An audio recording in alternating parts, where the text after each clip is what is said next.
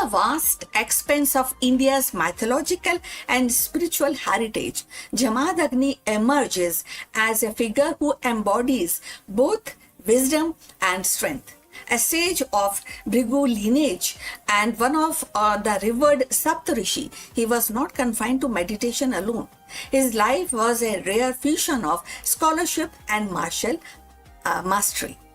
Jamadagni's household was a sanctuary of Vedic learning where the sacred hymns were preserved, transmitted, yet it was also a place where the science of weaponry, the art of warfare were refined into discipline of dharma, that is righteousness. His bow, saranga, and his knowledge of Dhanur Veda symbolize the union of intellect and arm, teaching the weapon are not instrument of conquest, but the guardian of righteousness. Jamadagni's life was not merely about personal achievement. It was about shaping the legacy that would endure through his son Parshuram, the warrior sage who carried forward his father's vision of dharma defended by strength. Thus, Jamadagni stands at the crossroad of meditation and battlefield, of the scholarship and strategy, reminding us that the true greatness lies in the harmonizing wisdom with power.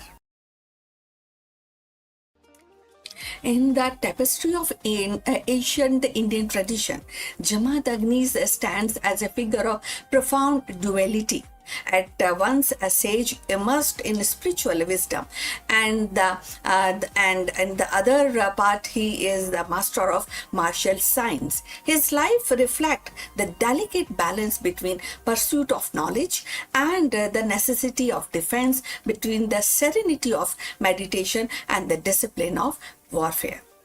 Jamadagni's contribution to the science of weaponry and the art of warfare are legendary.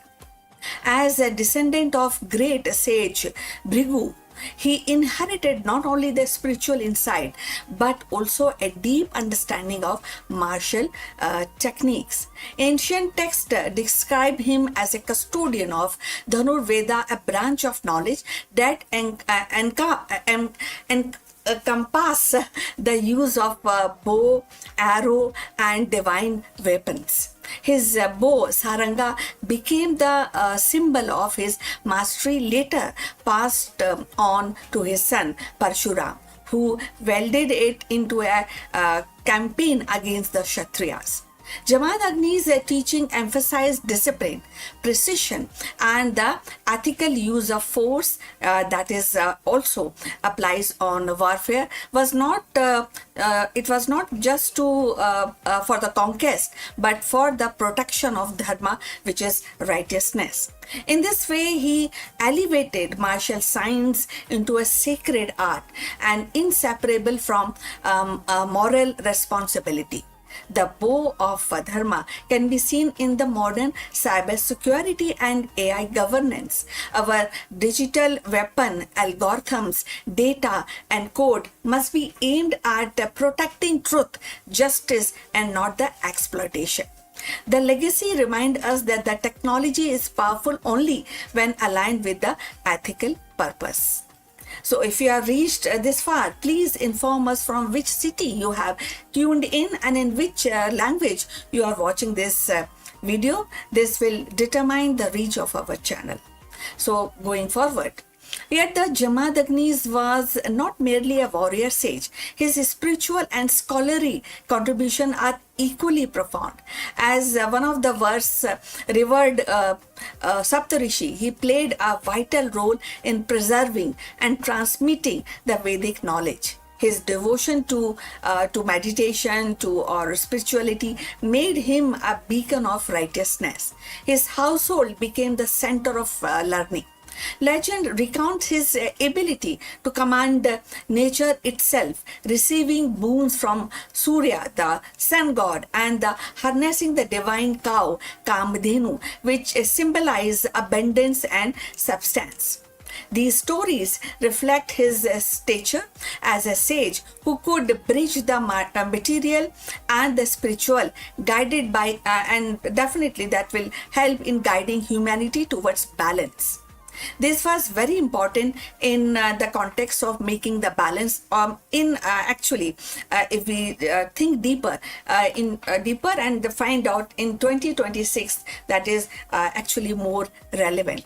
This continuity reflects how knowledge passes from one generation to the next, and today's AI pioneering inherit both innovation and responsibility.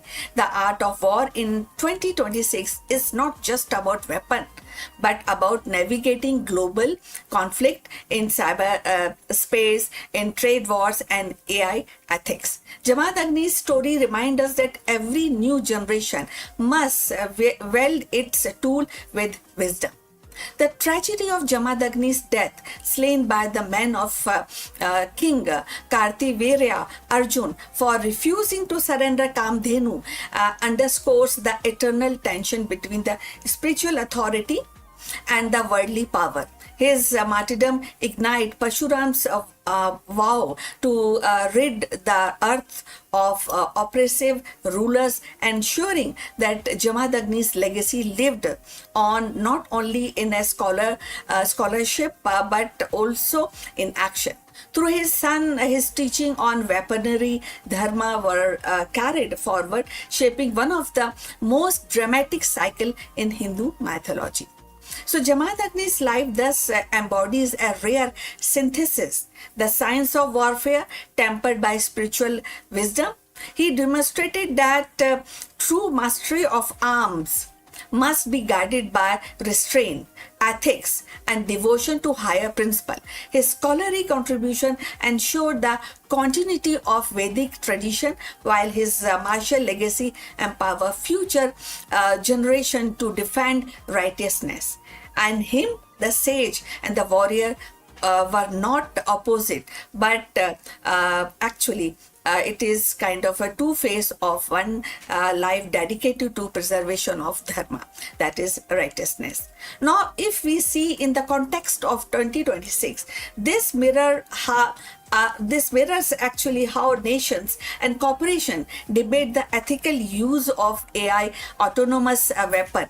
Just as Jamaat Agni's insisted on restraining, today's leaders grappled with ensuring AI-driven defense system remain accountable to human values. So Jamaat Agni's life is a reminder that the pursuit of wisdom and the mastery of strength are not opposite paths, but a complementary one. As sage, he safeguarded the Vedic tradition, nurtured the scholarship and the spiritual discipline. As a master of weaponry, he elevated warfare into a sacred science, teaching that arms must serve the righteousness rather than ambition. His martyrdom at the hand of worldly power underscores the kind of softness of spiritual authority. Yet, through Parshuram, his legacy endured and ensured that righteousness would always find a defender. So in Jamaat Agni's, we see the rare union of scholar, warrior, and meditation, and of course the meditation and the battlefield. His contribution continues to inspire, remind us that the true greatness lies not in domination, but in harmonizing knowledge with the responsibility and strength with virtue. So Jamaat Agni's contribution lies in his rare synthesis, and also it also reminds us, his story continues to inspire us, remind us that wisdom, strength must walk hand in hand. So please send your comments and subscribe our channel for more insight into Indian mythology and spirituality. See you in the next one. But before we close this live stream, a few words about our affiliate partner. Stop settling for a good enough video. If your built-in laptop camera looks like a grainy mess, it is time for an upgrade. Want to instantly level up your video presence? I like to present the Lenovo Performance FHD webcam. This is a game changer for your desktop setup. Technically, this is packed. It has a very sensitive RGB sensor, very crisp photographs it takes. Also comes with two microphones on board, which helps you to record very clear voice in stereophonic format. And these microphones are very sensitive. You can actually move away from the camera up to 2 meters, and these microphones will pick up your voice without any problem. This is a very strong piece. This is very sturdy. Comes with tripod ready. Comes with a very long leash, so it gives you a lot of flexibility to place the webcam wherever you want to keep in your studio. And also it has a swivel base, which is also very handy. So if you want to basically level up your game and you want to pick up this camera at a discount, please click on the link here or scan the QR code. Now let's get back to our video.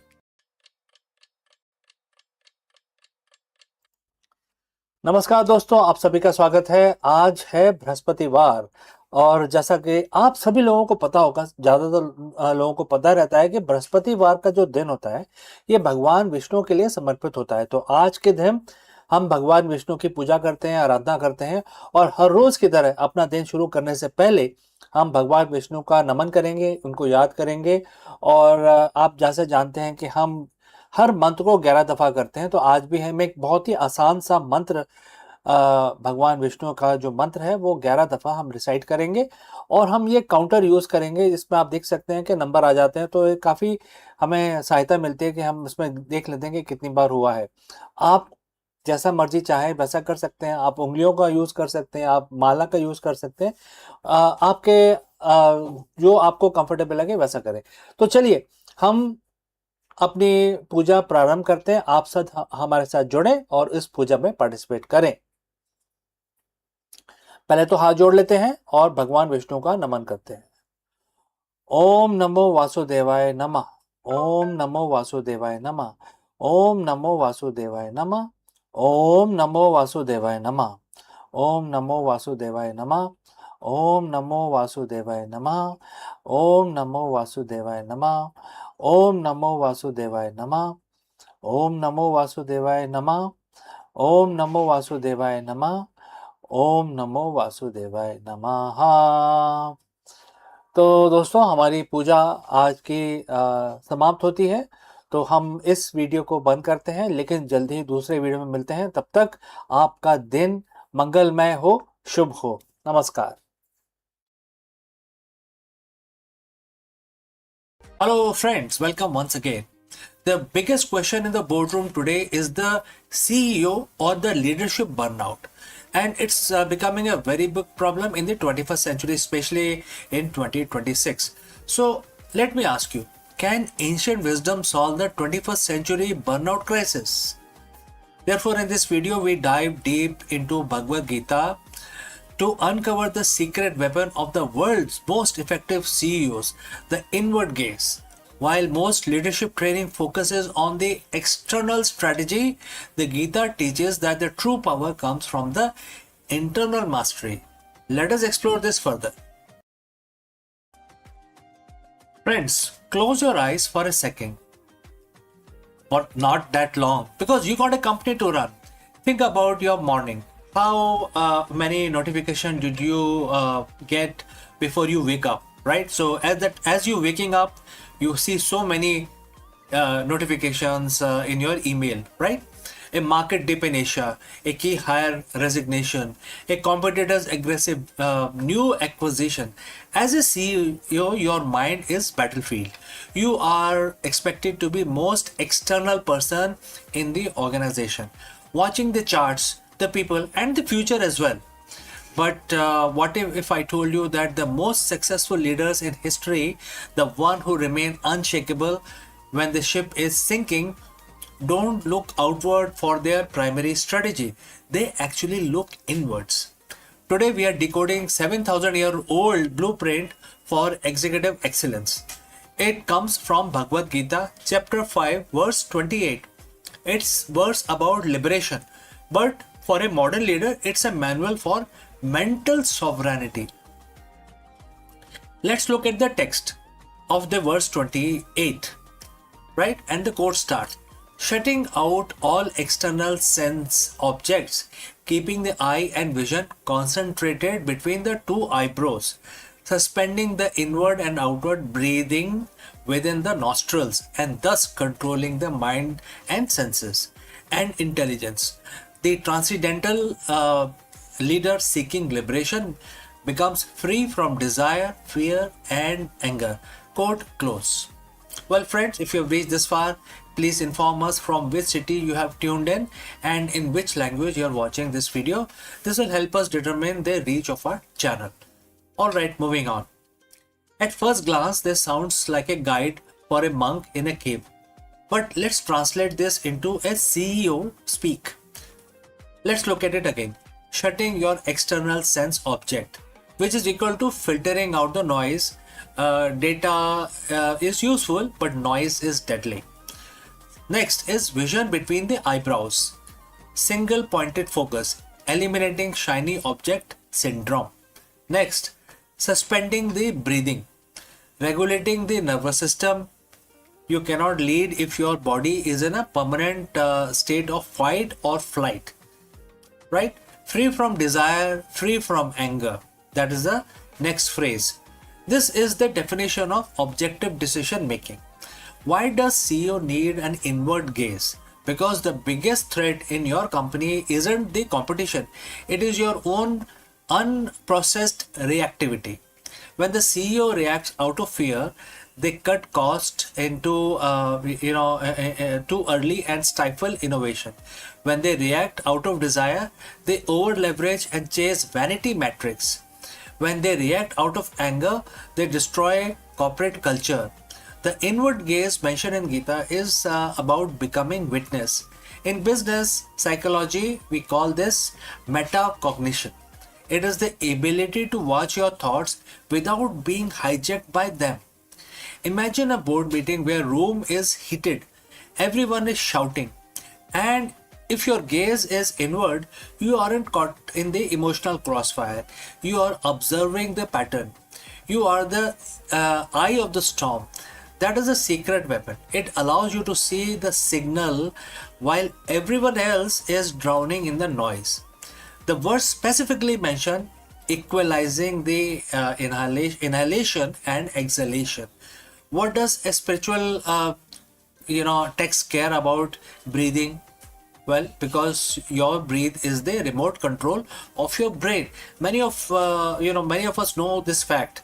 Breathing is the only a process in the body which can be controlled by you, as well as it is involuntary as well. Even if you don't think about breathing, your body continues to breathe, right? So there is a fine line using which you can start controlling your mind. So it's a common knowledge. Now let's proceed further. Science tells us that when you are stressed, your breathing becomes shallow and rapid. This triggered the situation that most of us are, anxiety situation that most of us are suffering. The primitive part of the brain, which it controls this whole thing, is basically creating an environment of fear in your brain. You lose access to your prefrontal cortex, the part of your brain responsible for complex strategy and empathy. The Gita was teaching biohacking long before the term even existed. By equalizing the breathing, you manually reset your nervous system. The boardroom application, how does it apply in the boardroom? Before you walk into a high stress negotiation, or before you hit that send button on a difficult email, you practice verse 28. You equalize the breathing. You move from state of threat to the state of resourcefulness. This is how you command a room without saying a word. And that is a true executive presence. The final part of the verse says this path leads to liberation. For a CEO, what is liberation? It is a freedom from being a slave to the stock price, slave to the ego, or even opinion of the industry. So Gita teaches a concept called Nishkam Karma, acting without attachment to the results. This doesn't mean you don't care about profits. It means you are so focused on the excellence of the process that you aren't paralyzed by the fear of the outcome.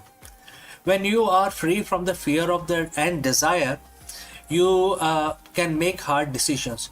You can pivot the company when it is unpopular. You can stand by your values when it is expensive. You are liberated from the need for external validation, which makes you one of the most dangerous and effective leader in the market. So how do you master this inward gaze? It's not about quitting your job to meditate. It's about integrating Gita into your workflow. And how you can do that? Starting with morning silence. Spend 5 minutes shutting out sense object. No phones, no email, just your breathing. Start thinking about your breathing process only for 5 minutes. All right. Next, three breathe rule. Before every meeting, equalize your inhalation and exhalation. Equal, right? Slow it down. Next, the mirror check. Ask yourself, am I moving towards the goal out of fear or out of purpose? Right? Mastering the inward gaze doesn't make you a passive leader at all. It makes you an unstoppable one. It transforms you from a CEO who is pushed by the world into a leadership role, or another person is who's actually shaping the world itself. Right? So it transforms that. Gita says that this is a way for the liberation for the leadership role. In the business world, we just call it the greatness. So, friends, what do you think? If you have any questions or any comments, please leave them in the comment section below. Thanks for joining live. Thanks for watching. And if you found this leadership lesson valuable, subscribe for more ancient wisdom for the modern businesses. Now you can go lead from within. All right. So before we end this section, I'd like to speak few words about our affiliate partner. Stop settling for a good enough video. If your built-in laptop camera looks like a grainy mess, it is time for an upgrade. Want to instantly level up your video presence? I like to present the Lenovo Performance FHD webcam. This is a game changer for your desktop setup. Technically, this is packed. It has a very sensitive RGB sensor, very crisp photographs it takes. Also comes with two microphones on board, which helps you to record very clear voice in stereophonic format. And these microphones are very sensitive. You can actually move away from the camera up to 2 meters and these microphones will pick up your voice without any problem. This is a very strong piece. This is very sturdy. Comes with tripod ready. Comes with a very long leash, so it gives you a lot of flexibility to place the webcam wherever you want to keep in your studio. And also it has a swivel base, which is also very handy. So if you want to basically level up your game and you want to pick up this camera at a discount, please click on the link here or scan the QR code. Now let's get back to our video. Hello friends, welcome and namaskaram. Let me ask you, is the era of the crude oil reaching its sunset? In a provocative new market analysis, Morgan Stanley has declared that the salt is a new oil, signaling a fundamental shift in the global energy landscape. In this episode of Akulmach, we decode the strategic move behind this bold prediction.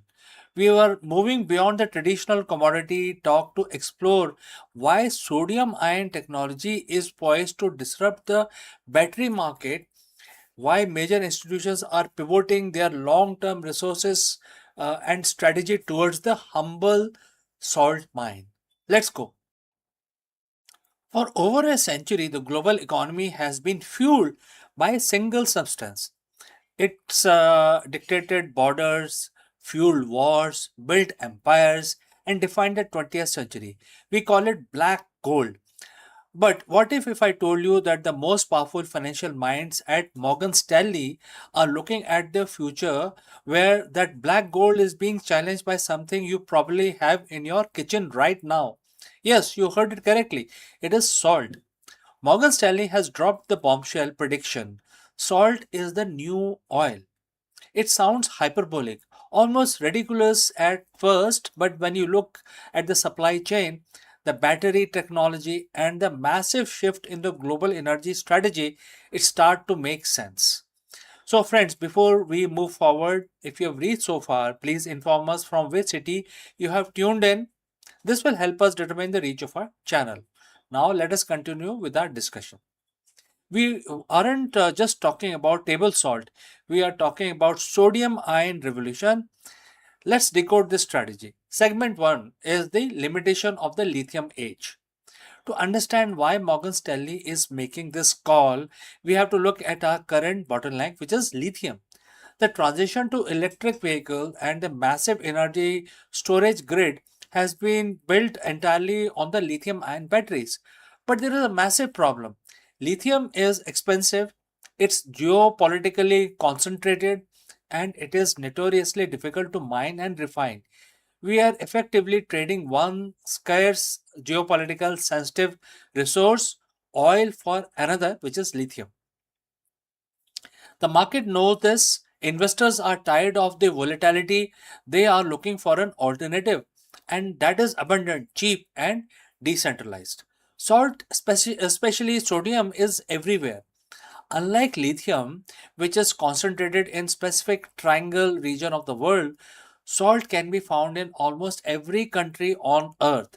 It's cheap to extract, easy to process, and it does not require the same toxic environment footprint that we see with deep pit lithium mining. Morgan Stanley is essentially betting on the democratization of energy storage. If you can build a battery using sodium, you don't need to rely on supply chain that currently controls the battery market. And now with this, let's move to the next phase, which is the physics and the logic. So how does it actually works? This isn't just theoretical. Sodium ion battery technology has been in development for years, but the economics have been recently shifted to make it much more viable. The beauty of sodium is its stability. It performs better in cold weather than lithium, a huge factor for the automotive market. And it's inherently safer. While energy density is slightly lower than lithium for stationary storage, think powering a data center or a home backup system, sodium is absolutely winner. Think of it this way.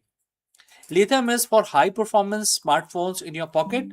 Sodium is for your massive power grids and electric trucks that move the global economy. So, Morgan Stanley analysts are looking at the scale. The future of the global economy isn't just about high speed EVs, it's about energy infrastructure. And when you calculate the cost per kilowatt hour at a global scale, sodium doesn't just compete with lithium, it threatens to dominate it. Next is the strategic shift and the geopolitics. Now, let's look at this through the lens of a business strategy. When a major institution like Morgan Stanley makes a prediction like this, they aren't just talking about batteries, they are talking about reshuffling of the global balance of power. If the energy storage becomes cheap and abundant because of salt, the geopolitical power of countries that currently control the rare earth and lithium supply chains start to diminish. It's a total decentralization of energy empire. So we often discuss the logistics empire on this channel. This is the ultimate logistic disruption. So if you can create energy security using a resource that is abundant within our own borders, why would you ever go to the current fragile global supply chain? It's about resilience. It's about unshakable, leadership. The leaders who recognize this shift now, before it becomes mainstream news, are the ones who will secure the supply chain for the next decade. And the philosophical perspective also is important. There is a lesson here that reminds us about the ancient wisdom we often explore on the channel. We talk about equanimity, staying steady in the face of change. The markets are currently experiencing a frantic gold rush for batteries, but the unshakable market player doesn't chase the noise. They look for the foundation. They look for the substance that is quite abundant and enduring. Perhaps the reason, reason that salt is the new oil isn't just about batteries. It's about the value of simplicity. In a world of complex, volatile, and expensive system, sometimes the most disruptive innovation is the one that was right in front of us the whole time. Is this just a speculative bubble, or are we witnessing the beginning of sodium era? I want to hear from you. Do you think salt will actually replace oil, or is the infrastructure barrier too high? Drop your thoughts in the comments below. Let's debate about this data. If you enjoyed this deep dive, make sure to hit that like button, subscribe our channel. We cover the intersection of business, astronomy, tech, and the future of human progress. So don't want to miss our next broadcast. Definitely you want to hit that bell icon as well. I'm CK and I will see you very soon in the next one, my friends. Hello friends, Namaskaram.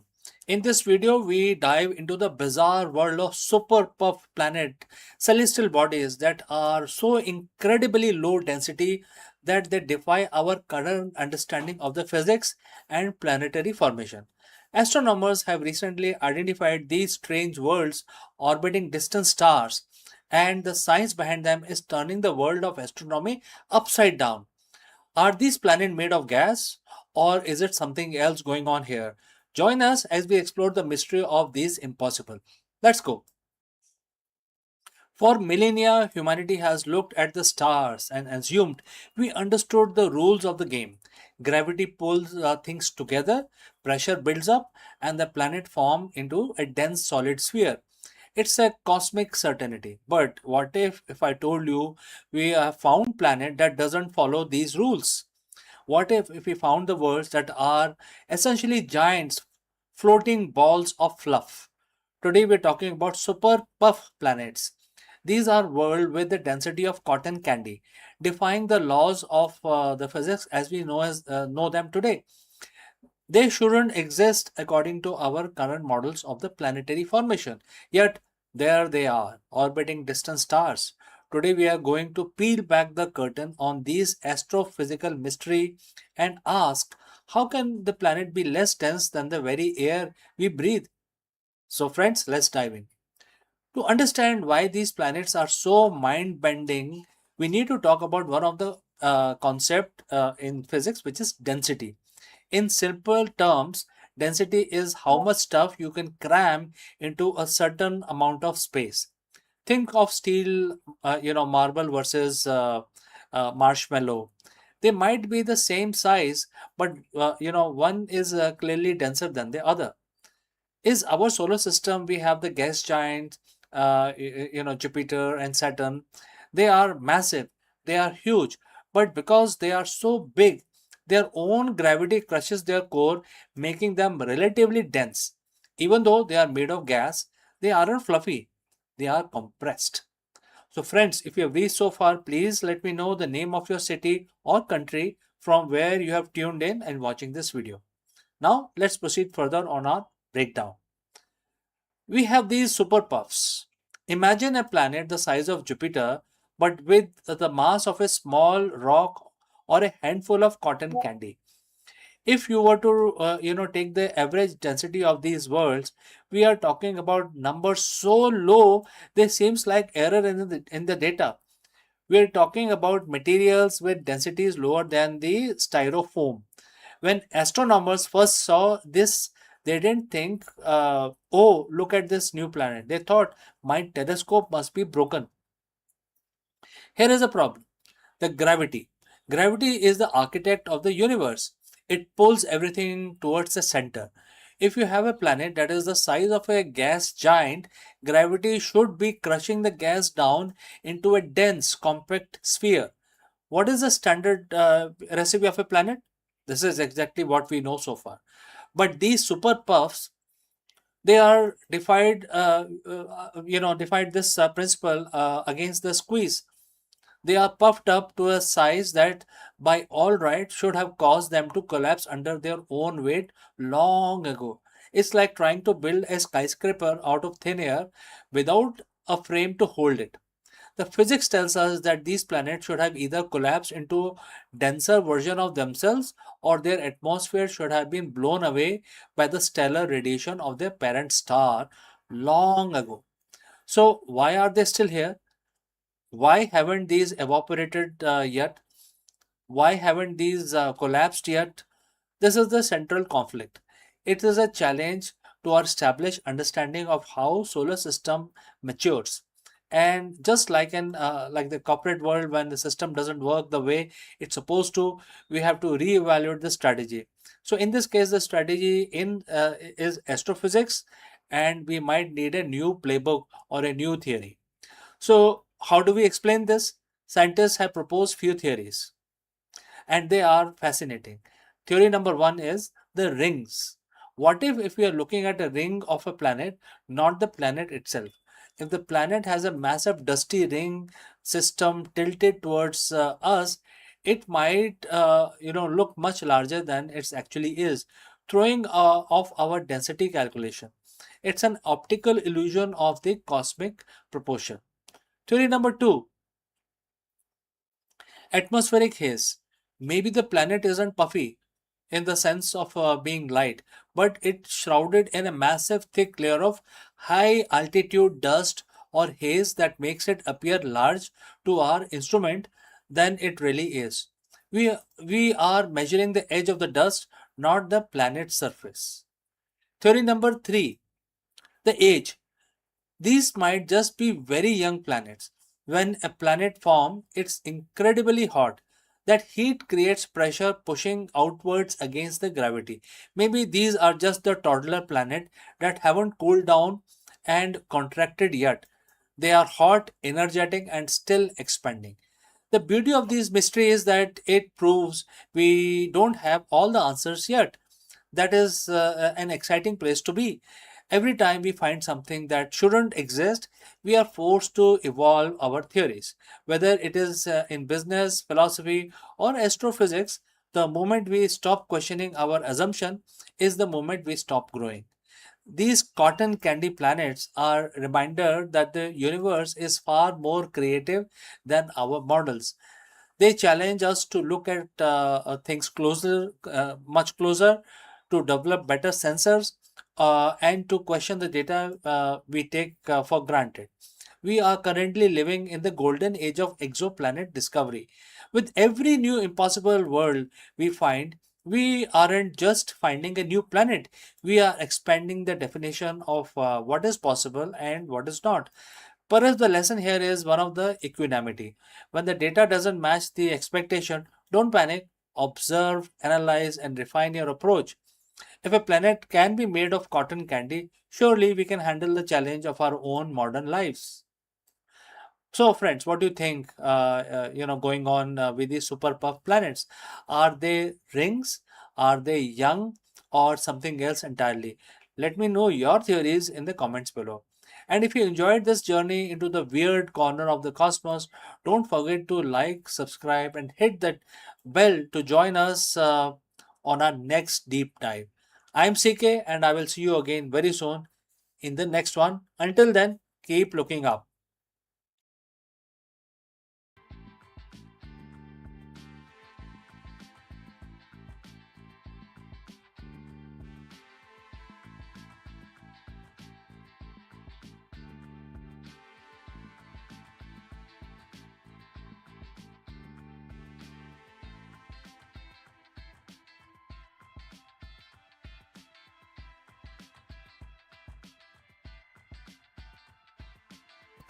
Hello friends! In order to unlock the ancient source code of the elite leadership, in this video we dive deep into Bhagavad Gita to uncover a framework that modern CEOs and executives often overlook, which is the dual engine of success. While the most business leaders focus solely on the material, which are KPIs, revenue, and infrastructure, the Gita teaches us that the true power lies in the integration of the material world with the spiritual, which is visionary world. Let's go forward and understand this in more detail. In the world of high-stake business, we are taught to worship the tangible. We track KPIs, we optimize supply chains, we study market volatility, and we obsess over the quarterly earning reports. We are told that if you can't measure it, that means it doesn't exist. But every seasoned CEO knows that there is a ghost in the machine. Why do two companies with the same capital and the same technology yield vastly different results? Why does one founder build a legacy while other just build a bank account? The answer isn't in a management textbook. It's probably given in 7,000-year-old dialogue on a battlefield. Today we are looking at Bhagavad Gita chapter 7 verse 6. It is a verse that defines that very architecture of the existence, and if you look closely, the architecture of the elite organization. So friends, if you have reached this far, please inform us from which city you have tuned in and which language you are watching this video. This will help us determine the reach of our channel. Alright, let's move ahead. The verse reads, and the quote starts, "Know that all living beings are manifested from these two energies. I am the source of the entire creation, and into me it again dissolves." Quote close. Bhagwan Krishna is describing a dual engine. He speaks of two energies, which is Apar Shakti, it stands for lower material energy, and the Parashakti, which is higher spiritual energy. For a CEO, these aren't abstract religious concepts. They are the two wings of your aircraft.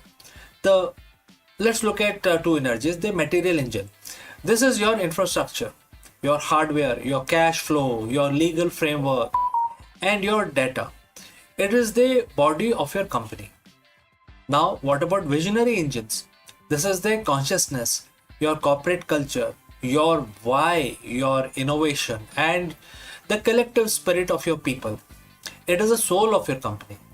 The Gita tells us that you cannot have one without the other. To be a master of the universe or master of the market, you must command both.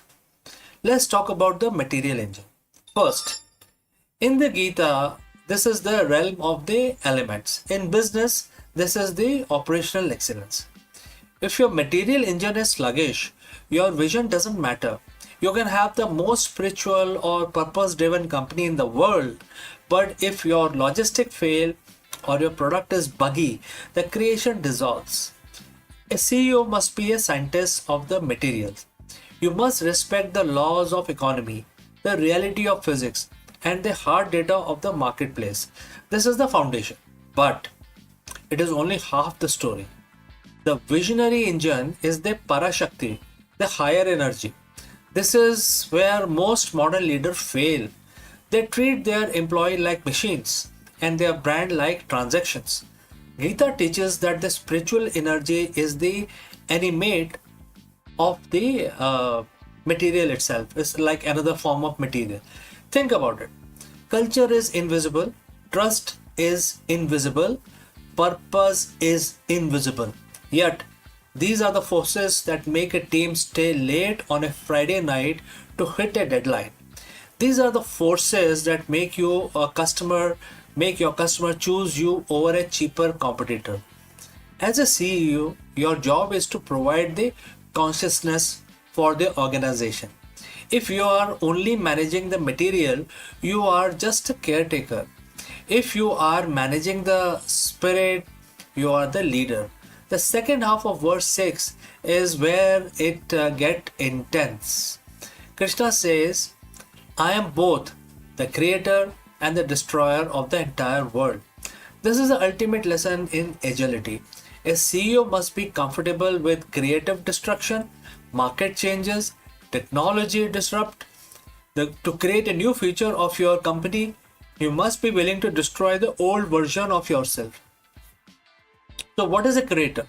You manifest new products, new markets, and new hope. What is a destroyer? You cut the dead weight. You end projects that no longer serves the vision. You dismantle outdated hierarchies. If you cling too hard to what you created yesterday, you cannot create for tomorrow. You must embody the cycle of the universe: birth, growth, and renewal.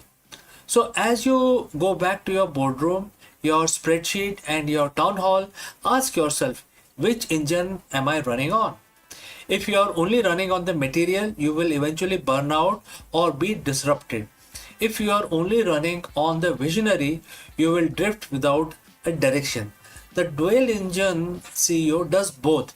They keep their feet firmly planted on the material reality of the market, but their eyes fixed on the spiritual, why of their existence. You are the source of your company's origin. You are the catalyst of its growth. You are the hand that must steer it through its inevitable transformation. Master the two energies, and then you will master the world. So, friends, what do you think about this? And if you have any questions, please do not hesitate to send it across. Thank you for joining me on this journey through chapter 7. Lead with purpose, lead with power. Before I end the discussion today, a word about our affiliate partner. Stop settling for a good enough video. If your built-in laptop camera looks like a grainy mess, it is time for an upgrade. Want to instantly level up your video presence? I like to present the Lenovo Performance FHD webcam. This is a game changer for your desktop setup. Technically, this is packed. It has a very sensitive RGB sensor, very crisp photographs it takes. Also comes with two microphones on board, which helps you to record very clear voice in stereophonic format. And these microphones are very sensitive. You can actually move away from the camera up to 2 meters, and these microphones will pick up your voice without any problem. This is a very strong piece. This is very sturdy. Comes with tripod ready. Comes with a very long leash, so it gives you a lot of flexibility to place the webcam wherever you want to keep in your studio. And also it has a swivel base, which is also very handy. So if you want to basically level up your game and you want to pick up this camera at a discount, please click on the link here or scan the QR code. Now let's get back to our video.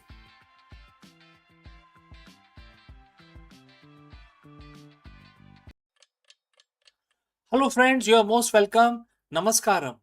In today's volatile market, CEOs are constantly looking for sustainable edge.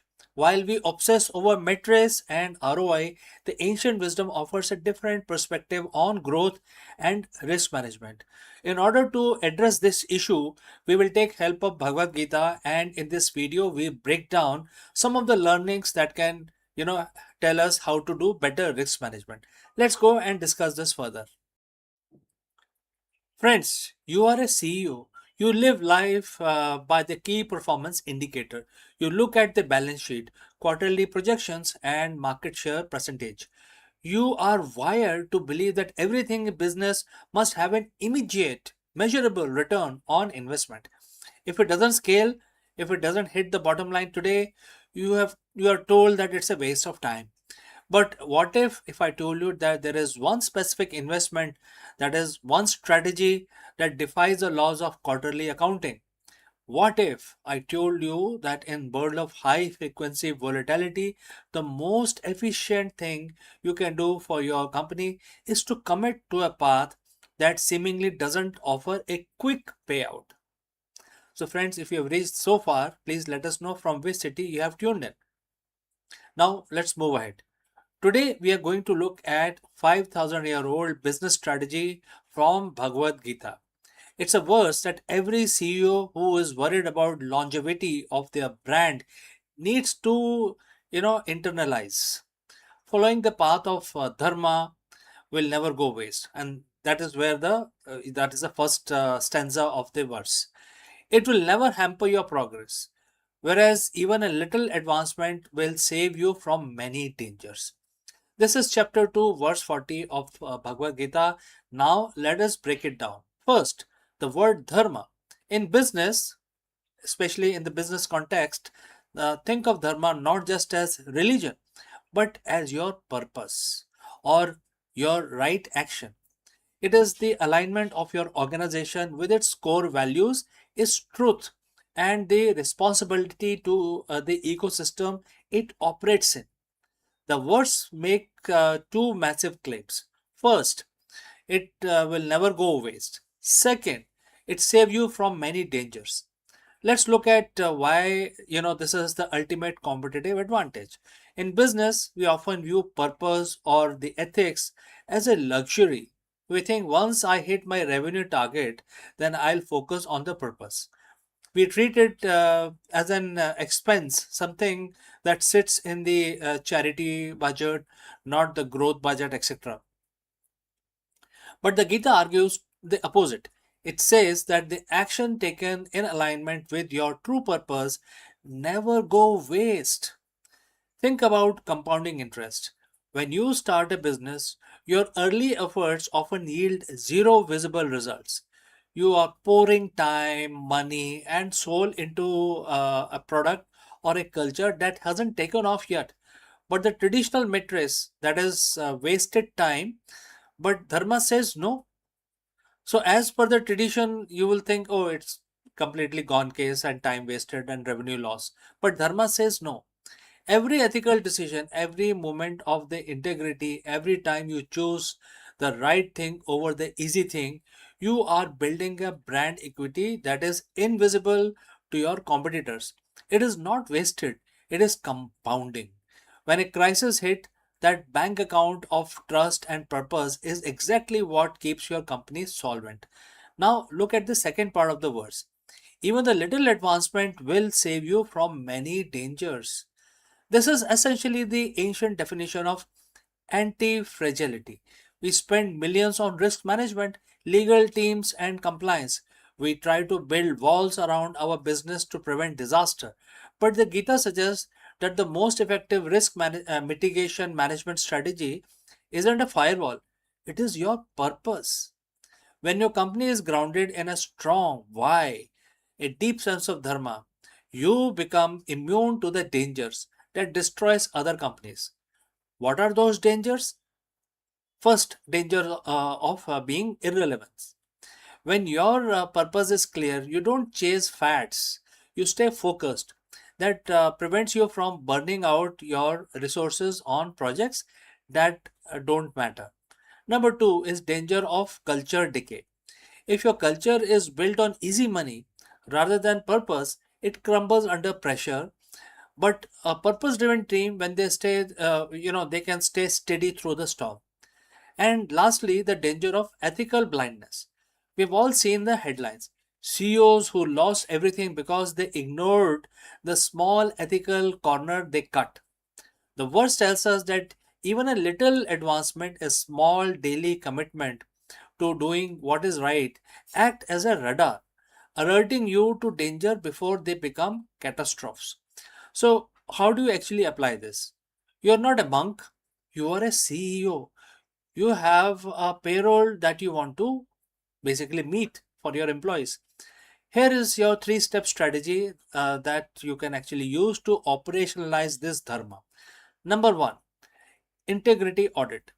Once a week, ask yourself, are you doing this because it's the right thing for your customers and your long term vision, or because it is the path of the least resistance?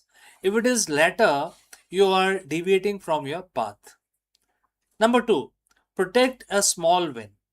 Don't dismiss the small ethical wins. Did you treat a junior employee with respect today? That's your dharma. Did you correct a minor error in a report that no one would have noticed? That's your dharma. There are small advancements that build your resilience. And lastly, long term horizon. When making a decision, extend your time horizon. If you make the decision, will it still hold up 10 years down the line? If the answer is no, you are inviting danger. If the answer is yes, you are building a legacy. The market changes, technology become obsolete, your competitors will innovate, pivot, and potentially disrupt you. But one thing that cannot replicate is the weight of the company that is grounded in its purpose. So Bhagavad Gita reminds us that we are not just running companies, we are building legacies. And a legacy is only as strong as the integrity with which it was built. So stop worrying about whether your purpose is efficient enough. Stop measuring your soul by this quarter's ROI. Start doing the work. Build the foundation because, as the text says, your effort will never go waste and it will be the very thing that saves you when the market turns against you. My name is CK, and if you're ready to lead with the new level of clarity, I want to hear from you. What is that one small advancements you are going to make this week to align your business with its true purpose? Drop this particular statement in the comments below, and I will catch you again very soon in the next one. Namaskar.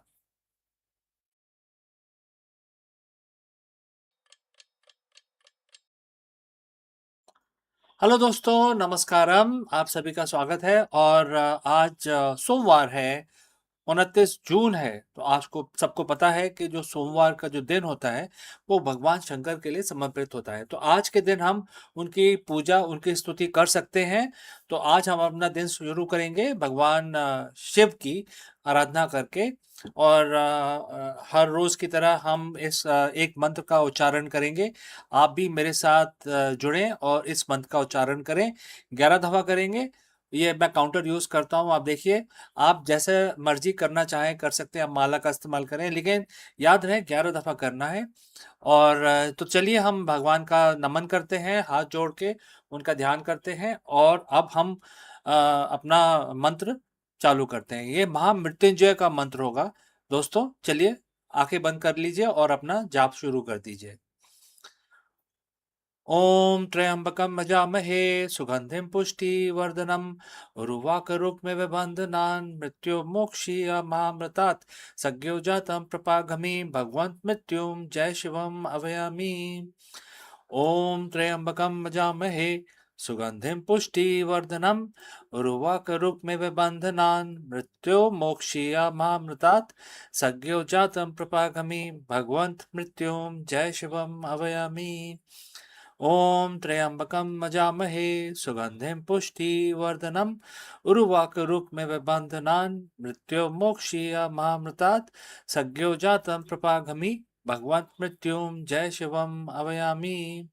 ओम त्र्यंबकं यजामहे सुगंधिं पुष्टिवर्धनम् उर्वारुकमिव बन्धनान् मृत्युर्मोक्षीयमामृतात् सद्यो जातं प्रपागमि भगवन्तं मृत्युं जय शिवम् अभयामि।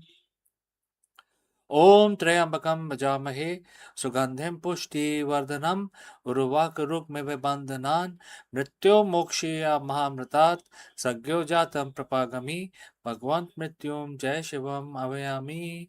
ओम त्र्यंबकं यजामहे सुगंधिं पुष्टिवर्धनम् उर्वारुकमिव बन्धनान् मृत्युर्मोक्षीयमामृतात् सद्यो जातं प्रपागमि भगवन्तं मृत्युं जय शिवम् अभयामि। ओम त्र्यंबकं यजामहे सुगंधिं पुष्टिवर्धनम् उर्वारुकमिव बन्धनान् मृत्युर्मोक्षीयमामृतात् सद्यो जातं प्रपागमि भगवन्तं मृत्युं जय शिवम् अभयामि। ओम त्र्यंबकं यजामहे सुगंधिं पुष्टिवर्धनम् उर्वारुकमिव बन्धनान् मृत्युर्मोक्षीयमामृतात् सद्यो जातं प्रपागमि भगवन्तं मृत्युं जय शिवम् अभयामि। ओम त्र्यंबकं यजामहे सुगंधिं पुष्टिवर्धनम् उर्वारुकमिव बन्धनान् मृत्युर्मोक्षीयमामृतात् सद्यो जातं प्रपागमि भगवन्तं मृत्युं जय शिवम् अभयामि।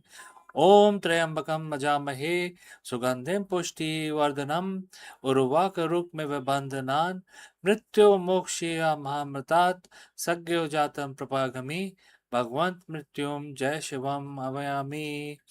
ओम त्र्यंबकं यजामहे सुगंधिं पुष्टिवर्धनम् उर्वारुकमिव बन्धनान् मृत्युर्मोक्षीयमामृतात् सद्यो जातं प्रपागमि भगवन्तं मृत्युं जय शिवम् अभयामि।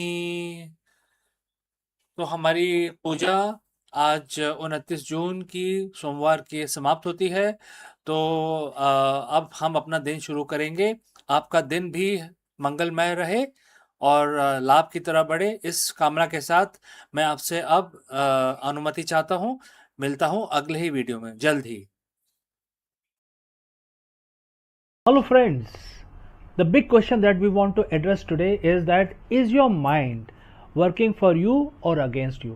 This is a very age-old question. Many people have tried to answer, but today we are going to take a deep dive into Bhagavad Gita. And friends, as you know, Bhagavad Gita is a very ancient document. It's a very ancient manuscript. However, ancient or not, it offers a timeless wisdom for the modern CEOs and entrepreneurs. And in fact, this particular question is beautifully answered in one of the verse which every modern CEO and entrepreneur must hear and see. So let us take the deep dive and try to answer this very profound question, which is about your mind. Let's go. In the world of business, we are trained to analyze everything. We analyze market trends, competitor strategies, cash flow, and consumer behavior. We spend millions on business intelligence. But there is one piece of intelligence that most leaders completely ignore. And that is one thing that dictates every decision you make, every reaction you have under pressure, and ultimately legacy you leave behind. I'm talking about your mind, which is your mind as well as mine. Think about it. You can have the best strategy in the world, but if your mind is clouded by anxiety, ego, or fatigue, that strategy is worthless. Over 7,000 years ago, on the battlefield of Kurukshetra, a warrior prince named Arjun faced the ultimate leadership crisis. He was paralyzed by doubts. It was then that Bhagwan Krishna delivered a line that remains the most important psychological insight for any executive today. Bhagavad Gita, chapter 6, verse 6. It's the difference between a CEO who thrives and one who burns out. So, friends, if you have reached this far, please inform us from which city you have tuned in and in which language you are watching this video. This will determine the reach of our channel. Alright, let's proceed further. For him who's conquered the mind is the best of the friend. But for one who has failed to do so, his very mind will be the greatest enemy. And this is a quote translated into English. This isn't just a spiritual talk. This is the high level operational reality. When your mind is conquered, it's like having a rogue employee in your C-suite. It creates imaginary problems, fixated on past failures, and reacts with anger when a deadline is missed. It is the voice that tells you to send that angry email at 2 a.m. It's an enemy because it works against your goals. When conquered, the mind becomes your most loyal chief of staff. It stays calm when the market crashes. It sees opportunities when others sees obstacles. It is disciplined, focused, and most importantly, it listens to you. Why is this so hard for leaders? As a CEO, your mind is constantly on. You are bombarded with Prakriti, which is the external material world, data, noise, opinions, and crisis. The Bhagavad Gita teaches that the mind, by its very nature, is flickering and turbulent. If you don't actively conquer it, it defaults to a state of reactive survival. The three traits of enemy mind is in business today can be summarized like this. First is impulsivity, making decision based on temporary emotions rather than long-term data. Next is ego attachment, caring more about being right than getting the right result. Third, mental fatigue, the inability to switch off, leading to decision fatigue, the silent killer of the companies. So when your mind is your enemy, you aren't leading your company, you are being led by your impulses. So how do we conquer it? Bhagwan Krishna doesn't suggest we suppress the mind or kill it. He says to win it over. So in Gita, the mind is often compared to the reins of the chariot. If the driver, which can be equated to your intellect, let go of the rein, the horses, which are your senses, so your senses run wild. So in the end, I would like to offer 3 strategic steps for the modern leaders using which they can actually implement this in their professional life. Step 1, observation. Basically the witness mind. Before you can control your mind, you must observe it. In your next board meeting, notice when your enemy mind start to get defensive. Don't act on it, just label it. That is my ego feeling threatened. This creates a gap between the impulse and the action. Step 2, consistent practice. Krishna tells Arjun that the mind is conquered through abhyas, which is constant practice. For a CEO, this means mental discipline, whether it is meditation, deep work blocks, or structured reflections. You must train your mind like a muscle. Step 3, detachment. This is the most misunderstood word in the business. Detachment doesn't mean you don't care. It means you are detached from the result. You're focused 100% on the process and the action. When you aren't terrified of the outcome, your enemy mind loses its power over you. Imagine two CEOs facing a 20% drop in their revenue. CEO A has unconquered mind. They blame the team, stop sleeping, micromanage everyone, and project fear. The enemy mind is in charge and the company spirals out of control. Now let's go to CEO B. CEO B has conquered mind. They acknowledge the loss, remain calm, gather the team and ask, what is the most important logical next step now? They sleep 7 hours because they know tired mind is a weak mind. Their mind is their best friend, providing them with the resilience needed to pivot when the need arises. So, which one of these minds or the CEO you are? Do let me know. Bhagavad Gita chapter 6 verse 6 is a call to arms. Not a war against others, but a war against your own lower instincts. As a leader, your greatest asset isn't your bank balance or your intellectual property. It is the quality of your consciousness. Your challenge for the week, therefore, is next time when you feel stressed or angry, stop. Ask yourself, in this moment, is my mind being my friend or my enemy? If you want to lead a great company, you must first lead yourself. If you found this integration of ancient wisdom and modern leadership valuable, hit that like button, subscribe for more insights from Gita for the modern world. Conquer your mind and you will conquer the world. So friends, we have come to the end. Before I end this section, few words about our affiliate partner. Stop settling for a good enough video. If your built-in laptop camera looks like a grainy mess, it is time for an upgrade. Want to instantly level up your video presence? I like to present the Lenovo Performance FHD webcam. This is a game changer for your desktop setup. Technically, this is packed. It has a very sensitive RGB sensor, very crisp photographs it takes. Also comes with 2 microphones on board, which helps you to record very clear voice in stereophonic format. And these microphones are very sensitive. You can actually move away from the camera up to 2 meters and these microphones will pick up your voice without any problem. This is a very strong piece. This is very sturdy. Comes with tripod ready. Comes with a very long leash, so it gives you a lot of flexibility to place the webcam wherever you want to keep in your studio. And also it has a swivel base, which is also very handy. So if you want to basically level up your game and you want to pick up this camera at a discount, please click on the link here or scan the QR code. Now let's get back to our video.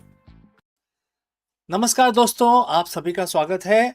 और आज 2 जून का तारीख है आज, और आज तो मंगलवार है। तो आज अपना दिन शुरू करने से पहले हम हनुमान जी की प्रार्थना करेंगे और हम हनुमान चालीसा का पाठ करेंगे। आप भी हमारे साथ जुड़े और हनुमान चालीसा का पाठ करें। चलिए शुरू करते हैं। श्री गुरु चरण सरोज रज, निज मन मुकुर सुधार, वर्णव रघुबर बिमल जसु, जो दायक फल चार। बुद्धिहीन तनु जानिके, सुमरो पवन कुमार, बल बुद्धि विद्या देहु मोहे, हरेउ क्लेश विकार। जय हनुमान ज्ञान गुण सागर, जय कपीस तिहु लोक उजागर। रामदूत अतुलित बल धामा, अंजनी पुत्र पवन सुत नामा। महावीर विक्रम बजरंगी, कुमति निवार सुमत के संगी। कंचन वरन विराज सुवेसा, कानन कुंडल कुंचित केसा। हाथ वज्र ओ ध्वजा बराजे, कांधे मूज जनेऊ साजे। शंकर सुवन केसरी नंदन, तेज प्रताप महाजगबंदन। विद्यावान गुणी अति चातुर, राम काज करवे को आतुर। प्रभु चरित्र सुनवे को रसिया, राम लखन सीता मन बसिया। सूक्ष्म रूप धरी सियहि दिखावा, विकट रूप धरी लंक जरावा। भीम रूप धरी असुर सहारे, रामचंद्र जी के काज संवारे। लाए सजीवन लखन जी आए, श्री रघुवीर हर्ष उर लाए। रघुपत कीनी बहुत बढ़ाई, तुम मम प्रिय भरत संभाई। सहस बदन तुमरो यश गावे, अस कहि श्रीपति कंठ लगावे। सनकादि ब्रह्मादि मुनीसा, नारद सारद सहित अहिसा। जम कुबेर दिक्पाल जहां थे, कवि कोविद कह सके कहां थे। तुम उपकार सुग्रीव ही कीना, राम मिलाए राजपद दीना। तुमरो मंत्र विभीषण माना, लंकेश्वर भय सब जग जाना। जुग सहस्त्र जोजन पर भानु, लील्यो ताही मधुर फल जानु। प्रभु मुद्रिका मेल मुख माही, जलधि लांघे अचरज नाही। दुर्गम काज जगत के जेते, सुगम अनुग्रह तुमरे तेते। राम दुआरे तुम रखवाले, होत न आज्ञा बिन पैसारे। सब सुख लहे तुम्हारी सरना, तुम रक्षक काहू को डरना। आपन ते समारो आपे, तीनों लोग हाँकते कापे। भूत पिशाच निकट नहीं आवे, महावीर जब नाम सुनावे। नासे रोग हरे सब पीरा, जपत निरंतर हनुमत बीरा। संकट ते हनुमान छुड़ावे, मन क्रम वचन ध्यान जो लावे। सब पर राम तपस्वी राजा, तिनके काज सकल तुम साजा। और मनोरथ जो कोई लाए, सोई अमित जीवन फल पाए। चारों युग प्रताप तुम्हारा, है प्रसिद्ध जगत उजियारा। साधु संत के तुम रखवाले, असुर निकंदन राम दुआरे। अस दिन नौ निधि के दाता, असवर दीन जानकी माता। राम रसायन तुमरे पासा, सदा रहो रघुपति के दासा। तुमरे भजन राम को पावे, जन्म जन्म के दुख बिसरावे। अंत काल रघुबर पुर जाई, जहाँ जन्म हरि भक्त कहाई। और देवता चित न धरे, हनुमत से ही सब सुख करे। संकट कटे मिटे सब पीरा, जो सुमरे हनुमत बलबीरा। जय जय जय हनुमान गोसाई, कृपा करो गुरुदेव की नाई। जो सतपार पाठ कर कोई, छूटे बंदी महासुख होई। जो ये पढ़े हनुमान चालीसा, होए सिद्धि साकी गौरीसा। तुलसीदास सदा हरिचेरा, कीजे नाथ हृदय में डेरा। पवन तनय संकट हरन, मंगल मूरत रूप। राम लखन सीता सहित हृदय बसो सुरभू। आपका दिन मंगलमय हो। चलिए आज अपना दिन शुरू करते हैं। नमस्कार। Hello friends and namaskaram. Could we actually hack Earth's magnetic field to protect our own modern technology? Very profound question. Therefore, in this video, we dive deep into the revolutionary and controversial new proposal from the scientist deploying spacecraft to spray chemicals directly into the Earth's magnetosphere. As our reliance on satellite and power grids and GPS grows, so does our vulnerability to external solar storms. Could a man-made solar shield be the key to preventing a global blackout? Let's discuss this further. Imagine you're living in a world where everything just stops.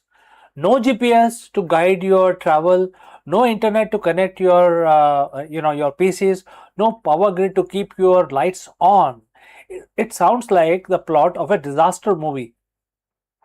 But it's a very real threat looming 93 million miles away on the surface of the sun. We have spent decades getting better at predicting space weather, acting like people in village watching a river rise, hoping we can warn everyone before the flood hits. But what if we didn't just watch? What if we could actually build a wall to stop the water? Today we're looking at a bold new proposal from scientists, a storm wall designed to actively hack Earth's magnetic field. Can we really engineer our way out of a solar storm, a massive one. To understand why we need a solar shield, we have to understand our current defenses. The magnetosphere. It's a vast invisible bubble around our planet that deflects the sun's charged particles away from Earth. Usually, it does a great job, but it is not impenetrable. The danger comes when the sun releases a massive eruption known as the coronal mass ejection, or CME. When this cloud of magnetic energy hits Earth, it can trigger a process called magnetic reconnection. Think of it like a shortcut. When the solar magnetic field aligns just right with our own, it rips a hole in the shield. This allows solar energy to flood into our near Earth space, causing geomagnetic storms. Why should you care about this? Because our modern world is fragile. We have seen these storms fry satellites, disrupt radio signals, and surge power grids with enough voltage to cause massive blackouts. In May 2024, a major storm hit, causing hundreds of millions of dollars in losses for the agriculture industry alone when the GPS guided tractors could not function. As our tech dependency grows, our vulnerability to these invaders from space only get worse. So friends, if you have reached this far, please inform us from which city you have tuned in and in which language you are watching this video. This will help us determine the reach of our channel. Alright, let's move forward. So how do we fix this issue? A team led by Brian Walsh from Boston University has proposed a concept called storm wall. If you can't make the shield stronger, why not give it an airbag? The idea is to launch a fleet of 6 spacecraft into specific orbits. These ships would carry payloads of alkaline chemicals like barium or lithium, which they could spray into the magnetosphere. When these chemicals are released, the photoionized, they actually become photoionized, creating a cloud of artificial plasma. This plasma would essentially thicken the boundary between us and the solar wind. By adding this mass to the critical frontier of magnetosphere, the storm wall would disrupt the energy flow of incoming storms. It forces the space weather bounce back around and past our planet instead of punching through. Computer simulation suggests this could reduce the intensity of the geomagnetic storm by more than 50%. It's not about stopping the sun, it's about turning a catastrophic hit into a glancing blow. Now, before we go spraying chemicals into space, we have to talk about the but part of it. And there are several buts here. First, the cost. We are talking about launching 6 spacecrafts, each carrying material equivalent to roughly 12 oil trucks. It's a one and done solution. Once the chemicals are sprayed, the system essentially spends it. It's incredibly expensive, and then there is ethical and environmental questions about geoengineering.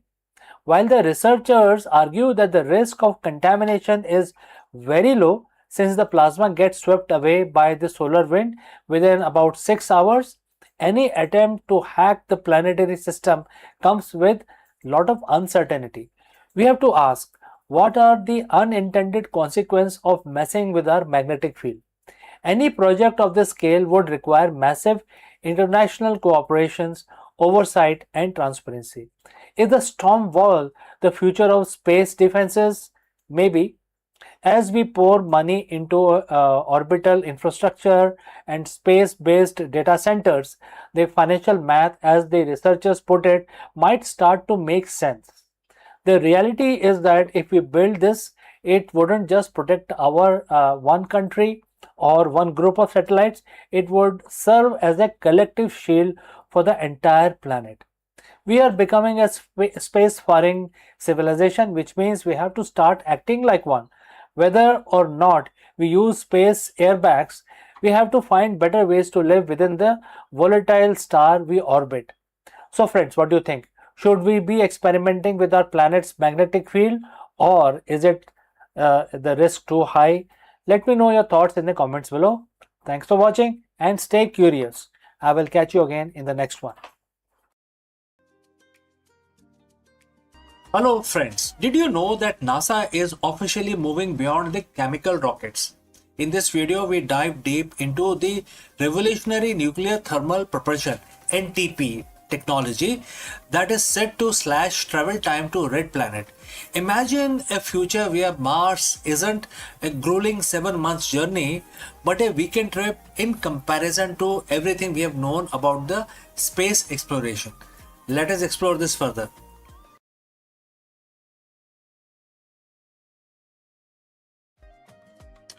So for 60 years, we have been stuck. Every time we look at Mars, we are staring at a 7 to 9 months commute between Earth and Mars. That isn't just a long time; it is dangerous time. Every day, every day in deep space is another day of the cosmic radiation, muscle atrophy, and the psychological toll of the isolation. But what if we could break that speed limit of space travel? What if we could treat the journey to the red planet not in months, not in years, but in few days, right? Like a weekend trip in comparison to the current tech. NASA has just officially crossed the Rubicon with the announcement of SR-1 Freedom and a roadmap of 2028. The era of chemical rocket is ending. Today we are looking at the nuclear engine that are finally turning science fiction into an interplanetary reality. So friends, if you have reached this far, please inform us from which city you have tuned in and in which language you are watching this video. This will help us determine the reach of our channel. Alright, moving on. To understand the future, we have to look at why we cannot reach at this point in time, and currently why it is slow. Our best rockets today are chemical combustion. We all know that liquid hydrogen and liquid oxygen. They are very powerful, but they are incredibly inefficient. Think of it like this. A chemical rocket is like a high performance dragster. It's a massive oomph at the start, but it burns through its fuel in minutes. Once you are in orbit, you are basically a glider. By switching to nuclear, we aren't just adding more fuel, we are doubling the energy we get out of every gram of the propellant. So how does a nuclear engine actually works? Unlike the nuclear power in a plant on Earth basically that makes electricity, a nuclear thermal rocket NTR is much more direct, and it has several components starting with core. We have a compact fission reactor using high assay low enriched uranium, right? And it then create energy, which then send it to the nozzle, etc. And therefore we have to talk about the propellant. We pump the liquid hydrogen through the white hot core reactor, and then it basically comes out of the other side at very high speed. So now we have to talk about expansion. In less than a second, the hydrogen goes from minus 420 degrees Fahrenheit to 5000 degrees Fahrenheit, which then creates a huge thrust. So now let's talk about this thrust. The superheated gas screams out of the nozzle at a speed no chemical fire could ever reach. This is the holy grail of the propulsion. It gives us the high thrust of a rocket with a very long-term efficiency of an electric drive. We are currently in the pivotal year. As of April 2026, the design is right now on the drawing table. However, there is a roadmap, and that is June 2026. The final hardware development begins, and the mission will be SR-1. It's a design as a nuclear electric hybrid. It uses the reactor to generate massive amount of electricity, powering high efficiency thruster to basically increase the speed. And it can run for months. It can go for very long time. And what is the goal? The goal is a direct Mars mission capability by 2028. This isn't just a lab experiment anymore. We are building the flight hardware right now. So when we say weekend trip, we are talking about relative transit time. By cutting the journey to Mars from 250 days down to 100 or even 60 days, we solve the two biggest threats to human life. Number one is radiation. Less time spent in the void, which is open space, lower the dose of the solar particles or any cosmic radiation. Number two is the abort capability. Nuclear engines allow us to turn around or change course. Well, in a chemical rocket, once you are on your path, you are committed. Nuclear gives the pilot a steering wheel. Our multi-planetary future, which is to the stars, will have, will always remain a dream if we do not have faster mode of transport. We just don't have the engine to reach them. Why, right? So if we want to go to other worlds, other stars, we need faster mode of transport. So with the breakthrough that we are going to see in 2026, the gap between Earth and Mars is finally closing. We are no longer limited by how much fire we can make. We are now limited only by our ambition to explore. So friends, we have come to the end of our discussion today. My name is CK and you are watching Akulmach. And if you want to stay on the cutting edge of the Artemis era and the nuclear revolution, hit that subscribe button and the future is arriving faster than you think. So before I go, a word about our affiliate partner. Stop settling for a good enough video. If your built-in laptop camera looks like a grainy mess, it is time for an upgrade. Want to instantly level up your video presence? I like to present the Lenovo Performance FHD webcam. This is a game changer for your desktop setup. Technically, this is packed. It has a very sensitive RGB sensor, very crisp photographs it takes. Also comes with two microphones on board, which helps you to record very clear voice in stereophonic format. And these microphones are very sensitive. You can actually move away from the camera up to 2 meters and these microphones will pick up your voice without any problem. This is a very strong piece. This is very sturdy. Comes with tripod ready. Comes with a very long leash, so it gives you a lot of flexibility to place the webcam wherever you want to keep in your studio. And also it has a swivel base, which is also very handy.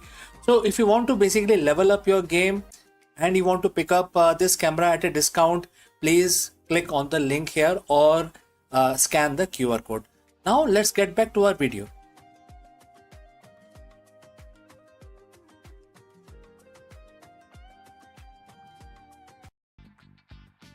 Stop!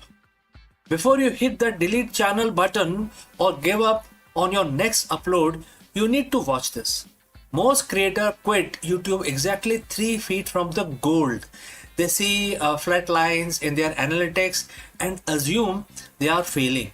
But in reality, they are simply in a ghost phase, the period where the algorithm tests your consistency and your skills are being sharpened for the big break. In this video, we dive deep into the psychology of the content creation and why 0 views might actually be your biggest competitive advantage. How? Let us discuss this further.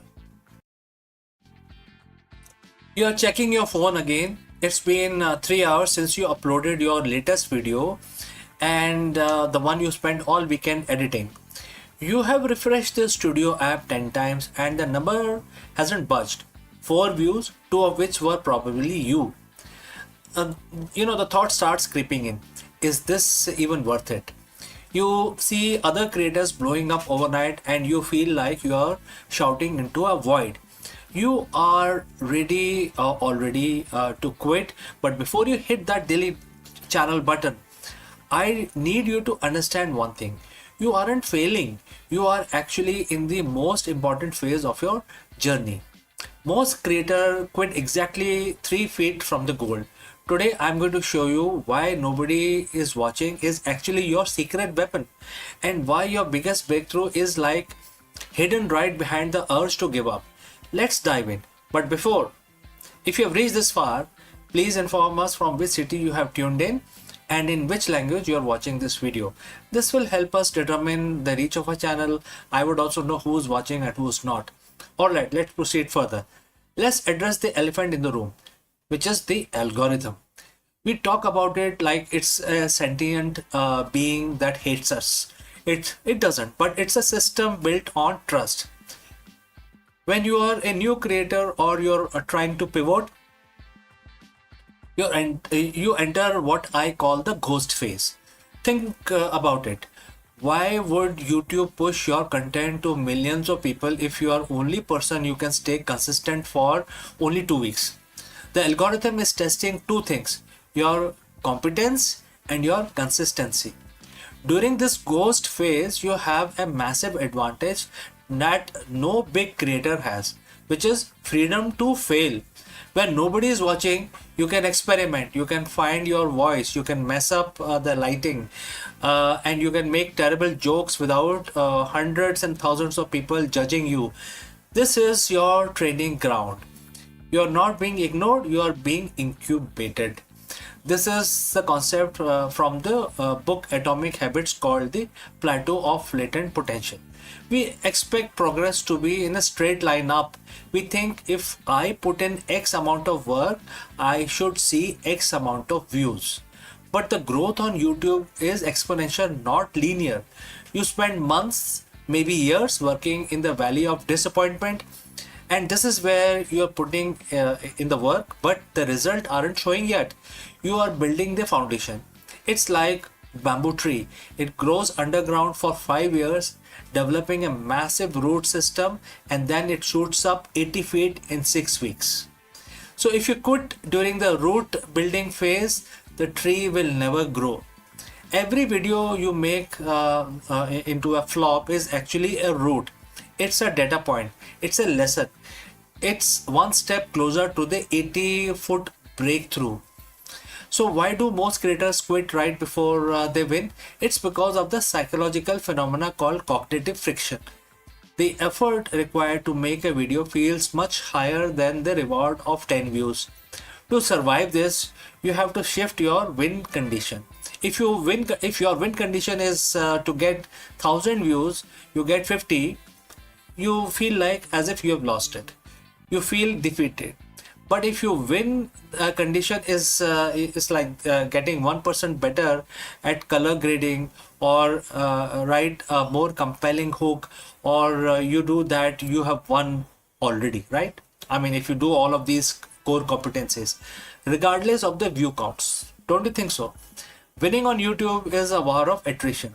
The pros aren't necessarily the most talented people on the platform. They are the one who refuse to go away. They stayed in the game long enough for the luck to find them. Because on YouTube, luck is just where the preparation meets the long enough timeline. Now, as a disclaimer, I'm not saying that you should keep doing exactly the same thing if it is not working.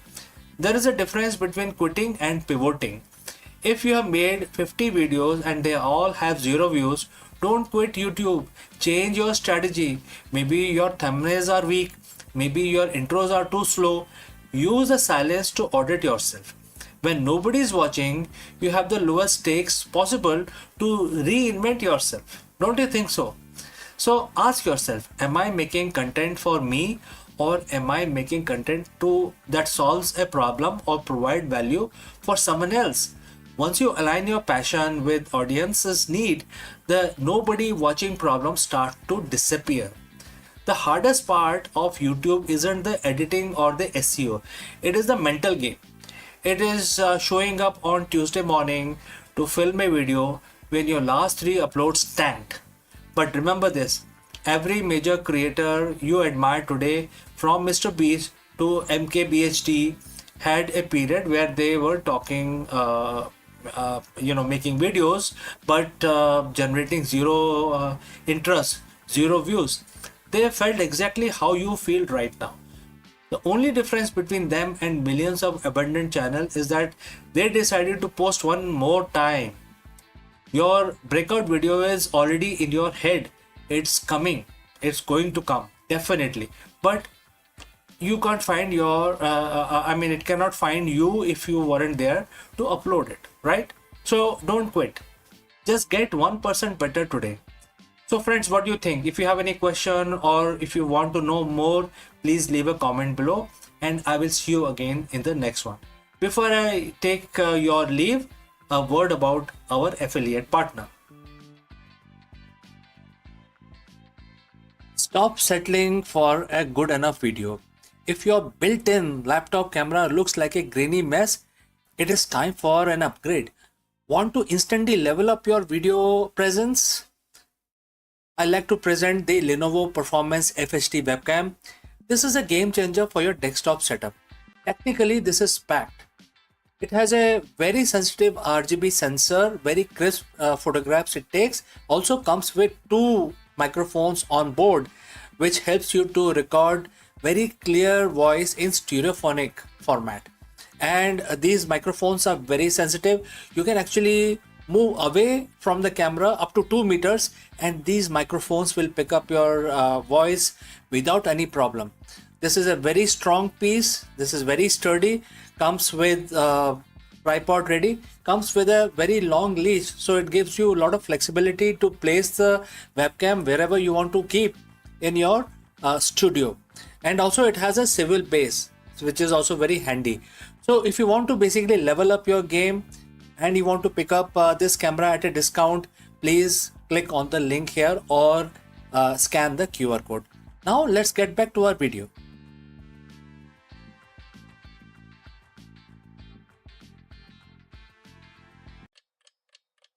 Hello friends and Namaskaram. The National Stock Exchange, also known as NSE, has officially filed its draft for red herring prospectus for a massive 30 billion IPO. In this video, we break down what this historic move means for the Indian stock market, why industry giants like SBI are offloading their stakes, and what investors need to know before this listing becomes available for general public. Let's go and discuss this further.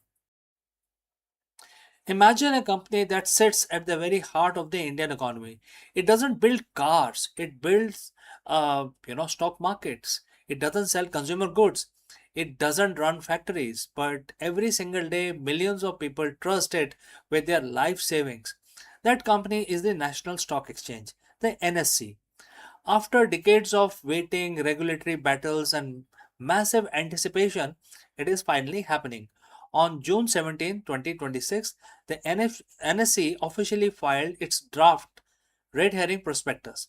We are looking at a potential 30,000 crore IPO valuing this financial giant at over 5 lakh crores. So friends, if you have reached this far, please let us know from which city you have tuned in. Now let's move ahead. This isn't just an IPO, it is the biggest financial event of the year in India. Today we are going deep into the DRHP to find what is actually happening, why SBI and other giants are cashing out, and what this means for your portfolio. Well, it is the historic first. Let's put the numbers in perspective. This IPO is expected to be the largest in Indian history, surpassing the massive listing of the Hyundai Motor India and even the LIC. But here is the catch. It's a 100% offer for sale, OFS. That means no fresh money is going into the exchange to build new tech or expand offices. Instead, it's all about existing shareholders offloading their stakes. We are talking about 14.89 crore share hitting the market. Investors are effectively buying into the infrastructure of Indian wealth, not a startup chasing growth. Why are the big players like SBI selling off their stakes now? SBI, along with other state-owned giants, is positioning to offload millions of shares. Some of these institutions bought in years ago at incredibly low price. In some cases, for less than a rupee per share. With an expected IPO price potentially be in thousands, we are talking about a massive wealth unlocking for these long-term holders. But it is not just SBI. The list of seller is a who's who of the global and domestic finances, including CPPIB, Tamasak linked entities, and the various insurance companies. It's a strategic reshuffle allowing these institutions to book profits after years of holding on. Now, don't let the $30 billion evaluation blind you. There are two sides of this coin. The NSC is a near monopoly, handling roughly 93% of the cash market turnover and 99.8% of the equity futures. That dominant position generates massive profits, over 10,000 crore in net profit for financial year 2026. However, the regulator, which is SEBI, has been keeping a close watch. Issues like the co-location cases have haunted the exchange for years. Furthermore, SEBI is actively trying to cool down the retail frenzy in the derivative market, which ironically is where the huge chunk of the NSE's revenue comes from. Buying this stock means betting that exchange can continue to thrive even as a regulator tightens the rules on very product that derives its earning. So is this a bargain? Right now, shares are trading in the unlisted market at roughly rupees 2000 to 2050. Analysts are cautious. The actual valuation will depend on the final price, which is a band going to be set after the regulatory review. For long-term investors, the NSE is a proxy for the growth of Indian capital market. But for short-term traders, the priced in hype is something to watch closely. The NSE IPO isn't just a stock listing, it is a milestone in India's financial journey. Whether you plan to subscribe or just watch from the sideline, this is a story that will define the market mood for rest of 2026. So friends, what do you think? Is a 5 lakh crore valuation justified, or is the market getting ahead of itself? Let me know in the comments below, and if you have found this deep dive helpful, hit that subscribe button. We'll be covering the price band and the final allotment dates as soon as they are dropped. Thanks for joining live. Thanks for watching, and I will see you very soon in the next one. Now, in the 7th century CE, amid of intellectual ferment of ancient India, a brilliant mind emerged, and that is also from the city of Ujjain, and his name was Brahmagupta, one of the greatest mathematicians in history. His work did not merely redefine the existing knowledge, it also transformed the very foundation of mathematics. To speak of Brahmagupta is not the kind of we are speaking of birth of algebra as a discipline. We are also actually mentioning the formalization of negative numbers and the revolutionary introduction of zero as both symbol and as a number. So Brahmagupta's magnum opus is very, very profound, and he's also written in his book, which is Brahmagupta Siddhanta, which was early 628 CE, and was a text that combined astronomy with mathematics, but its mathematical section becomes timeless. So, in this treatise, he articulated the rules of arithmetic operations involving zero and negative numbers. The concept that had baffled scholars for centuries, and that is something which still we actually enjoy doing while doing maths. He declared that the subtracting a number from itself yields zero. That zero added to a number leaves it unchanged, and that zero multiplied by any number is zero. So these may sound obvious today, but in his era, they were groundbreaking formulation that gave mathematics a new logic and consistency. So if you have reached this far, please inform us from which city you have tuned in and which language you are watching, because that will help us to determine the reach of our channel. Now, going forward about this magnificent personality, which is his name is Brahmagupta. So, equally the revolutionary was his treatment of negative numbers. While earlier tradition often dismissed the negative as meaningless, but Brahmagupta recognized them as a debt. In contrast to the positive number as fortunes, he laid down the rule that debt minus zero is a debt. A fortune minus zero is fortune, and the product of two debt is a fortune. So this conceptual clarity allowed algebra to flourish and paving way to most equations that could handle a wider range of values. So Brahmagupta also advanced algebraic methods. He described a solution to quadratic equations and that introduction of the rules for dealing with unknowns, and even touched upon what we now call intermediate equation.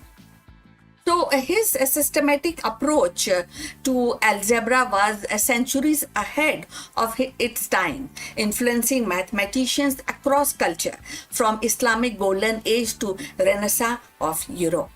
So beyond algebra, Brahmagupta's insight extended to geometry and astronomy. He provided formulas for areas of cyclic quadrilaterals and improved a method for calculating eclipse and refined the planetary models. Yet, his enduring legacy remains the elevation of zero from placeholder to a full-fledged number, a conceptual leap that enables the decimal system and modern mathematics. What makes Brahmagupta's contribution so profound is not just the technical brilliance, but the philosophical depth. In the recognizing zero, he also acknowledged the void as a mathematical entity, a symbol of nothingness that paradoxically becomes the cornerstone of everything. So his vision bridges the abstract and the practical, ensuring that mathematics could describe both the heavens above and the transactions of daily life. Today, every equation that balances, every algorithm that runs, every digital system that encodes information owes a debt to Brahmagupta's genius. He was not merely a mathematician of antiquity, he was a pioneer who gave humanity the tool to think beyond limits, to embrace the infinite, and to calculate the impossible. So as we reflect Brahmagupta's legacy, it becomes clear that his genius was not confined to the 7th century. It contains to shape the very fabric of our modern world. By formalizing the rules of zero, negative numbers, and algebraic operation, he gave humanity a language of balance and precision that underpins everything from the financial system to the artificial intelligence. His vision transformed the abstract ideas into tools of calculations, bridging the philosophy and the practicality in a way that still resonate today. In 2026, when algorithm drives economies, when quantum computer explore the boundaries of possibilities, and when the AI models learn through the billions of equations, we are reminded that these marvels rest upon the foundation Brahmagupta laid. His courage to nothingness and to embrace the paradox of negative was not just a mathematical breakthrough, it was philosophical revolution. So closing this story on Brahmagupta, but Brahmagupta stands as a timeless pioneer, a thinker who proved that even the emptiness of zero could become the cornerstone of infinite progress. His work is not just a history, it is a pulse of every calculation we make today. So please send us your comments on this subject. Subscribe to our channel for more insight to know about spirituality and mythology in a scientific way. See you in the next one. But before we end, a few words from our affiliate partner. Stop settling for a good enough video. If your built-in laptop camera looks like a grainy mess, it is time for an upgrade. Want to instantly level up your video presence? I like to present the Lenovo Performance FHD webcam. This is a game changer for your desktop setup. Technically, this is packed. It has a very sensitive RGB sensor, very crisp photographs it takes. Also comes with two microphones on board, which helps you to record very clear voice in stereophonic format. And these microphones are very sensitive. You can actually move away from the camera up to 2 meters and these microphones will pick up your voice without any problem. This is a very strong piece. This is very sturdy.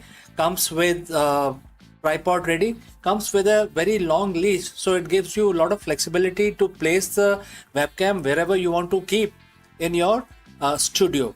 And also it has a swivel base, which is also very handy. So if you want to basically level up your game and you want to pick up this camera at a discount, please click on the link here or scan the QR code. Now let's get back to our video. Hello दोस्तों, नमस्कार। आप सबका स्वागत है। क्या आप एक CEO या बिजनेस लीडर हैं और हर दिन चुनौतियों का सामना कर रहे हैं? तो आप सही जगह पहुंचे हैं, क्योंकि इस वीडियो में हम भगवद गीता की सहायता लेंगे और आपके इस सिचुएशन का आंसर ढूंढने की कोशिश करेंगे। हम ये जानेंगे कि जो सीख मिलती है हमें भगवद गीता से, वो एक मंत्र युद्ध क्षेत्र में एप्लीकेबल ही नहीं है, बल्कि हर एंटरप्रेन्योर के लिए एक जीवन दर्शन है जो आपकी टीम का नेतृत्व में करने में सहायता करता है। चाहे जीत हो या हार, एक लीडर को अपनी निष्ठा, कर्म पर कैसे निगाह रखनी चाहिए, हम इस वीडियो में सीखेंगे और इसके बारे में और डिस्कशन करेंगे। तो चलिए आगे बढ़ते हैं। तो दोस्तों, आजकल के दुनिया में, आजकल के परिप्रेक्ष्य में हम ऐसी एक रेस में हैं जहां जीतना ही सब कुछ है, जीतना ही अनिवार्य है। एक सीईओ के तौर पे आप हर सुबह एक नई चुनौती, एक नए संकट और एक नए डर के साथ उठते हैं। क्या ये मर्जर काम आएगा? मार्केट शेयर बढ़ेगा? क्या मेरी टीम परफॉर्म करेगी? हम सब अक्सर एक तनाव में जीते हैं। अगर मैं हार गया तो क्या होगा? अगर ये डिसीजन गलत हो गया तो क्या होगा? लेकिन आज मैं आपके साथ बिजनेस का एक ऐसा सीक्रेट कोड शेयर करने वाला हूं जो 5000 साल पहले महाभारत के रण क्षेत्र में दिया गया था। यह सिर्फ एक श्लोक ही नहीं, एक आधुनिक कॉर्पोरेट जगत का सबसे बड़ा रिस्क मैनेजमेंट टूल है। ध्यान से सुनिएगा। आज हम चर्चा करेंगे भगवत गीता के अध्याय 2 श्लोक 37, चैप्टर 2 वर्स 37 की। और इस श्लोक आपको सिखाएगा कि कैसे विन विन माइंडसेट के साथ आप अपनी कंपनी और अपने जीवन को लीड कर सकते हैं। तो आइए पहले श्लोक को हम पढ़ लेते हैं। भगवान कृष्ण अर्जुन से कहते हैं, एंड द कोट स्टार्ट्स, यदि तुम लड़ते हुए हार भी गए तो तुम्हें स्वर्ग मिलेगा। यानी आपको वो अनुभव और सीख मिलेगी जो आपको उच्च स्तर का लीडर बनाएंगे और आपको ऊंचाई पे ले जाएंगे। और यदि तुम जीत गए तो इस पृथ्वी पर सुख भोगोगे, यानी सफलता, प्रॉफिट एंड मार्केट लीडरशिप आपकी होगी। तो ये आपको बता रहा है कि दोनों ही सिचुएशन में विन विन है। तो दोस्तों, अगर आप यहाँ तक पहुंचे हैं तो आप बताइए कमेंट करके कि किस सिटी से आप हमारे इस वीडियो को देख रहे हैं। तो चलिए आगे बढ़ते हैं। हम सब ने इस वर्ष को सुना, जरा रुकिए और सोचिए, भगवान कृष्ण यहाँ अर्जुन से क्या कह रहे हैं? वो कह रहे हैं कि हारने का विकल्प ही खत्म कर दो अर्जुन। कृष्ण के लिए हार जैसा कुछ है ही नहीं।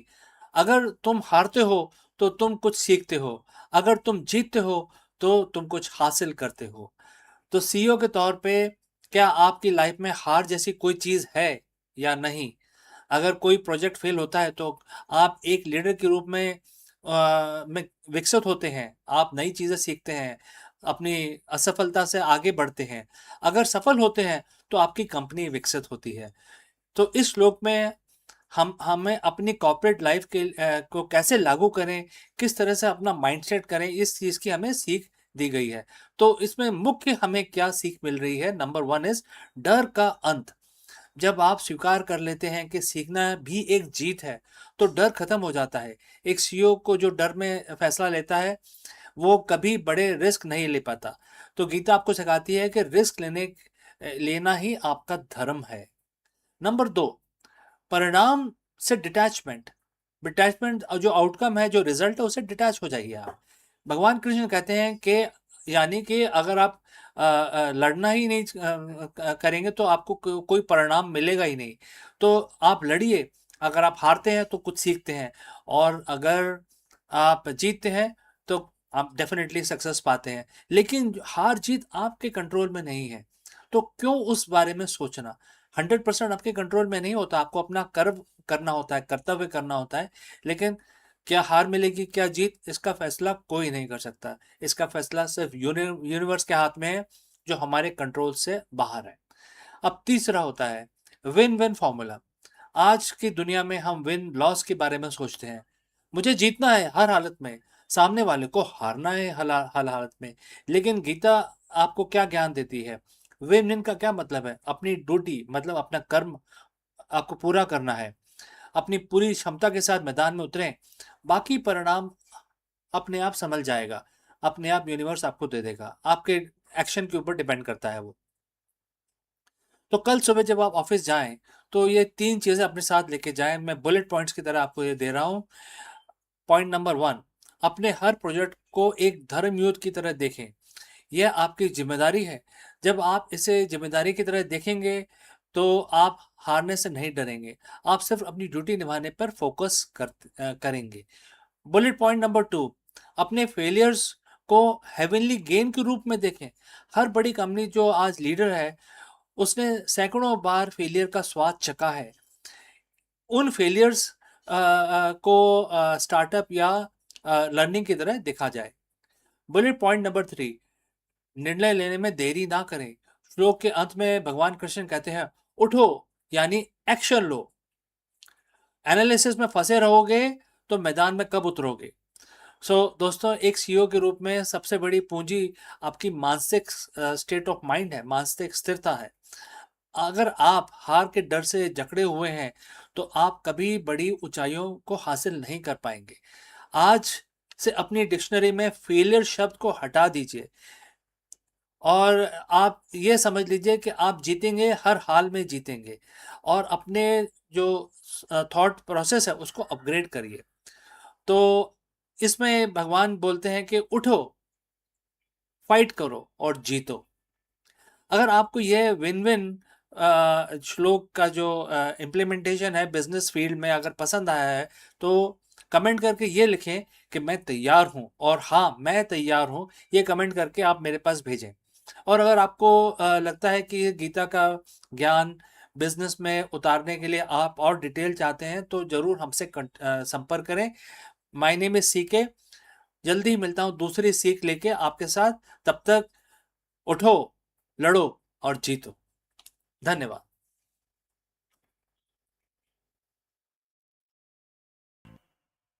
Friends, a very big question that we want to address today is, are we alone or are we just being watched? For decades, we have scanned the stars for signals, but new speculation from SETI and leading astrophysicists suggest a chilling possibility. It is already too late to hide. While we search for them, humanity has spent the last century broadcasting our presence to the cosmos. In this video, we dive deep into the great silence and why the latest breakthrough in technosignatures and planetary direction suggests that any advanced civilizations within 100 light years likely to already know Earth is a home to an industrial civilization. Let us explore this further. For over 60 years, humanity has been staring into the abyss of space and asking one simple question: where is everybody? We call it Fermi paradox. The universe is ancient, it is vast, and according to everything we know about biology and physics, it would be crawling with life. Yet, when we point our telescopes at the stars, we get nothing but cold, dead silence. We have assumed that if they were out there, we would have found them by now. We have treated the search for the extraterrestrial intelligence, which is SETI like a game of cosmic hide and seek, where we are the ones doing the seeking. But in 2026, the conversation has shifted. Leading scientists and researchers are now proposing as much more unsettling reality.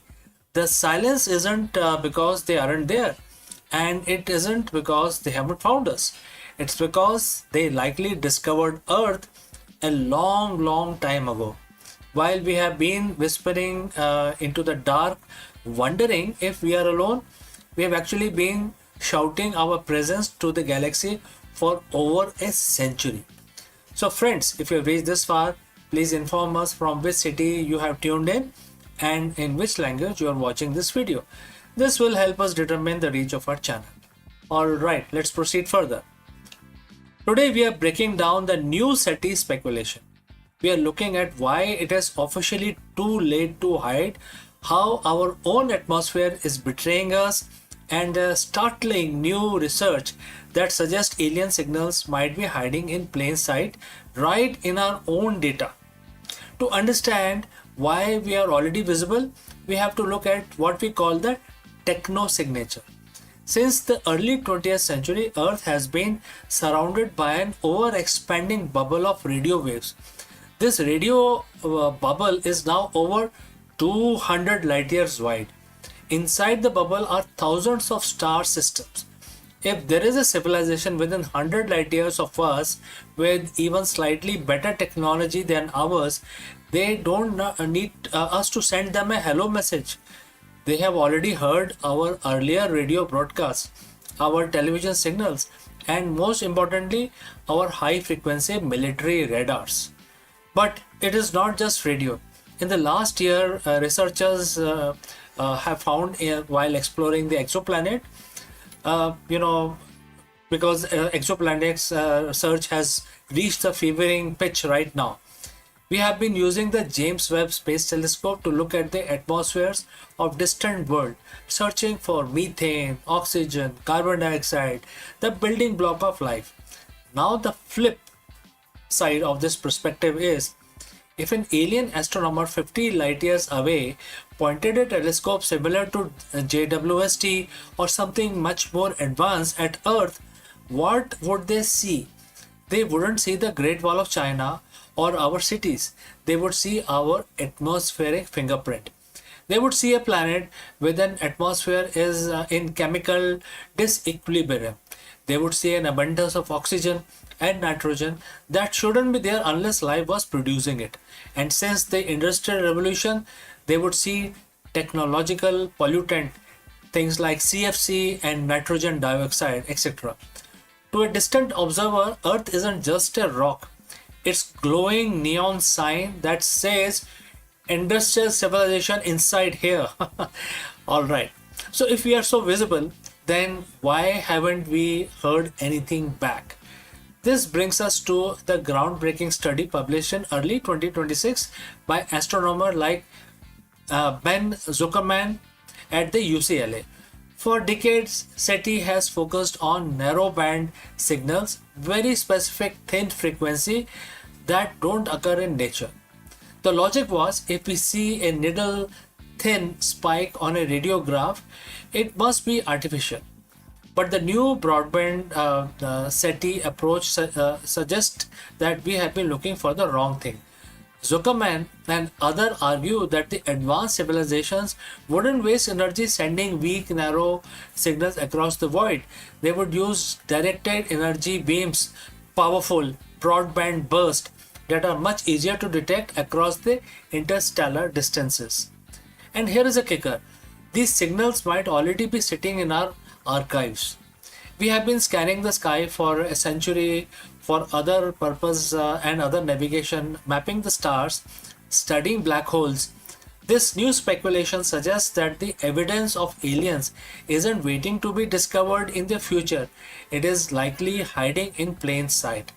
Within the petabytes of data we have already collected, we just haven't looked at the data with the right algorithm yet. Think of it like this. We have been looking for specific person's voice in a crowded stadium when we should have been looking for the flashlight they were waving.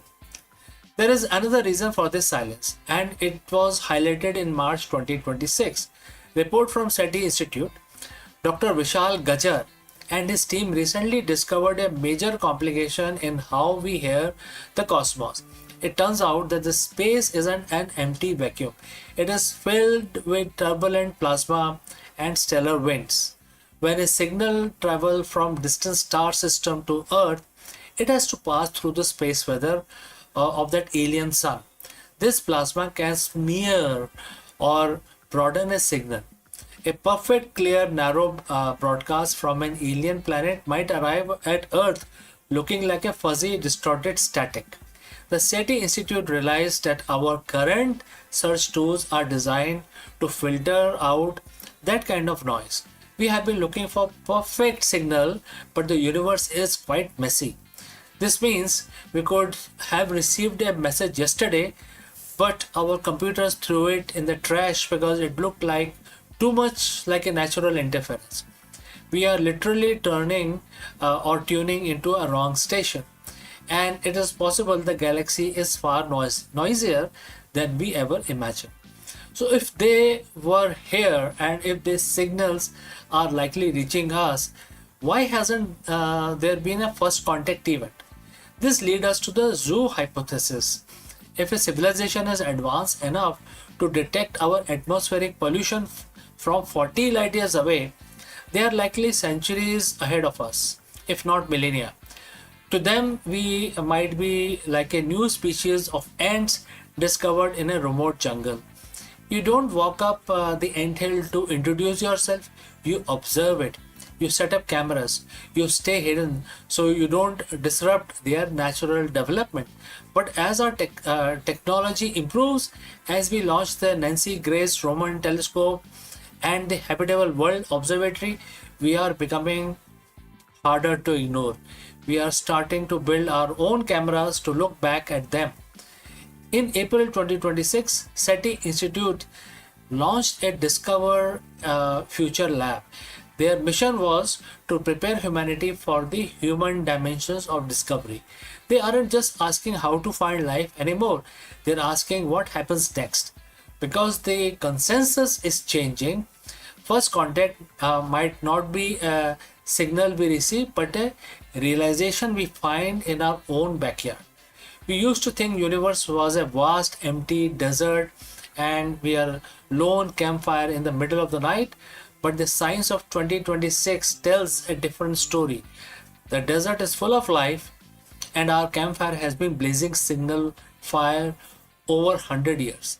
Whether it is through leaked radio waves, chemical signatures in our cloud, or the broadband beams we haven't decoded yet, the great silence is starting to feel less like an absence of life and more like a waiting room.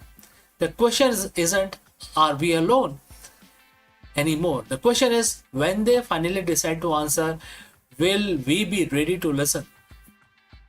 So friends, thanks for watching this deep dive into the new frontier of SETI. If you want to keep track of this cosmic discoveries with me, make sure that you hit the subscribe button. I'm CK and I will see you again in the next one. Before I leave, a word from our affiliate partner.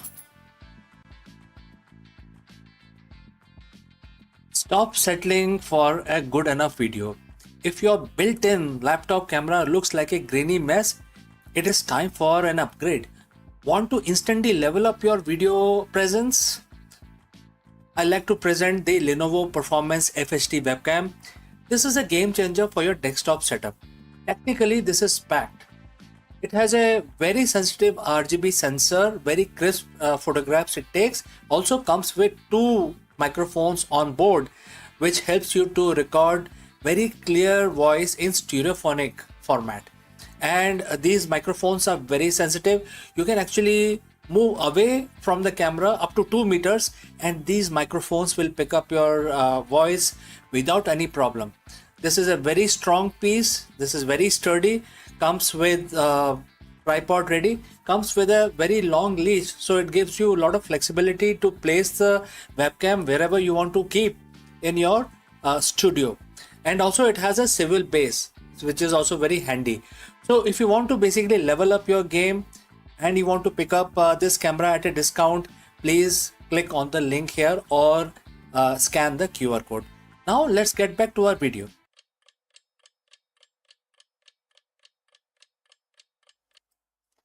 नमस्कार दोस्तों, आप सभी का स्वागत है। और हर रोज की तरह हम अपना जो दिन है उसकी शुरुआत करते हैं भगवान की पूजा करके। तो आज है बुधवार और आज तो गणेश जी की स्तुति बनता है, क्योंकि हम अपना दिन शुरू करेंगे गणेश जी की पूजा करके, क्योंकि आज का दिन उनको समर्पित है। तो बहुत ही सिंपल सा एक मंत्र हम 11 दफ़ा पढ़ेंगे। और आप तो जानते हैं कि हर रोज़ की तरह हम अपनी पूजा शुरू करते हैं, और जो मंत्र है 11 दफ़ा अपने हमें थोड़ा सा सहायता मिले तो हम इस काउंटर को यूज़ करते हैं। और इसमें ये बड़े आराम से हमें इसमें नंबर आ जाते हैं स्क्रीन के ऊपर, पता चल जाता है कि हमारे कितने दफ़ा हो गया है। तो आप कोई भी तरीका यूज़ कर सकते हैं, लेकिन सबसे इम्पोर्टेंट बात यह है कि हमारे साथ जुड़ें और हमारे साथ इस मंत्र का उच्चारण 11 दफ़ा करें। इससे भगवान गणेश काफ़ी खुश होते हैं।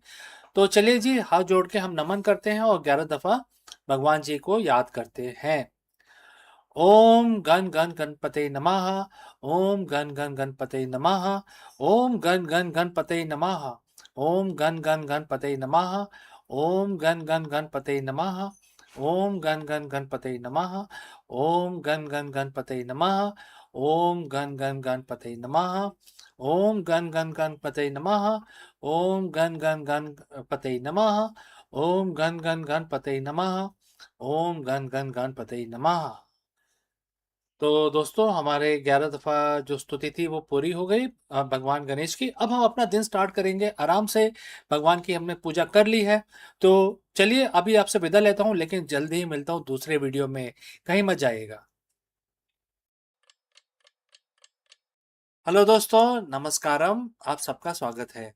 हाल ही में अमेरिका और ईरान के बीच में एक डील हुई है, जिसमें उन्होंने कहा है कि अब जो स्टेट ऑफ हॉर्मुज़ है पूरी तरह खुल गया है, हमारा एग्रीमेंट हो गया है। और इस खबर के आते ही जो प्राइस है क्रूड ऑयल का वो गिर गया है, $75 आ गया है। आपको पता होगा कि जो क्रूड का जो प्राइस था वो 100 के ऊपर जा रहा था, लेकिन अब 75 पे आ गया है, कल ही आया है। और ऐसा बोला जा रहा है कि और गिरेगा। तो क्योंकि प्राइस गिर रहा है, इससे क्या नए खतरे का हमें आभास हो रहा है? ऐसा है कि इस पर्टिकुलर एग्रीमेंट में कोई नया युद्ध के बारे में कुछ बातें हैं जो बाहर आ सकती हैं। तो इस वीडियो में हम इस बात का एक चर्चा करेंगे, एक डिस्कशन करेंगे कि अगर $50 से नीचे प्राइस आ गया तो दुनिया के अर्थव्यवस्था को लेके क्या चिंता करनी चाहिए, और इसके बाद कुछ और हमारे ऊपर कोई विपदा तो नहीं आने वाली है। इसके बारे में हम डिस्कशन करते हैं इस वीडियो में। तो चलिए आगे बढ़ते हैं। तो दोस्तों, हम सबको मालूम है कि पिछले कुछ महीनों में स्टेट ऑफ हार्मूज के आसपास क्या हुआ। अमेरिका और ईरान में आपस में लड़ाई हुई, और पहले तो ईरान ने स्टेट ऑफ हार्मूज को बंद किया, इधर उधर बमबारी की। उसके बाद अमेरिका ने उसको बंद कर दिया, करीब 1 महीने से ज़्यादा हो गया अमेरिका ने उसमें ब्लॉकेड लगाया हुआ है। उसकी वजह से जो क्रूड ऑयल का प्राइस है वो आसमान छू गया, 110 120 तक पहुंच गया। और आप देखिए, अगर आप इस जियोपॉलिटिक्स में कुछ रुचि रखते हैं तो आपको पता होना चाहिए कि जो क्रूड ऑयल है उसके सबसे बड़े बायर कौन है दुनिया में। अफ्रीका के कंट्रीज नहीं है, अमेरिका भी एक बड़ा बायर है, लेकिन उसके पास तो ऑयल है काफ़ी, काफ़ी दुनिया का ऑयल कंट्रोल करता है। और सबसे जो बड़े बायर हैं जिनके पास ऑयल नहीं है वो है चाइना और इंडिया। तो ये दो देशों को काफ़ी महंगा ऑयल खरीदना पड़ा पिछले कुछ महीनों में, और फिर काफ़ी जद्दोजहद हुई, कोई कहीं से खरीद रहा है, कोई कहीं से खरीद रहा है। तो इंडिया ने भी ये सब काम किए। तो बहरहाल सब लोग जो ऑयल प्रोड्यूस करते हैं, including Russia, they were very happy कि भाई प्राइस बढ़ गया तो हम पैसे कमा रहे हैं। तो ये जो लड़ाई हो रही थी उसके ऊपर से ये बात करते थे कि भाई बुरी बात है, बुरी बात है, लेकिन अंदर अंदर बड़े खुश हो रहे थे। अब क्या हुआ है कि पिछले 2 दिनों में खबर आ रही है कि अमेरिका और ईरान का जो एग्रीमेंट है वो पूरा हो चुका है। और खबर आते ही प्राइस जो है ऑयल का एकदम $75 आ गया। कल के मैं रेट बता रहा हूँ, आज का मैंने अभी चेक नहीं किया है, लेकिन कल $75 आ गया। $75 एकदम से गिरावट आई है, तो जो पैसे जो कमा रहे थे, जो कंट्रीज जो खुश थे, पैसे कमा रहे थे, लेकिन ऊपर ऊपर से दिखा रहे थे शांति होनी चाहिए, ब्ला ब्ला बोल रहे थे, लेकिन अब वो $75 आ गया तो उनकी इनकम में थोड़ी गिरावट आएगी। और कॉन्सिक्वेंटली क्या होगा कि जो मेजर बायर है विच इज़ इंडिया और चाइना, इनको थोड़ी राहत मिलेगी। तो ये गिरावट जो आ रही है, और अगर ये सब ऐसे ही चलता रहा तो बिल्कुल गिर के, ऐसा बोला जा रहा है, कुछ विशेषज्ञ बोल रहे हैं कि ये $50 तक आ सकती है। जब $50 आ जाएगा तो मतलब जो अभी तक पैसे कमा रहे थे उसके आधे ही कमा पाएंगे, जो ऑयल प्रोड्यूसिंग नेशंस हैं उनके आधे ही कमा पाएंगे, तो उसकी वजह से उनकी आमदनी कम हो जाएगी, उनके पैसे कम हो जाएंगे। तो क्या ये जो ड्रॉप है या जो एग्रीमेंट है ये परमानेंट है या किसी और नए गंभीर किसी स्थिति की चेतावनी देता है? तो दोस्तों, अगर आप यहाँ तक पहुँचे हैं तो हमें कमेंट करके ज़रूर बताएं कि आप किस शहर से हमारे साथ जुड़े हैं। सबसे पहले ये समझना ज़रूरी है कि हम यहाँ तक पहुँचे कैसे। फरवरी में अमेरिका और के बीच में सैन्य वार्ता हुई जो विफल हुई, फिर उनकी लड़ाई हुई, फिर चेक पॉइंट बनाए गए, और उसके बाद ये बोला गया कि ये कंट्रीज़ को अलाउड है, इनको नहीं अलाउड है, अमेरिका को अलाउड नहीं है, चाइना और इंडिया को अलाउड है। बैकडोर बहुत डिस्कशन चल रहा था, और जो देश ऐसा लग रहा था जो ईरान के दुश्मन है नेबरहुड के अंदर, जैसे कतर है, यूएई, वो भी अपने बैकडोर डिस्कशन कर रहे थे, और कोई नहीं चाहता था कि वहाँ पे और तबाही हो, क्योंकि अल्टीमेटली अगर वहाँ तबाही होगी तो ऑयल का प्राइस, जो ग्लोबल ऑयल का प्राइस है, आसमान छू देगा। तो उसके बाद धीरे धीरे वो कंट्रोल रिएक्शन चलता रहा, एक दूसरे को धमकियां देते रहे लोग, लेकिन फाइनली कल जाके डोनाल्ड ट्रंप ने बोला है कि हमारा वर्बल एग्रीमेंट हो गया है। हालांकि अभी ये साइन नहीं हुआ है, वर्बल एग्रीमेंट हो गया है। जैसे ही ये खबर आई प्राइस एकदम नीचे लुढ़क गया, $75 हो गया, विच इज़ रीजनेबल। मैं ये नहीं कह रहा हूँ कि अच्छी बात है कि बुरी बात है, लेकिन क्योंकि अब प्राइस कम हो रहे हैं जिससे अमेरिका को कोई फर्क नहीं पड़ता। प्राइस कम होने से अमेरिका को कोई फर्क नहीं पड़ता, बिकॉज अमेरिका के पास तो सऊदी का ऑयल है उनके पास, ईरान के साथ अब दोस्ती हो गई है, अभी साइन होना बाकी है, लेकिन वेनेजुएला का जो टॉप ग्रेड ऑयल है वो उनके पास है। फर्क पड़ता है ब्राज़ील, इजराइल और सऊदी को, तो उनके पैसे कम हो रहे हैं। तो उसकी वजह से अब क्या होगा आगे, क्या होगा, दोबारा से कुछ देश नाखुश हो जाएंगे और लड़ाई पे जाने की बात करेंगे, या जो जियोपॉलिटिक्स है वो एक नया रूप लेगा, क्योंकि अल्टीमेटली जो 75% दुनिया का जो ट्रेड होता है, ग्लोबल ट्रेड, वो ऑयल ही होता है। हम जो रोजेस और टी और जो भी और चीज़ें हैं जो हम बिजनेस करते हैं कंट्रीज आपस में, वो कुछ भी नहीं है compare to the oil trade. So जितना भी हमारा मैरीटाइम जो हमारा ट्रैफिक चलता है अटलांटिक में और इंडियन ओशन में, उसमें 75% आर दी ऑयल टैंकर्स। तो जो रिस्क प्रीमियम है वो भी अब ख़त्म हो गया, अब शांति हो गई है, और दोनों देशों ने अनाउंस कर दिया है कि अब हम 1 महीने के अंदर, 30 दिनों के अंदर स्ट्रेट ऑफ हार्मोज बिल्कुल पूरी तरह हर एक के लिए खुल जाएगा, कोई टोल टैक्स नहीं दिया जाएगा, और सब कुछ ख़त्म, मतलब जो लड़ाई थी वो सब ख़त्म हो गई है। अब आप इमेजिन करें, जो चीज़ें मैंने आपको बताई हैं कि अगर प्राइस कम होता रहा तो $50 आ जाएगा। इसका मतलब कि जो उन्नति कर रहे देश हैं चाइना और इंडिया, उनको काफ़ी फ़ायदा होगा, और जो देश जो ऑयल प्रोड्यूस कर रहे हैं उनको काफ़ी नुकसान हो जाएगा, और उनके अंदर 1-1.5 साल के अंदर ऐसे ही चलता रहा तो उनका जो पोजीशन है, ग्लोबल पोजीशन थोड़ा कम हो जाएगा। तो अभी देखना हमें ये है कि अगर ये डील फेल हो गई किसी वजह से सबसे बड़ा क्रॉनिक जो पॉइंट है इसमें वो ये है कि अमेरिका नहीं चाहता कि ईरान के पास एटॉमिक पावर बने। तो क्या वो अपना एम्बिशन छोड़ देंगे? क्या वो कुछ और बैकग्राउंड एक्टिविटी करेंगे? क्योंकि इस चीज़ के अंदर दुनिया के देशों में काफ़ी बैकग्राउंड डिस्कशन और बैकडोर डिस्कशंस काफ़ी चल रहे हैं, और ये जो शांति है अभी हुई नहीं है, वर्बल एग्रीमेंट हुआ है जिसको ईरान ने भी कहा है कि हमारा एग्रीमेंट हो गया है, और यूएस ने इनके जो पूरे ब्लॉक्ड जो एसेट्स थे पिछले 40 साल से ब्लॉक किए हुए थे वो सारे आज खोल दिए हैं। आज की खबर ये है कि वो अनब्लॉक कर दिए हैं। तो 1989 से जो ब्लॉक किए हुए थे सारे आज खोल दिए गए। तो ईरान के पास काफ़ी पैसे आ जाएंगे और उसके अगेंस्ट ईरान बोल रहा है कि मुझे एटॉमिक पावर नहीं बनना है, और वो एटॉमिक पावर जो भी है वो अब अमेरिका के हाथ में रहेगा।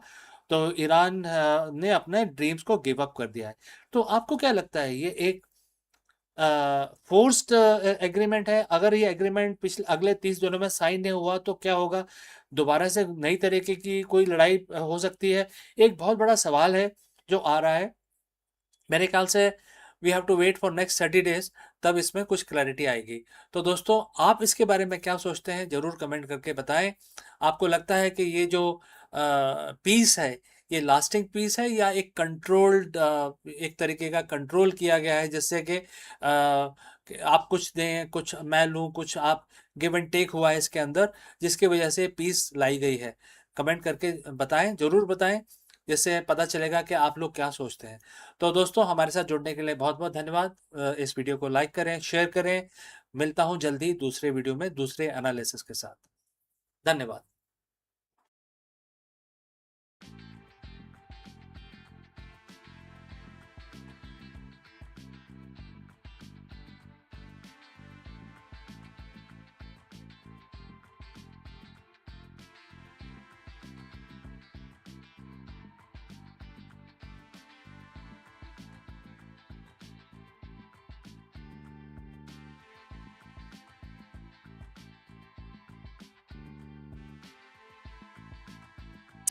In the vast orchestra of human brain, not every instrument plays with equal resilience.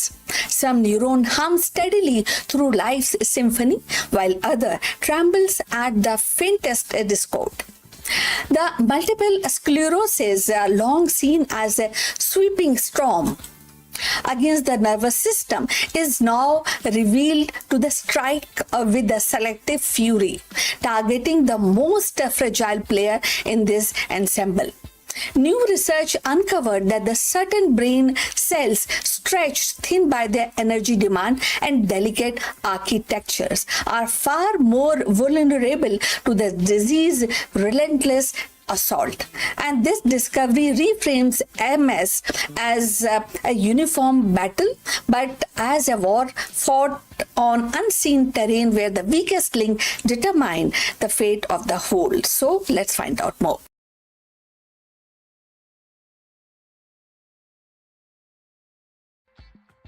Multiple sclerosis, MS, has been understood as a disease of the immune system gone awry, stripping away the protective myelin sheath that insulate the nerve fiber. Yet, despite the decades of research, one question has lingered. Why do certain regions of the brain and the spinal cord suffers more damage than the others? Recent findings have begun to illuminate this mystery, revealing that not all brain cells are equal in their vulnerability. Some neurons, by virtue of their structure, function, or metabolic demands, appear to be more immune to kind of destructive cascade of MS than others. The study in question used advanced imaging and molecular profiling to map the landscape of neuronal damage in MS patients. Researchers discovered that the specific populations of neurons, particularly those involved in long-range communication across the brain, showed heightened sensitivity to the inflammatory attacks. And these cells, often with the extended axon stretching across multiple brain regions, requires enormous amount of energy to maintain the signaling. When the inflammation disrupts their metabolic balance, they flatter more quickly than the shorter, more localized neuron. And this vulnerability may explain why MS patient often experience symptoms tied to coordination, vision, or cognitions, and the very function that rely on these long, energy, hungry, neutral pathways. So, if you have reached this far, please inform us from which city you have tuned in and in which language you are watching this video. This will help us to determine the reach of our channel. So, moving forward, another striking revelation was the role of oligodendrocytes, the cells responsible for producing myelin. Not all oligodendrocytes are created equal.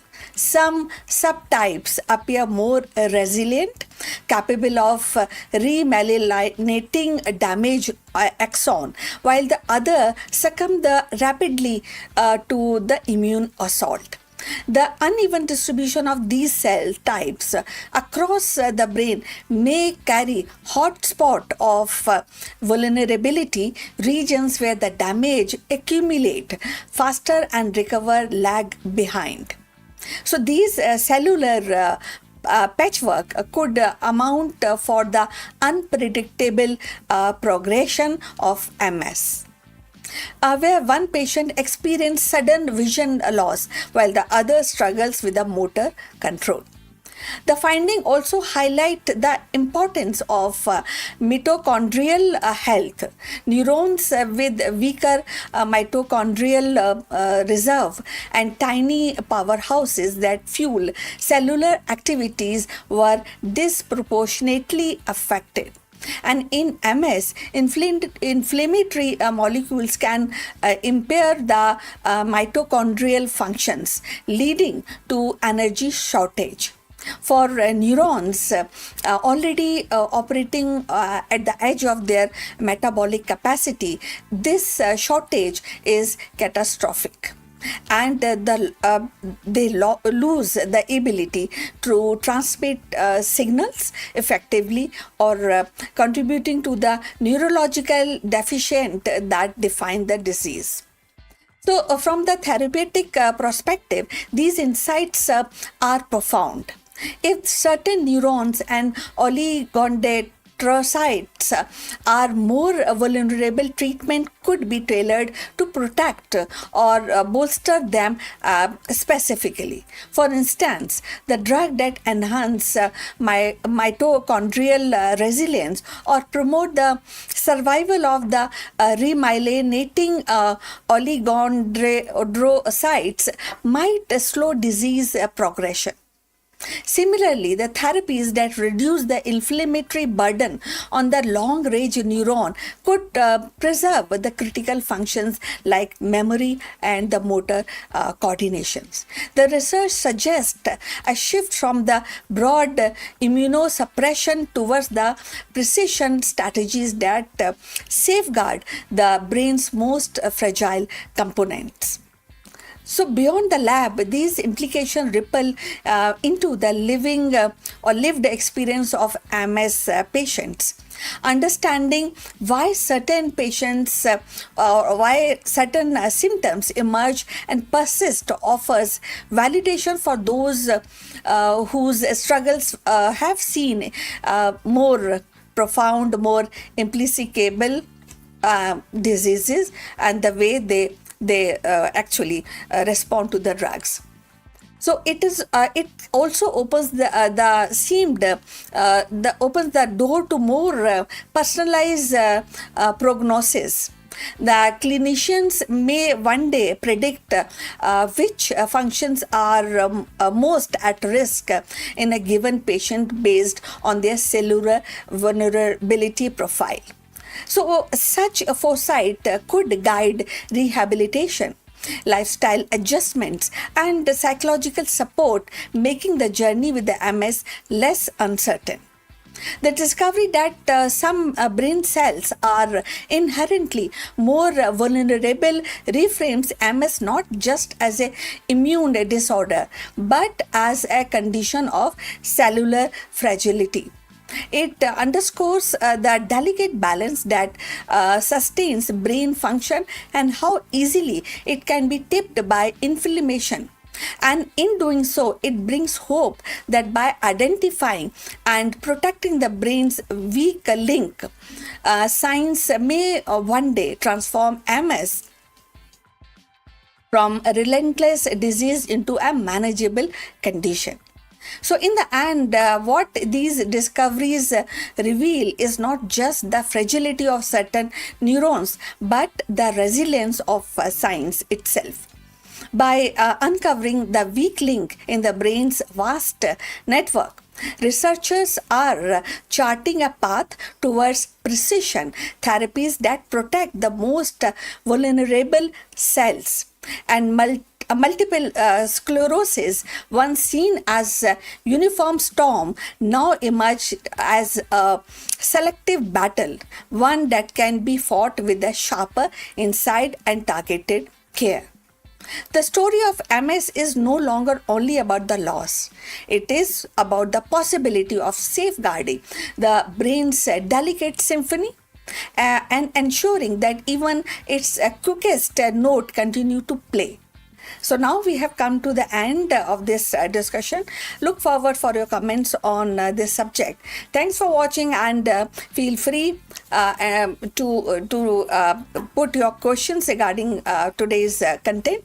Please subscribe our channel and see you in the next one. But before we end, few words from our affiliate partner. Stop settling for a good enough video. If your built-in laptop camera looks like a grainy mess, it is time for an upgrade. Want to instantly level up your video presence? I like to present the Lenovo Performance FHD webcam. This is a game changer for your desktop setup. Technically, this is packed. It has a very sensitive RGB sensor, very crisp photographs it takes. Also comes with 2 microphones on board, which helps you to record very clear voice in stereophonic format.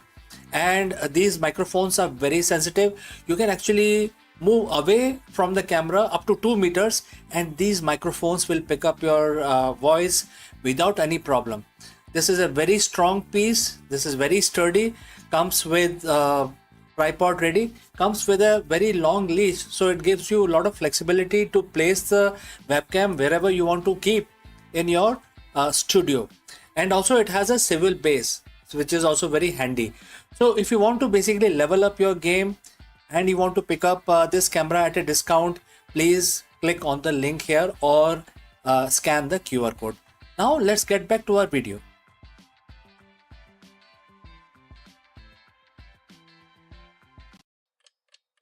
Hello दोस्तों, नमस्कारम। आप सबका स्वागत है। आज हम SpaceX के IPO के बारे में बात करेंगे। आपको सबको पता होगा कि रिसेंटली एक स्पेसएक्स का बहुत बड़ा एक आईपीओ आया है मार्केट में।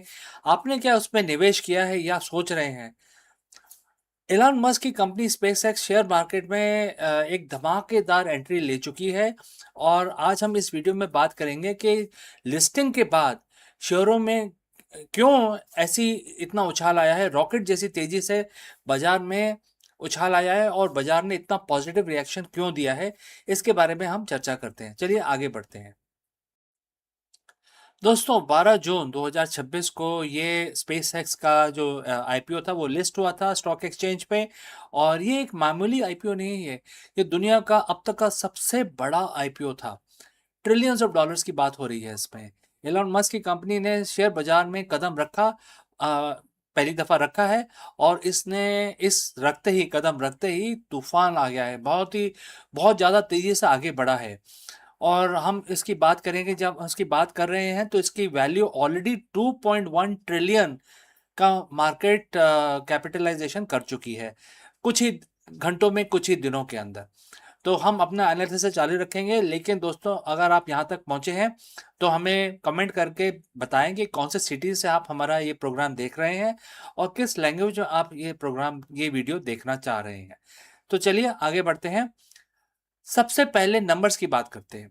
स्पेसएक्स ने आपके शेयरों जो शेयर था वो $135 के ऊपर लिस्ट किया था और मतलब कि जो स्टार्टिंग प्राइस है $135 है, मार्केट खुलेगा तो 135 से लिस्ट होगा। अब वहाँ पे जब लिस्टिंग जब खुलता है मार्केट, तो उसके बाद ऊपर भी जाता है, नीचे भी जाता है, लेकिन सबको हैरान कर दिया, शेयरों ने जल्दी ही मार्केट खुलते ही 19% की उछाल मारी।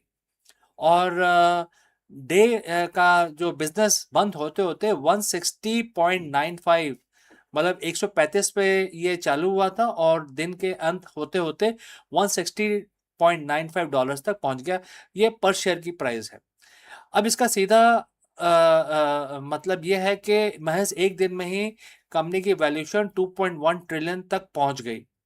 और ये 21 बैंकों के सिंडिकेट द्वारा मैनेज किया गया एक विशाल ऑपरेशन था, जिसे इंटरनली एक प्रोजेक्ट एपेक्स के नाम दिया गया है। जो स्पेस एक्स ने इस प्रोजेक्ट को प्रोजेक्ट एपेक्स दिया गया है। और ये ग्लोबल एक आईपीओ है जिसमें अमेरिकन तो इन्वेस्ट कर सकते हैं, लेकिन दुनिया में कोई भी इंसान इसमें इन्वेस्ट कर सकता है। अब ये इन्वेस्ट करना क्यों जरूरी है? देखिए, स्पेस एक्स जो कंपनी है एक प्राइवेट ऑर्गेनाइजेशन है, लेकिन उन्होंने एक बीड़ा उठाया है कि हम एक दूसरे ग्रह पे इंसानों को पहुंचाएंगे और वहां पे कॉलोनी बनाएंगे। तो ये अकेले तो कंपनी कर नहीं सकती। अगर अगर अकेले भी करे तो फिर वो कंपनी की एक प्रॉपर्टी हो जाती है, जैसे ईस्ट इंडिया कंपनी ने भारत पे अटैक कर दिया था 200 साल पहले, 300 साल पहले। तो अगर ये मार्स पे जाते हैं तो इनकी हो जाती है। लेकिन अगर अगर ये आईपीओ है और इसको शेयर मार्केट में लोगों ने पब्लिक ने इन्वेस्ट किया इसके अंदर, तो सबकी इसमें हिस्सेदारी हो जाती है। एक ये पब्लिक कंपनी बन जाती है, जिससे कि अगर वहां पे इस्टेब्लिश किया जाए तो जितने भी शेयर होल्डर्स हैं उनका पहला हक बन जाता है। तो इसीलिए ये जो आईपीओ है ये इतना इम्पोर्टेंट हो जाता है। और इसी की वजह से जो लोग हैं काफ़ी एक्साइटेड हैं स्पेस एक्स में इन्वेस्ट करने के लिए। आप देखिए 2.1 ट्रिलियन हो गया, ये अब तक का सबसे बड़ा आईपीओ है दुनिया में। अब सवाल है कि आखिर इस कंपनी में ऐसा क्या है, और ये सिर्फ क्या रॉकेट बनाने वाली कंपनी है? तो चलिए आगे बढ़ते हैं कि इसमें इतना एक्साइटमेंट क्यों आ रहा है लोगों को। सबसे पहले देखिए, स्टारलिंक स्टारलिंक जो एक कंपनी है इलॉन मस्क की, ये इंटरनेट प्रोवाइड करती है। तो ये इनका एक पार्टनरशिप है स्पेस एक्स के साथ, जो भी इलॉन मस्क की कंपनी है। तो स्टारलिंक अगर नहीं है स्पेस एक्स के साथ, तो कम्युनिकेशन कितना डिफिकल्ट हो जाता है। अगर मार्स पे पहुंच गए तो कम्युनिकेट कैसे करेंगे, इंटरनेट कैसे चलेगा, ईमेल कैसे आएगी? तो उसके लिए स्टारलिंक है। और जिसके वजह से जो स्पेस एक्स है वो स्टारलिंक के टेक्नोलॉजी को लेवरेज कर सकता है जब वो मार्स पे अपनी कॉलोनी बनाए। इसके अलावा इनके पास इलेक्ट्रिक कार्स हैं, इनके पास इलेक्ट्रिक बैटरी मैन्युफैक्चरिंग जो टेस्ला है वो है। तो जब मार्स पे जाएंगे तो उनको बैटरी बैकअप इक्विपमेंट लगेगा, वहाँ पे मार्स पे चलने वाली गाड़ियाँ लगेंगी। तो वो सब बनाने का जो टेक्नोलॉजी है वो टेस्ला के पास है। तो स्पेस एक्स हो गया आपका, टेस्ला हो गया आपका, स्टारलिंक हो गया। उसके बाद एलॉन मस्क की टनलिंग कंपनी है, बोरिंग कंपनी है, जो टनल बनाती है ज़मीन के अंदर। तो मार्स पे जाएंगे तो ज़मीन के ऊपर रहेंगे या ज़मीन के नीचे कंस्ट्रक्शन वगैरह करना पड़ेगा, तो उसके लिए उनके पास टेक्नोलॉजी टनलिंग की होगी, जो बोरिंग करते हैं ज़मीन के अंदर, जिसमें बड़ी बड़ी ट्रेन्स चलाते हैं, तो वो होगा। अब ट्रेनों की बात हुई है तो इनके पास हाइपर लूप, आपने सुना होगा कुछ साल पहले इन्होंने कंपनी स्टार्ट की थी हाइपर लूप की, जो जो जमीन के अंदर टनल के अंदर एक ट्रेन चलती है बिना किसी इंजन के, सिर्फ वैक्यूम से चलती है। तो वो भी इनके पास है। तो आप समझिए कि जो स्पेस सेक्स है एक बहुत ही सीरियस कंटेंडर है, और इनके पास बहुत सारी और टेक्नोलॉजीज हैं जिससे स्पेस में जाके और फिर वहाँ मार्स पे लैंड करके और उसके बाद वहाँ पे कॉलोनी स्टैब्लिश करने का पूरा इन्होंने बेसिक बेसिक इंफ्रास्ट्रक्चर ऑलरेडी खड़ा कर दिया है। अब बात करते हैं एआई की। तो इलॉन मस्क की एक और कंपनी है जिसका नाम है एक्स एआई। ये जो कंपनी है ये इसको उन्होंने स्टारलिंक के साथ मर्ज कर दिया है। और आप देखिए ग्रॉक उनका जो एआई है जो ट्विटर पे चलता है, जिसको हम एक्स प्लेटफॉर्म बोलते हैं आज की डेट में, तो ये एक पावर हाउस है जो AI enabled machinery, AI enabled systems जो मार्स पे इस्टेब्लिश करने में सहायता करेगा और ये इन्हीं के खुद का ओनरशिप है इलॉन मस्क का। तो इसकी वजह से लोग इसको देखते हैं कंपनी को, स्पेसएक्स को, कि ये अकेली एक रॉकेट बनाने वाली कंपनी नहीं है, इसके पीछे काफ़ी स्ट्रैटेजिक सॉल्यूशंस खड़े हैं जो इसी इकोसिस्टम से आते हैं। तो चलिए, मैंने काफ़ी एक्सप्लेन किया इसके बारे में। अब आगे बढ़ते हैं कि देखिए, ये आईपीओ है तो मार्केट रिस्क तो होगा ही इसके अंदर। तो अपने होशो हवास ना खोएं, सोच समझ के अगर आप इन्वेस्ट करना चाह रहे हैं तो पूरा एनालिसिस करें, अपना एनालिसिस करके और आपका लॉस एंड प्रॉफिट का एनालिसिस करके तभी इन्वेस्ट करें, क्योंकि मार्केट तो इस कंपनी पे भी वैसे ही लगेगा जैसे हर कंपनी पे लगता है। तो मार्केट वॉलेटिलिटी का ध्यान रखें, अपने होशो हवास खो के और इमोशंस में आके इन्वेस्ट ना करें, क्योंकि हर कोई ऐसा नहीं करता है, पूरा फ्यूचर और बैकग्राउंड फोरग्राउंड देख के करता है। अगर आप भारतीय निवेशक हैं और इसमें इन्वेस्ट करना चाहते हैं तो ये सेंसेक्स ऑफ निफ्टी के थ्रू भी ये इन्वेस्ट किया जा सकता है। एक प्रोसेस है जो हमारे जो स्टॉक एक्सचेंजेस हैं वो प्रोवाइड करते हैं कि कैसे फॉरेन ट्रेड के अंदर आप इन्वेस्ट कर सकते हैं। उसके लिए कुछ कागजी कार्रवाई करनी पड़ती है, तो वो एक स्टैंडर्ड कागजी कार्रवाई है। तो आप इंडिया में होते हुए भी स्पेसएक्स में इन्वेस्ट कर सकते हैं। तो इलॉन मस्क ने मतलब जैसे ही ये स्टॉक मार्केट में आया, आईपीओ आया, वो एक ट्रिलियनियर बन गए हैं, दुनिया के पहले ट्रिलियनियर कहलाएंगे वो, क्योंकि आजकल तो बिलियनियर्स का ज़माना है, लेकिन वो ही अकेले ऐसे हैं जो ट्रिलियनियर बन गए हैं इस आईपीओ के आने के बाद। तो दोस्तों, ऑल इन ऑल ये जो आईपीओ है काफ़ी पॉजिटिव लग रहा है, लेकिन जैसे मैंने कहा पहले कि आप एनालिसिस पूरा करें, उसके बाद ही इसमें आगे बढ़े अगर आप इन्वेस्ट करना चाहते हैं। लेकिन ओवरऑल काफ़ी पॉजिटिव न्यूज़ लग रही है इस आईपीओ के वजह से, तो इसके बारे में आपसे मैं चर्चा करना चाहता था। और मैं ये भी चाहता था कि आप सारी चीज़ों को समझें, और इसलिए मैंने एक चीज़ को आपको समझाने की कोशिश भी की इस वीडियो के अंदर। तो दोस्तों, अगर आपके कोई और सवाल हैं तो ज़रूर हमें कमेंट करके बताएं। मिलता हूँ अगले वीडियो में। जय Hind.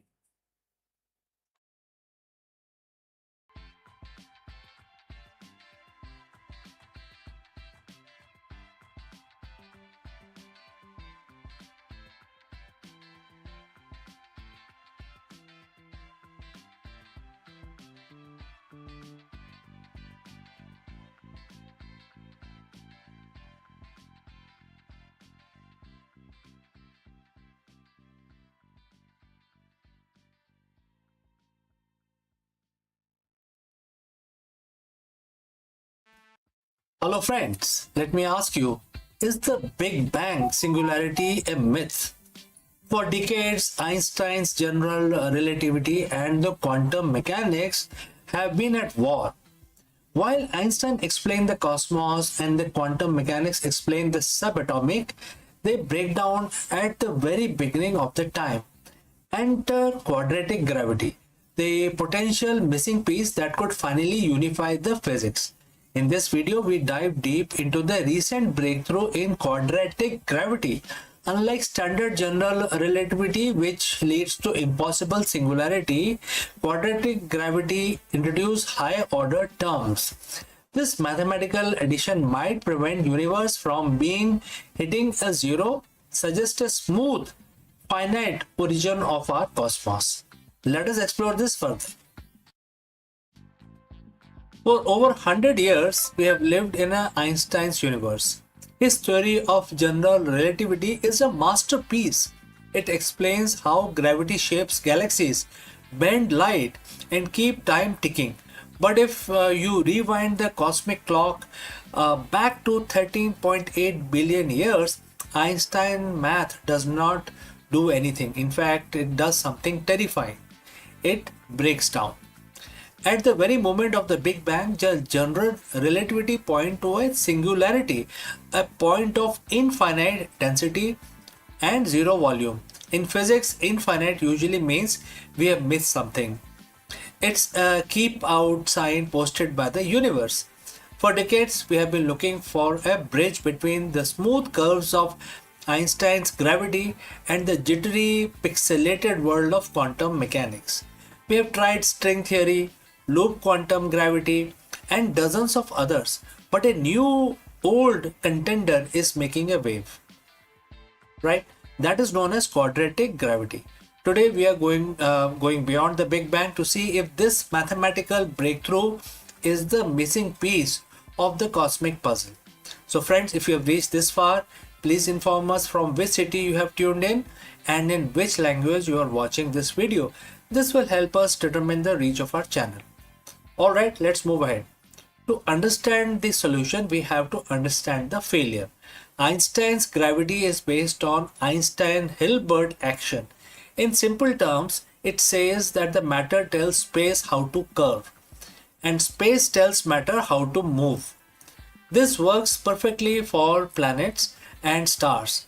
But when compress the entire mass of the universe into a smaller space than an atom, gravity becomes infinitely stronger. In the standard model, this leads to mathematical blow-up. This is where the quantum mechanics usually steps in. But gravity is a non-renormalizable factor here, or a component. When physicists try to apply quantum rules to gravity, they get nonsensical result, which are infinite probabilities that makes it impossible to calculate anything. Gravity and quantum mechanics are like two languages that refuse to be translated together. So how does the quadratic gravity fix this? It does something deceptively simple. In Einstein's original equation, the math only cares about the linear curvature of the space. Quadratic gravity says, what if we add the square of that curvature to the equation? In the world of math, these are called the higher derivative terms. At the scale of our solar system, these terms are so tiny they are almost invisible. Einstein's original math still rules the day.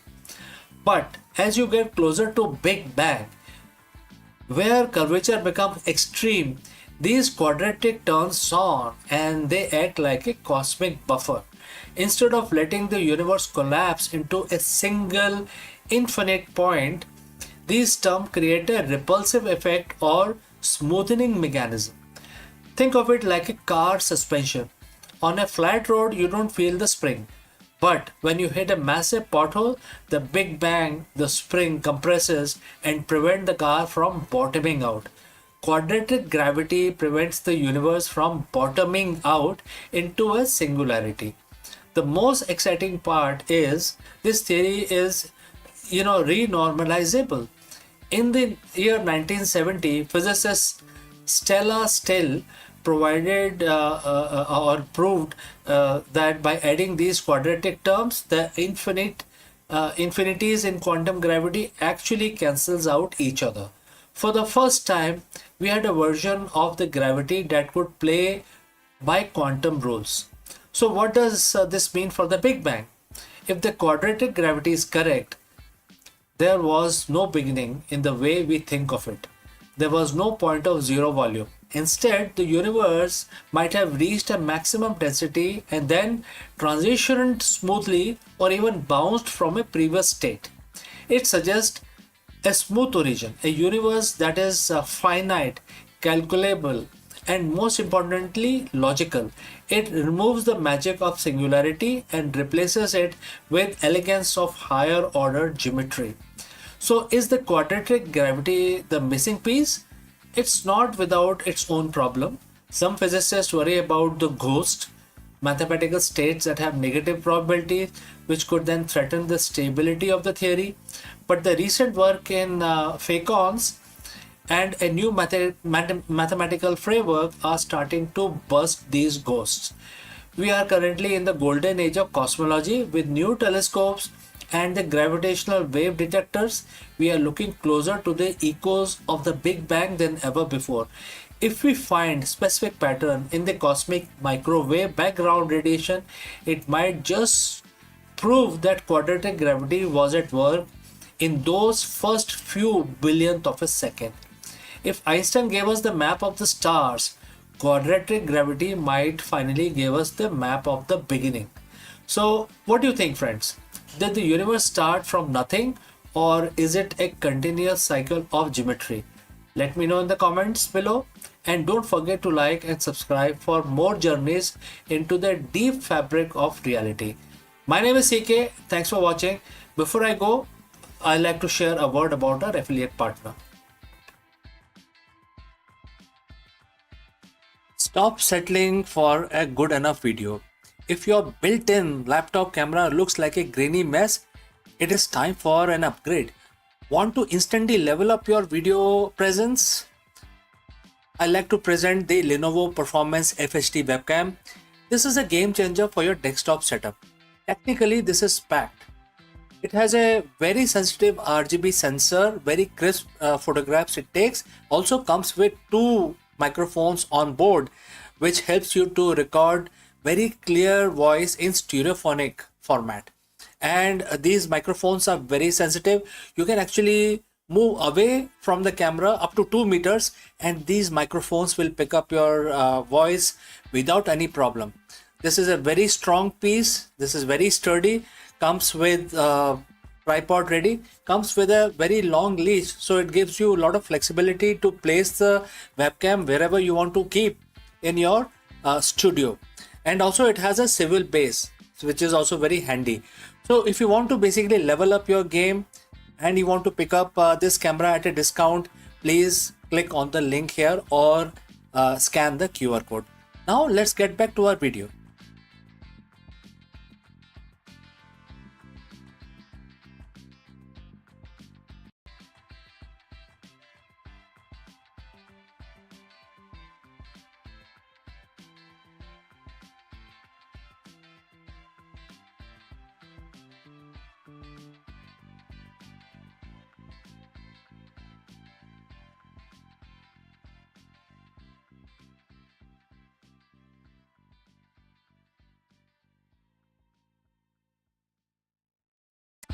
The universe has always carried secrets in silence, but sometimes silence trembles. When black hole collides, they send ripples across space-time. Gravitational wave that race through the cosmos like a faint echo of creation itself. For decades, these waves were thought to be mere messenger of cosmic violence.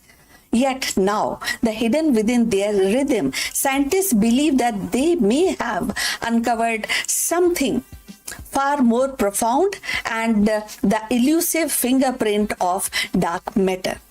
Dark matter, the invisible weight that binds galaxies together, has long been the phantom of physics, felt but never seen, and in theory never touched.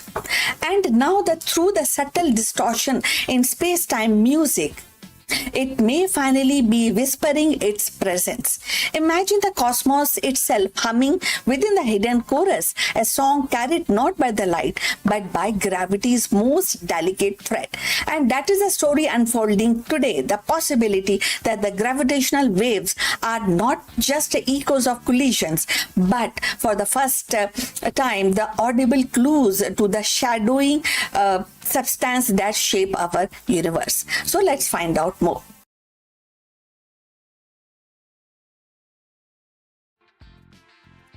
In the vast silence of cosmos, there are whispers too faint for human ear, yet powerful enough to reshape our understanding of reality. Among these whispers are gravitational waves, ripple in space-time born from the violent collisions of black holes and neutron stars. For years, the scientists have listened to these waves as a messenger of cataclysm of event, but now they may be carrying a deeper secret and evidence of dark matter itself. So, going forward, the dark matter has long been the phantom of physics. It does not shine, it does not absorb, it does not scatter light. It is invisible, detectable only through its gravitational pull on galaxies and clusters. We know its existence because the cosmos behave as if the weight down by an unseen mass. Yet, despite decades of searching, no particle detectors has captured it. No telescope has revealed its glow, and it has remained in a shadow, elusive and untouchable. So, if you have reached this far, please inform us from which city you have tuned in and in which language you are watching this video. This will help us to determine the reach of our channel. So, going forward about these waves, but gravitational waves offer a new lens. When two black hole spiral together and merge, the wave that they emit carry the imprint of everything in their environment. If the dark matter surrounds them, if it pools in the halos or the clumps near their event horizons, its presence subtly alters the rhythm of the collision. The wave stretch differently and the frequency shift. The echoes linger longer than expected. These deviations are faint, buried in noise, but with the sensitive detectors like Virgo and Kagra, the scientists are beginning to tease them, listen them, and bring the information out. Recent analysis suggests that some recorded signals cannot be explained by ordinary physics alone. The pattern hint at an invisible partner tugging at the dance of a black hole and dark matter interacting not through the light but through the gravity's most delicate thread. Imagine two massive black holes colliding and their spiral slowed ever so lightly by the halo of unseen particles. And the resulting wave carries that story across the billions of light years and arriving at Earth as a faint tremor in space-time. If confirmed, this will be definitely revolutionary. It would mean that the dark matter is not merely a passive backdrop, but an active participant in the cosmic drama. It would provide the first direct evidence of its distribution around compact objects, offering clues to its nature, whether it is made of exotic particles, primordial black holes, or something stranger still. And that we have to really find out. We have to look towards the physicists for their new findings. The implication ripple outward. Dark matter may influence how galaxies form, how stars die, and how the universe itself evolves. So, by mapping its fingerprints in gravitational waves, scientists could chart its hidden architecture, tracing the invisible presence upon which the cosmos is built. It is as if we are learning to read a secret language written into space-time itself. For the layperson, the idea is both haunting and very exciting. We live in a universe where most of the matter is unseen, yet it shapes everything we know. Now, through the faintest vibrations of space-time, we may finally be hearing its voice. So, dark matter, once silent, is actually beginning to speak through the music of colliding black holes. So, as detectors grow more sensitive and the data accumulates, the whisper will become clearer. Each new gravitational wave may carry another clue, another brush stroke in the portrait of invisible. And in that portrait lies the possibility of solving one of the greatest mysteries of modern science. And that is, what is a dark matter that binds the universe together? The journey is far from over, but the path has been illuminated. Gravitational waves are no longer just echoes of cosmic violence. They are the guides into unseen thread leading to us towards the shady heart of existence. The search for the dark matter has always been felt like chasing a shadow across the star. Yet now, through the faint tremors of space-time, the shadow begins to take form. The gravitational waves are no longer just echoes of cosmic collision. They are becoming the voice of invisible, the rhythm of unseen, and each ripple carries us closer to unveiling the hidden universe, and where the dark matter silently shapes galaxies, stars, and destiny of creation itself. Perhaps the greatest revelation is not that we are finally hearing the dark matter, but that the universe has been singing all along. We simply need to learn how to listen. So now we have come to the end of this video. Thanks for watching. Please like and subscribe our channel, and see you in the next one. But before we end, few words from our affiliate partner. Stop settling for a good enough video. If your built-in laptop camera looks like a grainy mess, it is time for an upgrade. Want to instantly level up your video presence? I like to present the Lenovo Performance FHD webcam. This is a game changer for your desktop setup. Technically, this is packed.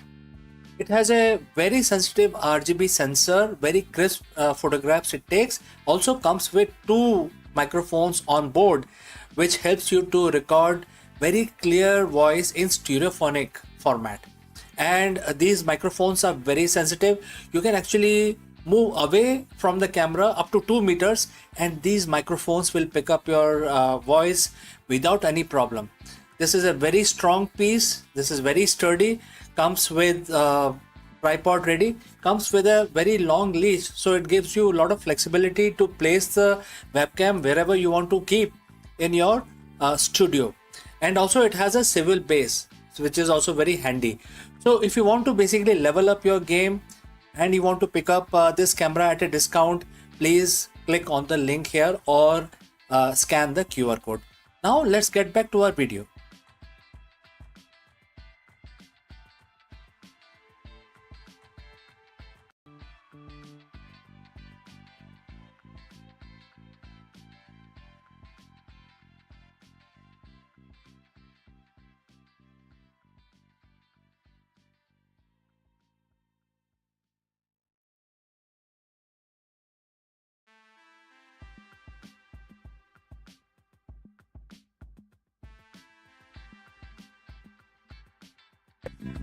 Hello friends, welcome. Is your leadership style stuck on a treadmill of a quarterly targets and reactive firefighting? If yes, then you've reached the right place, because in this video, we are going to decode the profound wisdom found in Bhagavad Gita, specifically mentioned in chapter 8. And we will translate it into a high-level exit strategy for modern CEOs and business leaders. In this section, we will also discuss, or rather, decode what Bhagwan Krishna speaks of this cycle of birth and death as a place of misery, and offers a path to the ultimate bliss and perfection. For the 21st century executives, this cycle is the exhausting loop of temporary wins, market volatility, and burnout. Let's discuss this further. If you're watching this, you're likely a leader, a founder, or an executive, a very senior executive. And if you're being honest, you have felt it too. It's the corporate treadmill. You hit your Q1 target, and for a moment, there is a rush of success. But by Monday morning, the success has evaporated, replaced by the pressure of Q2. It is a cycle of birth and death. The birth of a project, death of a quarter, the constant fluctuation of the market. In Bhagavad Gita, chapter 8, verse 15, Bhagwan Krishna described this material world as a place of misery and transience. To the modern CEO, this isn't just a spiritual poetry, it's a perfect description of the reactive business environment. Today, we are going to discuss the exit strategy for excellence. How to stop running the cycle and start achieving what the Gita calls the ultimate perfection. So friends, before we move forward, if you have reached this far, Please inform us from which city you have tuned in and in which language you are watching this video. This will help us determine the reach of our channel. Let's proceed further. Let us look at the verse itself, and the verse starts, having attained me, these great souls do not again suffer rebirth in this transient world full of misery, because they have attained their highest perfection. Quote close. In Sanskrit, the word means temporary, and therefore think about your last 3 wins. How long did the satisfaction last? A week? An hour? Think about it. Most CEOs spend their lives building a sandcastle while the tide is coming in. Krishna isn't saying the world is bad. He's saying it is the inconsistent. If your happiness or your sense of excellence is tied to things that shift, like market cap, public opinion, or interest rates, you are being defined by some sort of market definition, and therefore in state of misery because you are in a state of constant anxiety. The exit strategy isn't about quitting your job. It's about exiting this mental framework of dependency. The verse refers to the great souls. In business context, what separates a manager from a Mahatma? Very big question, right? So let me try and explain this. Detach from the result, attached to the purpose. That is the definition of Mahatma. A great soul, like when Krishna says, like me, when a CEO attach their identity to a higher mission, something beyond just the bottom line, they become immune to the misery of daily fluctuations. Next is the strategic stillness. When you aren't afraid of the death of a project or dip in the stock, you make better decisions. You aren't operating from a place of survival. You are operating from a place of vision.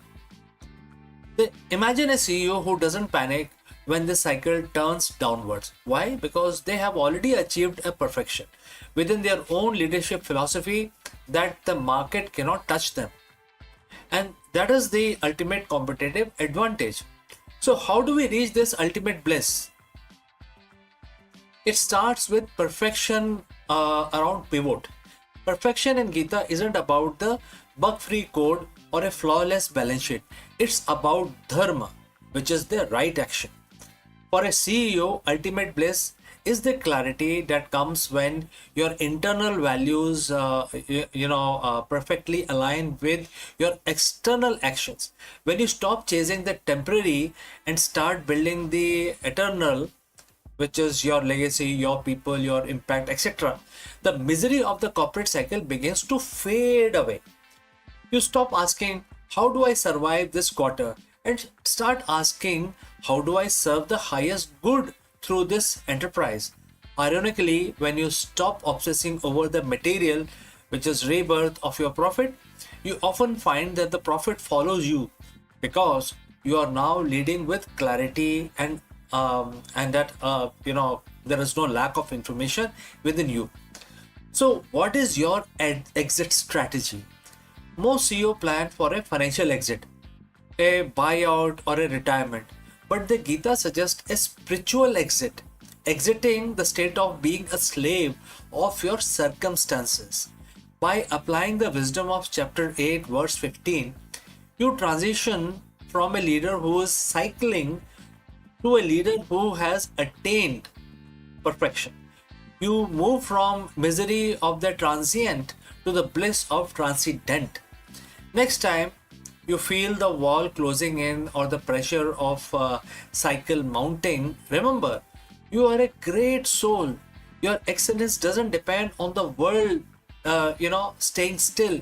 It depends on you finding the stillness within the moment. Thank you for joining me on this journey into Gita. Lead with purpose, lead with bliss, and achieve your own version of ultimate perfection. If you have any questions, please do not hesitate to send it across, and I will see you again in the next one. Before I part ways today, let me say a few words about our affiliate partner. Stop settling for a good enough video. If your built-in laptop camera looks like a grainy mess, it is time for an upgrade. Want to instantly level up your video presence? I like to present the Lenovo Performance FHD webcam. This is a game changer for your desktop setup. Technically, this is packed. It has a very sensitive RGB sensor, very crisp photographs it takes. Also comes with two microphones on board, which helps you to record very clear voice in stereophonic format. And these microphones are very sensitive. You can actually move away from the camera up to 2 meters and these microphones will pick up your voice without any problem. This is a very strong piece. This is very sturdy. Comes with tripod ready. Comes with a very long leash, so it gives you a lot of flexibility to place the webcam wherever you want to keep in your studio. And also it has a swivel base, which is also very handy. So if you want to basically level up your game and you want to pick up this camera at a discount, please click on the link here or scan the QR code. Now let's get back to our video.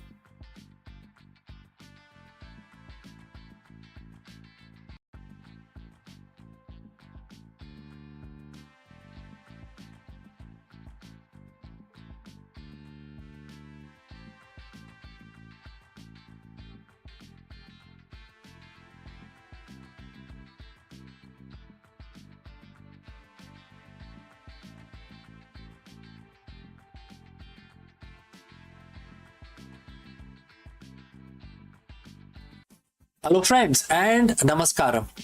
What if the secret to stress-free leadership and the ultimate corporate alignment was written thousands of years ago? Therefore, in this video, we break down knowledge mentioned in Bhagavad Gita and translate its timeless wisdom into actionable strategies for the modern business leaders, CEOs, and executives. We will discover how shifting your mindset from ownership to offerings can radically transform your corporate strategy, eliminate executive burnout, and drive purposeful leadership. Whether you are managing a startup or leading a global corporation, learning how to detach from the outcome while elevating daily execution is the ultimate competitive advantage. Let's go. Every year, hundreds of books are published on corporate leadership. We are told to focus on KPIs, OKRs, quarterly earnings, and agile scaling. We buy into the myth that a great CEO is a master controller, someone who can bend the market, the competition, and their teams to their absolute will. But if you look closely behind the glass walls of the modern corner office, you will find a hidden epidemic: executive burnout. And is it an all-time high right now? The pressure to constantly deliver results create a toxic cycle of anxiety, fear of failure, and emotional exhaustion. Why? Because the modern business teaches us that we are the sole owner of our outcomes. When the company wins, our ego spikes. When it fails, our identity shatters. What if the antidote to this brutal cycle isn't another management framework? What if the key to ultimate executive alignment and the true peace of mind was written over thousands of years ago on a battlefield? Today we are looking at a single verse from the ancient text, the Bhagavad Gita, which is chapter 9 and verse 27. It offers radical paradigm shift and it basically offers a new kind of blueprint that can upgrade a CEO's internal operating system from stress controller to an aligned, unstoppable visionary. So friends, if you have reached this far, please inform us from which city you have tuned in and in which language you are watching this video. This will determine the reach of our channel. Alright, let's move ahead. So in this chapter, Bhagwan Krishna is speaking to Arjun, a warrior prince facing an overwhelming crisis of duty and identity. In verse 27, Krishna gives him a deceptively simple directive, and the quote starts: Whatever you do, whatever you eat, whatever you offer, whatever you give in charity, and whatever austerity you can perform, do that, O son of Kunti, as an offering unto me. And the quote closed. Now, at a glance, a corporate executive might look at this and think, this is a religious text about devotion. What does this have to do with my Q3 strategy or managing a multi-million dollar budget? The answer is everything. Let's break down the language of this verse through the lens of the modern leadership. Bhagwan Krishna outlines 5 years of life, and when you map them into life of a CEO, a spectacular framework emerges. So, whatever you do, the first phrase, this is your core execution. The emails you send, the board meetings you chair, the strategic pivots you execute, etc. Next, whatever you eat, this represents what you consume, not just food, but data, media, energy that you absorb and sustain yourself. Next, whatever you offer, this is your sacrifices, the late night, the hard work, the creative energy you pour into your enterprise, etc. Next, whatever you give in charity, this is your philanthropy, your corporate social responsibility, and how you take care of your stakeholders and employees. Next, whatever austerity you perform, these are your challenges and disciplines. Firing a toxic executive, managing a market downturn, or making a difficult ethical decision. The verse ends with a golden rule: do it as an offering to me. The traditional CEO operates from an ownership mindset. They believe this is my company, these are my matrices, this is my legacy, and I am responsible for this final result. While this sounds accountable, it is psychologically fragile.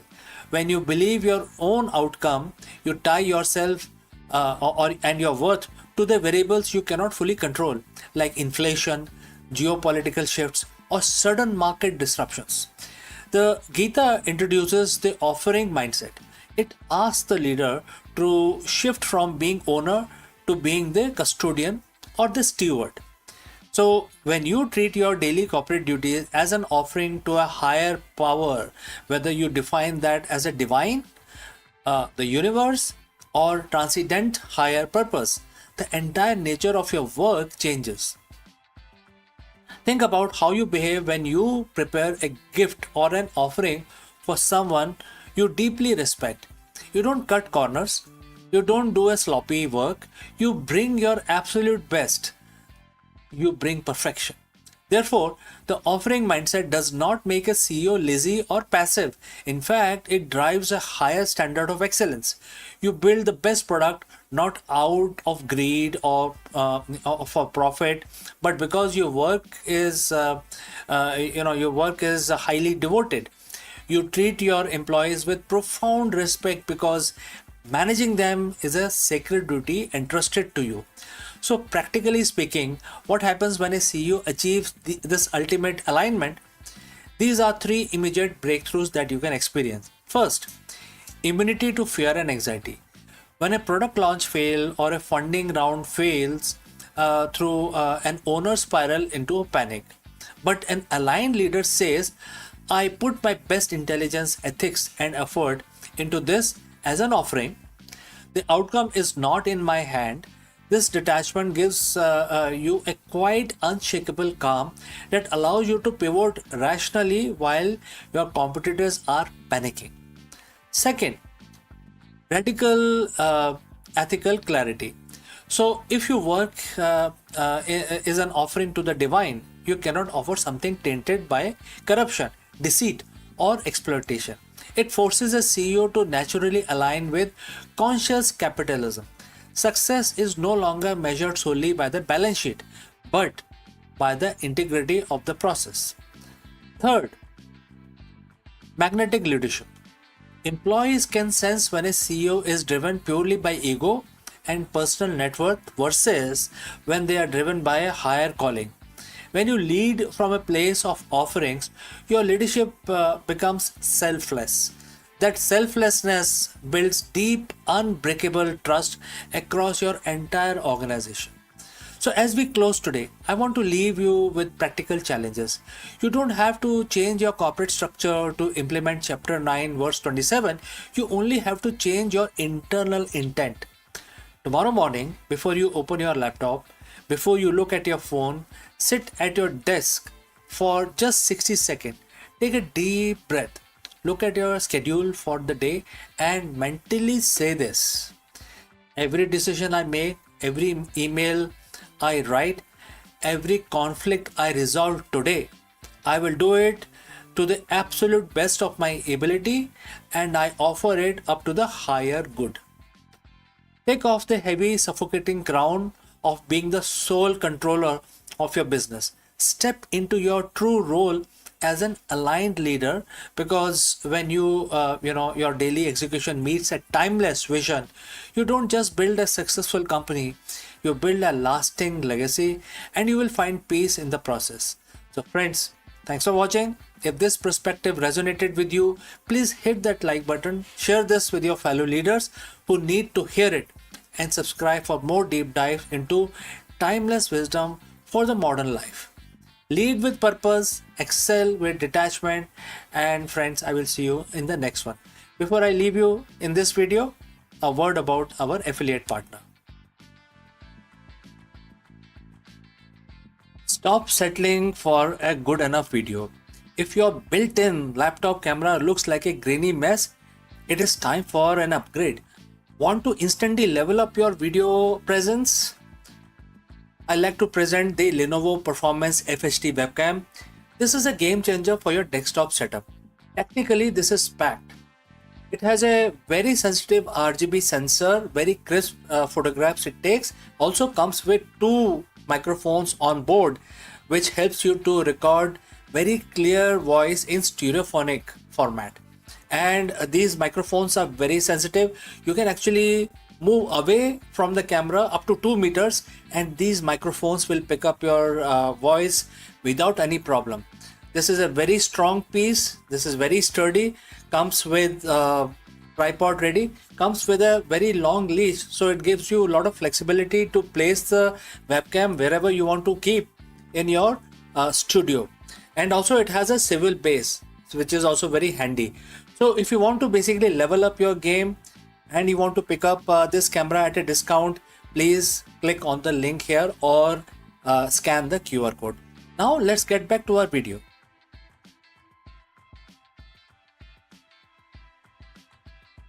In the age of antibiotic resistance, where the once curable infection now defies machine's best weapon, a new hero emerges, not from the pharmacy, but from the world of nanotechnology.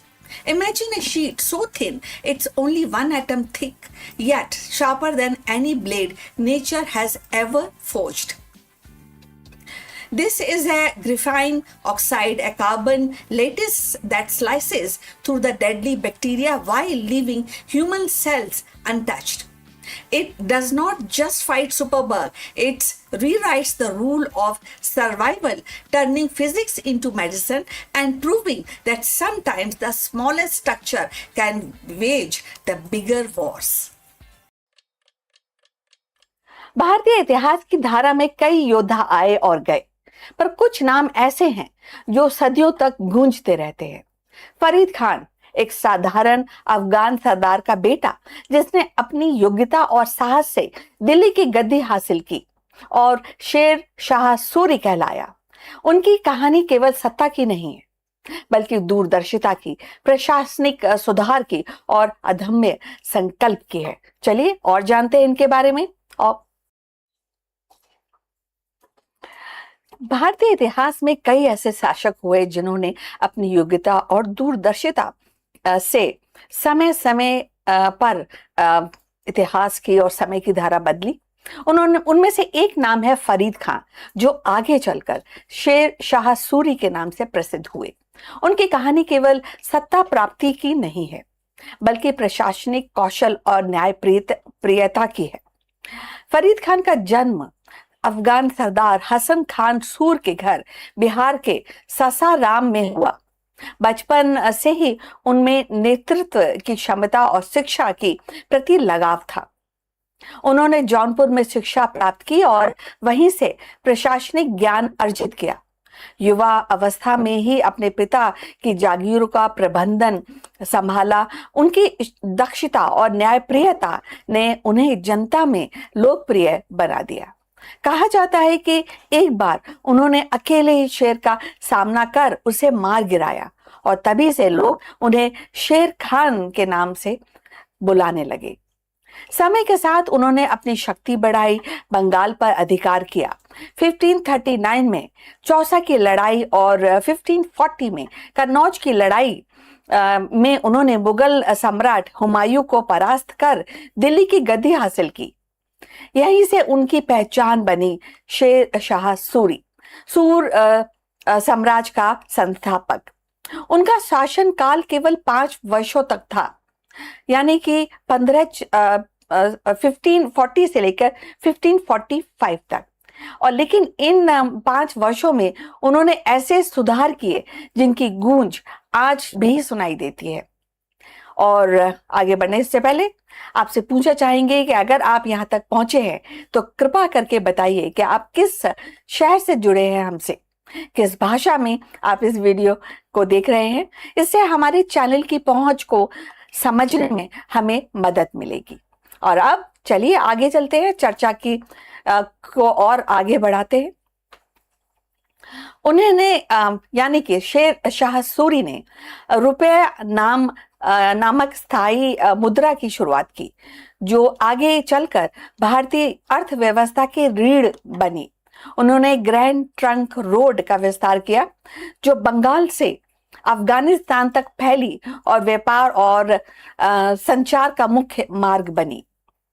उन्होंने डाक व्यवस्था की भी संगठित किया, डाक व्यवस्था भी चलाई और प्रशासनिक ढांचे को मजबूत किया।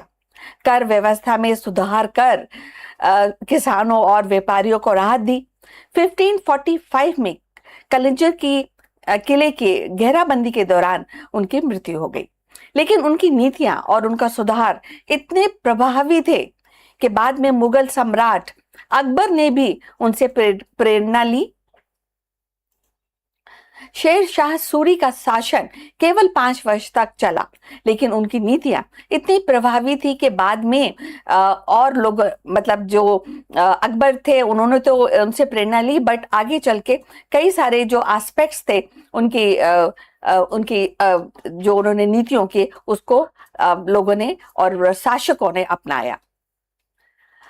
अगर कहा जाए कि हालांकि 5 वर्ष का उनका शासन था, बट उनकी विरासत आज भी जीवित है। फरीद खान ने शेर शाह सूरी बनने की ये जो यात्रा है, जो हमें सिखाती है कि साहस, दूरदर्शिता और न्यायप्रियता से कोई भी व्यक्ति इतिहास की धारा बदल सकता है।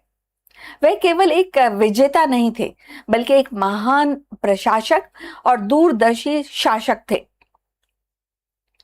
जिनकी नीतियां भारतीय उपमहाद्वीप की नींव में आज भी गूंजती हैं।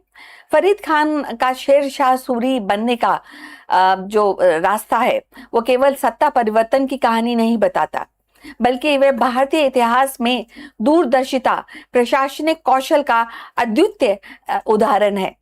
उन्होंने अल्पकालीन शासक में ही ऐसी नीतियां लागू की जिनकी गूंज आज और आगे भी सदियों तक सुनाई देती रहेंगी, चाहे वो रुपया का स्थायी मुद्रा हो, या ग्रैंड ट्रंक रोड का विस्तार हो, या व्यवस्था में सुधार हो।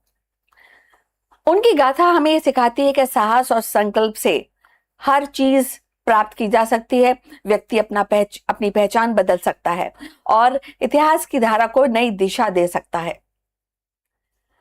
तो आगे बढ़ने से पहले आपको बता दूं कि शेर शाह सूरी ने डेफिनेटली ये साबित किया कि एक शासक की महानता केवल युद्ध जीतने में नहीं है, बल्कि जनता के जीवन को सरल और सुनिश्चित बनाने में है, जनता के हृदय में अपना स्थान बनाने में है। और शेर शाह सूरी की जो यात्रा है, भारतीय उपमहाद्वीप की एक विरासत का हिस्सा है। जो आज भी हमें प्रेरणा देता है कि नेतृत्व का असली अर्थ न्याय, दूरदर्शिता और जन कल्याण में ही निहित है। अब हम अपनी चर्चा के अंतिम पड़ाव पर पहुंच चुके हैं।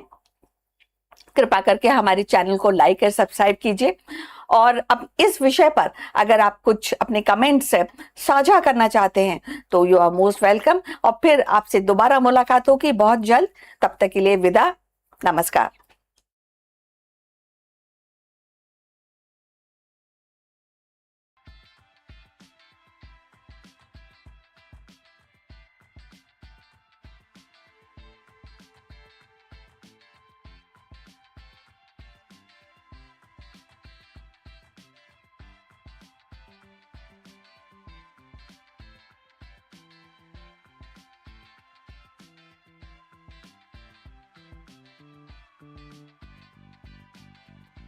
Hello friends, what does a 7,000-year-old text have to teach today's high-performing executives? In this video, we break down knowledge obtained from Bhagavad Gita and reveal why modern CEOs are using its timeless wisdom to build inclusive, high-trust corporate culture. Whether you are a startup founder, a corporate executive, or an inspiring manager, this video will change how you look at the modern leadership, employee retention, and organizational growth. Let's go. Think about the last time you heard the phrase psychological safety or radical inclusivity. If you track modern corporate trends, you probably read these terms weekly in Harvard Business Review or hear them being discussed by Silicon Valley founders. We treat these concepts as the cutting edge of the 21st century organizational psychology. But what if I told you that the ultimate blueprint for inclusive leadership wasn't written by a modern HR consultant, but was laid down over 7,000 years ago on a battlefield? Today, an increasing number of global CEOs and top executives are looking past standard management textbook. Instead, they are tuning into ancient wisdom, specifically Bhagavad Gita. They aren't looking at it solely as a religious text, but as a master class in human psychology, crisis management, and leadership. Therefore, in this video, friends, we are diving deep into one specific revolutionary verse, which is mentioned in chapter 9, and the verse is verse 32. We are going to unpack how this ancient verse holds the exact key to solving the modern corporate world's biggest challenges, which are employee retention, diversity, equity, building high performance, high trust culture. So friends, before we move forward, and if you have reached this far, please inform us from which city you have tuned in and in which language you are watching this video. This will help us determine the reach of our channel. Alright, let's proceed further. Let's look directly at the verse in chapter 9, verse 32. Bhagwan Krishna says to Arjun, and the quote starts, "All those who seeks my protection attain the supreme goal, O Parth, irrespective of their gender, caste, or qualities." And quote close. Now, at first glance, a traditional reading focuses on spiritual liberation, that the divine is accessible to everyone equally. But when a modern leader look at this text through the lens of the organizational design, the word protection and the phrase attain the supreme goal takes a powerful corporate parallel. In the ancient times, caste or qualities dictated what a person was allowed to achieve. That was a rigid system. In verse 32, Bhagwan Krishna completely shatters that hierarchy. He democratizes success. He states unambiguously that the path to highest peak is open to every single individual without the exception, provided they are given the right environment of security. For a modern CEO, this isn't just a philosophy. This is a framework for democratizing success within an enterprise. Let's isolate the first core pillar of the verse. All those who seek my protection, and quote close. What does the protection means in 2026 corporate boardroom? It means psychological safety. Harvard Business School professors Amy Edmondson defined the psychological safety as a shared belief that a team is safe for interpersonal risk taking. It means an employee knows they won't be punished, humiliated, or marginalized for speaking up, making a mistake, or offering a radical ideas. When CEO establish a protection or safety at the top, it fundamentally changes the human behavior. Think about it. When your workforce is operating in fear of layoff, fear of toxic managers, fear of biases, their brains are stuck in survival mode. Innovation dies. Diversity becomes a hollow HR matrix rather than a competitive advantage. By taking inspiration from verse 32, a mindful CEO realizes that their primary job is not micromanager or to manage a matrix which is derived from micromanaging, but to build a fortress of trust. When your team feels safe under your leadership, they don't just do their jobs, they strive for what the verse calls and that is the supreme goal, which in a business context means peak performance and self-actualization. Let's move to the second part of the verse, and the quote starts, irrespective of their gender, caste, or qualities, quote close. This is where the Gita becomes radically modern. 7,000 years ago, it explicitly called out bias based on identity and inherent traits. In today's business landscape, we talk a lot about DEI, which is diversity, equity, and inclusion. But let's be honest, many companies treat DEI as a compliance box to tick. Bhagavad Gita challenges leaders to look much deeper. It demands radical meritocracy. When the verse mentions qualities or gunas, it refers to a person's current behavioral tendencies, past mistakes, or perceived limitations. Bhagwan Krishna is saying it does not matter where they started, what their background is, or what errors they have made in the past. If they are aligned with the vision today, they have the capacity to reach the top. As a CEO, how often do we, pigeonhole our employees? How often does a management team decides that someone doesn't have the executive presence or doesn't fit the traditional mold based on the implicit biases? When you lead the principle of verse 32nd in chapter 9, you intentionally break those biases. You actively search for talent in unconventional places. You realize that the brilliant ideas don't care about the elite university pedigree, gender, or social background. You build an ecosystem where the quietest person in the room has exactly the same runway to hit a home run as the loudest person in the same team. So how does a modern leader actually execute chapter 9 verse 32? How do we translate this timeless spiritual law into an operational reality? And I would like to add 3 steps action plan for all the executive. Step 1, redefine the safety. That the first, audit your corporate culture. Do your employee feel protected to fail forward? Celebrate intelligence failure publicly. If an employee takes a calculated risk that doesn't pan out, don't penalize them. Show the organization that your protection is real and watch how fast your innovation cycle accelerate. Number 2, democratize growth and upskill, and therefore look at the promotions, development pipelines. Are opportunities open to everyone or just inner circle? Implement blind skill assessment, open access mentorship program, and structured upskilling. Give everyone, regardless of their starting qualities, the tool to reach the organization's supreme goal. Number 3, Lead with purpose, not just profit. And therefore, remember that in the verse, the ultimate destination is the supreme goal. In business, employees, especially young generations, don't just work for paychecks anymore. They work for purpose.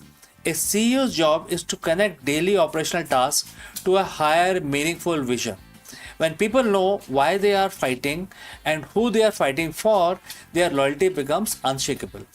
A challenge of a modern CEOs are complex. Market fluctuate, technology like AI disrupt industries overnight, and consumer behavior shifts constantly. But the fundamental core of the business has never changed.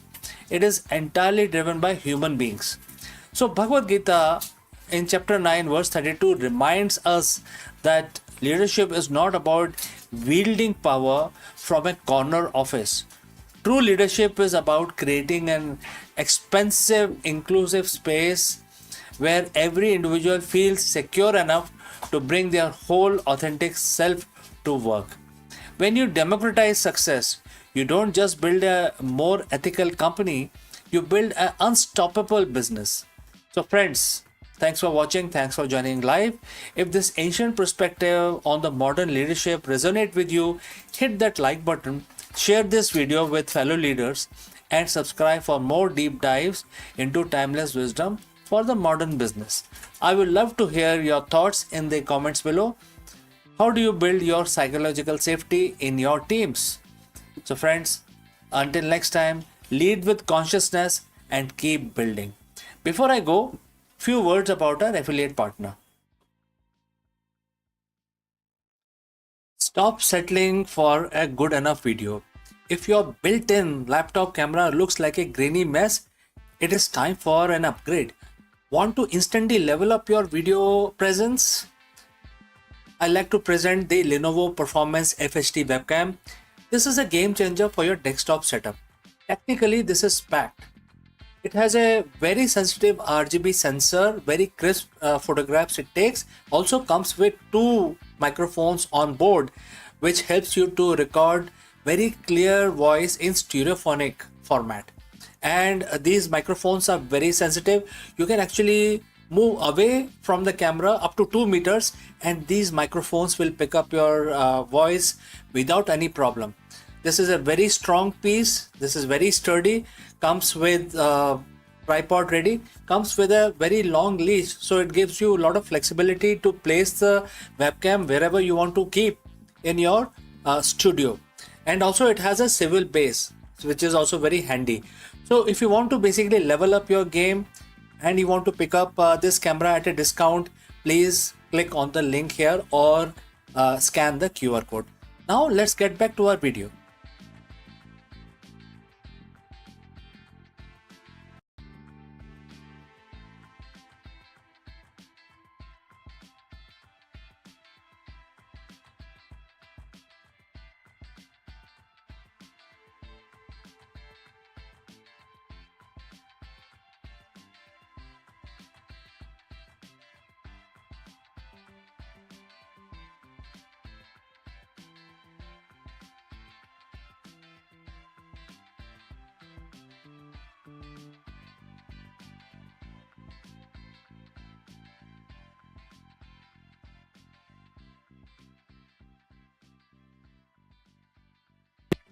Hello friends and namaskaram. It is officially happening now. After months of intense speculation, Space has filed its S1 prospectus with the SEC, setting the stage for what is projected to be the largest initial public offering, which is also known as IPO, in the history of mankind. With a target valuation of up to 1.75 trillion, Elon Musk's space giant is ready to hit the Nasdaq under the ticker symbol SPCX. In this video, therefore, we break down everything you need to know about the upcoming SpaceX IPO, including the critical dates you need to mark on your calendar and how retail investors can potentially participate. Let's go. For years, it was just a rumor, a what-if conversation on the message boards. But today, the conversation is over. SpaceX has finally filed its S1 prospectus with the SEC, and we are witnessing what is arguably the most significant capital market event of the decade. We're talking about a company that has already changed the physics of rockets and space travel, now aiming for a 1.75 trillion valuation on the Nasdaq. I'm talking about the SpaceX IPO, and the ticker symbol is SPCX. And this is expected to hit the market as early as June 12th, 2026.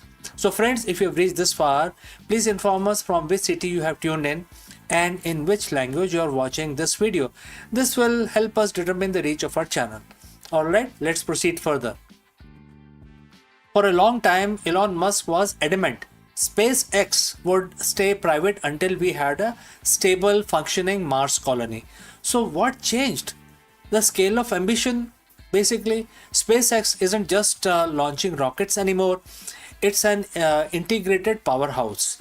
Following the merger with XAI, the company is positioning itself as the backbone of space-based AI infrastructure. With a planned roadshow kicking off around June 4th, the company is looking to raise up to 75 billion to fuel its next phase of growth. So when you buy SPCX on the Nasdaq market, you aren't just buying rockets, you are buying a massive interconnected portfolio. What this portfolio contains? First, the Starlink, which is the crown jewel.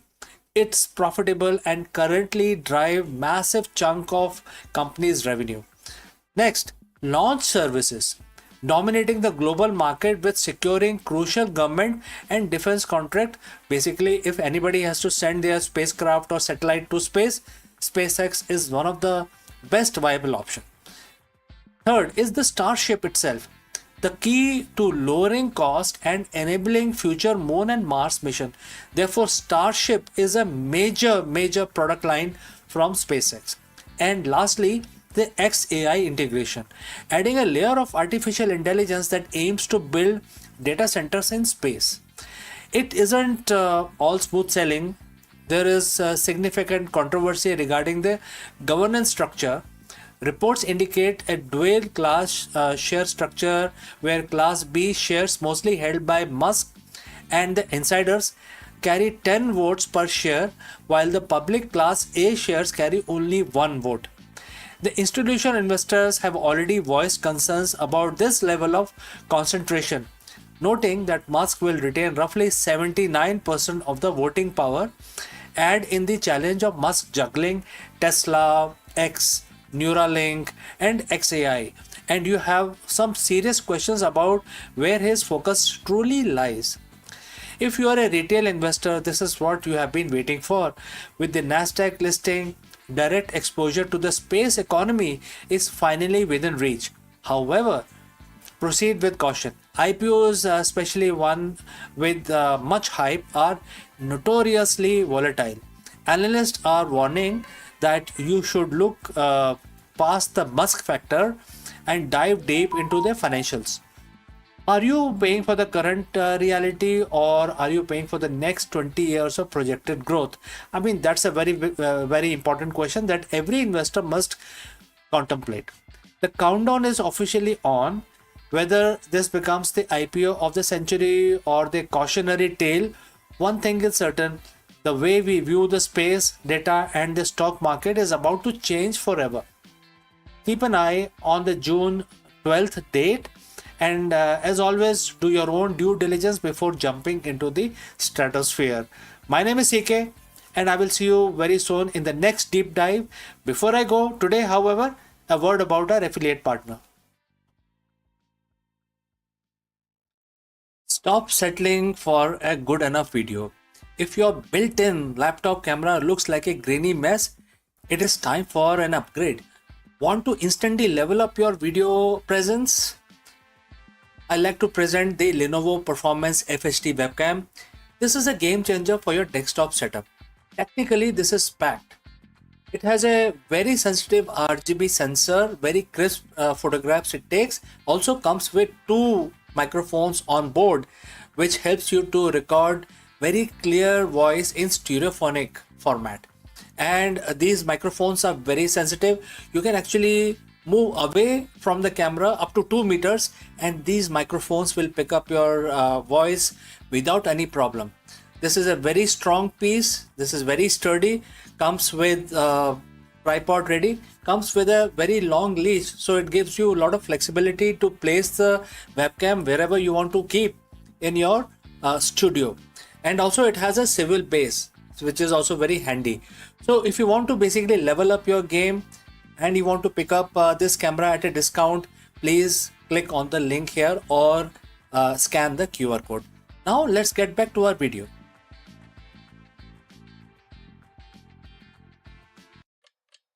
आकाश हमेशा से मानवता का सबसे बड़ा रहस्य रहा है।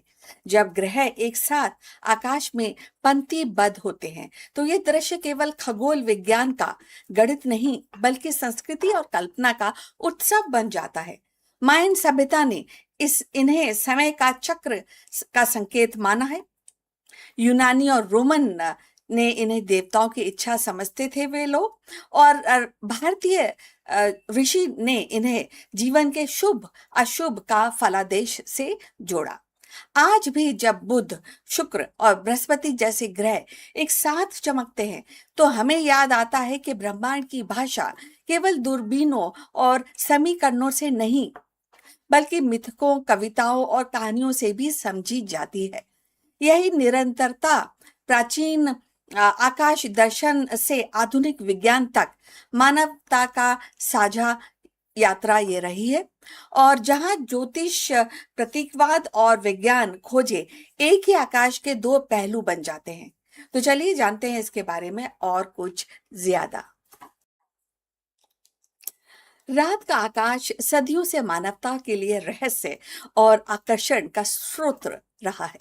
जब तीन ग्रह बुध, शुक्र और बृहस्पति एक साथ आकाश में सीधे से दिखाई देते हैं तो ये केवल खगोल विज्ञान का अद्भुत दृश्य नहीं होता बल्कि संस्कृति, इतिहास और मानव कल्पना का भी उत्सव बन जाता है।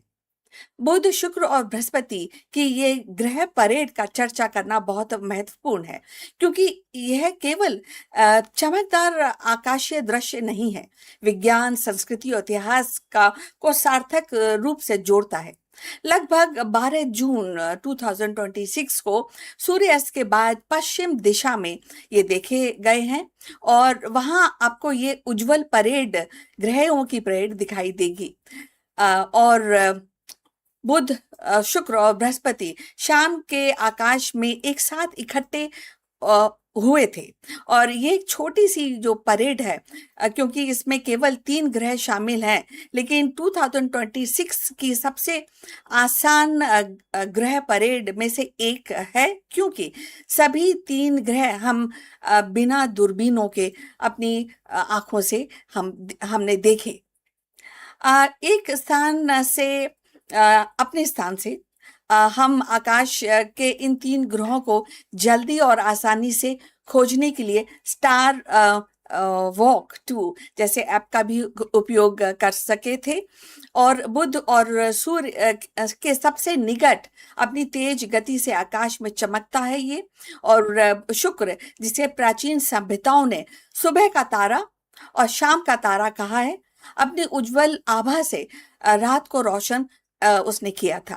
और बृहस्पति देवताओं के राजा अपनी विशालता और चमक से आकाश के प्रभुत्व में जमाता है और उस दिन भी जमाया था। जब ये तीनों एक साथ आकाशीय रेखा में खड़े हुए थे तो ऐसा लगा जैसे कि मानो ब्रह्मांड स्वयं कोई कथा सुना रहा हो।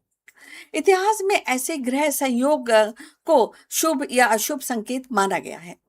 भारतीय ज्योतिष में ग्रहों की स्थिति को मानव जीवन से जोड़ा गया है, तो यूनानी और रोमन सभ्यताओं ने इन्हें देवताओं के संदेश के रूप में देखा।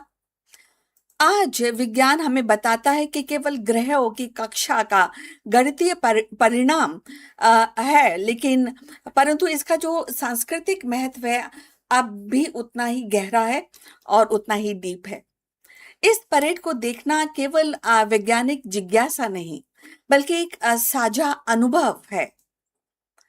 दुनिया भर के लोग एक ही समय पर आकाश की ओर देखते हैं और बहुत ही अचंभित भर जाते हैं, अचंभा से भर जाते हैं।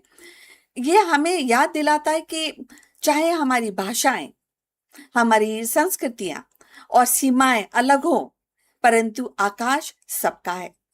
एक साझा कैनवास जिस पर ब्रह्मांड अपनी कलाकारी करता रहता है। ग्रहों की ये परेड हमें ये भी सिखाती है कि ब्रह्मांड में सब कुछ एक लय और एक ताल में चलता है। जैसे कि संगीत के सुरों का संगम होता है, वैसे ही आकाश में ग्रहों का संगम हमें सामंजस्य और संतुलन का भी संदेश देता है। और यदि आप यहाँ तक पहुंचे हैं तो कृपा करके हमें बताइए कि आप किस शहर से जुड़े हैं, किस भाषा में ये वीडियो देख रहे हैं। इससे हमें अपने चैनल की पहुंच को समझने में मदद मिलती है। और आइए अब चलते हैं, अपनी चर्चा को आगे बढ़ाते हैं। मानव सभ्यता की शुरुआत से ही आकाश की ओर देखना केवल जिज्ञासा नहीं, बल्कि जीवन का मार्गदर्शन रहा है। ये ग्रह एक साथ आकाश में दिखाई देते हैं तो ये दृश्य प्राचीन सभ्यताओं के लिए देवताओं का संकेत माना जाता था। मायन सभ्यता ने ग्रहों की गति को अपने कैलेंडर और अनुष्ठानों से जोड़ा। उनके लिए ग्रहों का संगम समय के चक्रव्यूह को समझने का साधन हुआ करता था। यूनानी और रोमन सभ्यताओं में इन देवताओं, इसे जो पूरा जो परेड होती है ग्रहों की, उसको देवताओं की इच्छा की तरह उसको समझा गया और माना गया। बृहस्पति का उदय शक्ति का प्रतीक, शुक्र का चमकना प्रेम और सौंदर्य का संकेत। भारतीय परंपरा में ग्रहों की स्थिति को ज्योतिषीय गणना से जोड़ा गया है। वैदिक ऋषियों ने ग्रहों के संयोग को शुभ या अशुभ फलादेश से जोड़ा और ये परंपरा आज भी जीवित है। दो ज्योतिष प्रतीकवाद ग्रहों की परेड को दो ज्योतिष से अत्यंत शक्तिशाली माना गया है। बुध बुद्धि का संचार का प्रतीक, शुक्र प्रेम और कला और सौंदर्य का प्रतीक, और बृहस्पति ज्ञान धर्म और विस्तार का प्रतिनिधि करता है। जब ये तीनों एक साथ आते हैं तो इसे मानव जीवन से परिवर्तन या नए अवसर या सामूहिक ऊर्जा का संकेत माना जाता है। यही कारण है कि आज भी ग्रहों की जो परेड है वो सांस्कृतिक विमर्श से प्रासंगिक बनी हुई है। कथा, कला और संस्कृति मूल्य ऐसे आकाशीय संगम केवल गणितीय घटनाएं नहीं, बल्कि कथा कौशल के स्रोत हैं।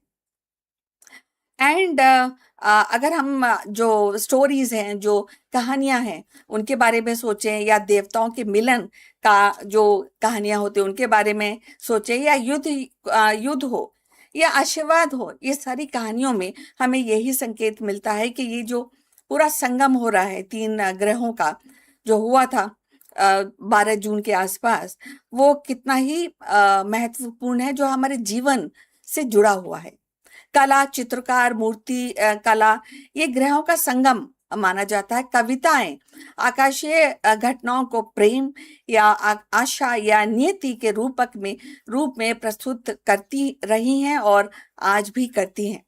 आज भी जब लोग ग्रहों की परेड देखते हैं तो उन्हें ये प्रेरणा मिलती है, वो प्रेरित होते हैं कि नई कविताएं लिखने के लिए, चित्र बनाने के लिए, विज्ञान की को एक्चुअली संस्कृति से जोड़ने के लिए।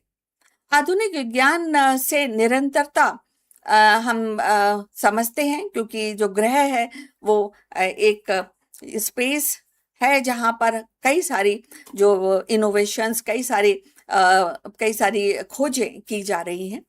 हम आज जानते हैं कि ग्रहों का संगम केवल उनकी कक्षाओं का परिणाम है, परंतु ये तथ्य प्राचीन परंपराओं को नकारता नहीं, बल्कि उन्हें और गहराई से देखता है, उसको गहराई से स्टडी करने के लिए हम सभी को प्रेरित करता है।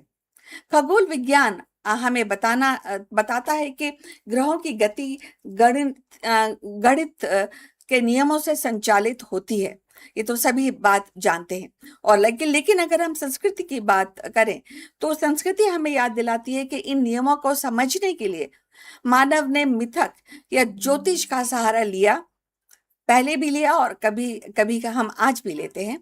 प्राचीन आकाश दर्शन से लेकर आधुनिक दूरबीनों तक यह यात्रा हमें दिखाती है या हमें सिखाती है कि विज्ञान और संस्कृति की एक का ही ये आकाश है, लेकिन उसके दो पहलू हैं जिसको हम अलग अलग तरीके से देखते हैं और उसको अलग अलग तरीके से समझते हैं। आज के समय में जब तकनीक में हमें दूरदर्शिता मिल चुकी है, आकाश गंगाओं की तस्वीरें हमें दिखाई देती हैं और अंतरिक्ष यान और मंगल के ऊपर खोज हो रही है, मंगल की तरफ हमारी यात्रा हमारी बढ़ने को है अभी आजकल, तब भी ऐसे सरल दृश्य 3 ग्रहों का एक साथ चमकना हमें उतना ही रोमांचित करता है और हमें अपनी जड़ें से की ओर ले जाता है, हमें अपनी हिस्ट्री की तरफ ले जाता है। और उस समय जब हम हिस्ट्री की बात करते हैं तो कई सारी जो खोजें जो हमारे प्राचीन ऋषियों ने और खगोल विद जो लोग हैं उन्होंने की हैं, उनकी तरफ भी हमारा ध्यान आकर्षित कराता है। जब प्राचीन ऋषि और खगोलविद जो आकाश को देख कर समय और ऋतु का निर्धारण करते थे, ये भी बहुत ही इंपॉर्टेंट एस्पेक्ट है इस पूरे डिस्कशन का। ग्रहों की परेड केवल एक खगोलीय घटना नहीं, ये तो आपको मानना पड़ेगा, बल्कि एक सांस्कृतिक उत्सव है और हमें जो विज्ञान और अध्यात्म, गणित और कविता सबको एक सूत्र में बांधने का ये अवसर भी है। ग्रहों की परेड का चर्चा करना केवल वैज्ञानिक दृष्टि से नहीं, बल्कि सांस्कृतिक और मानवीय दृष्टि से भी काफी आवश्यक है। यह हमें बताता है कि आकाश केवल तारों और ग्रहों का समूह नहीं, बल्कि मानवता की साझा कथा है और जो बहुत ही इंटरेस्टिंग है। और जहां विज्ञान और आध्यात्म, गणित और कविता जब एक साथ मिलते हैं तो डेफिनेटली एक यूनिक संगम को हम देखते हैं।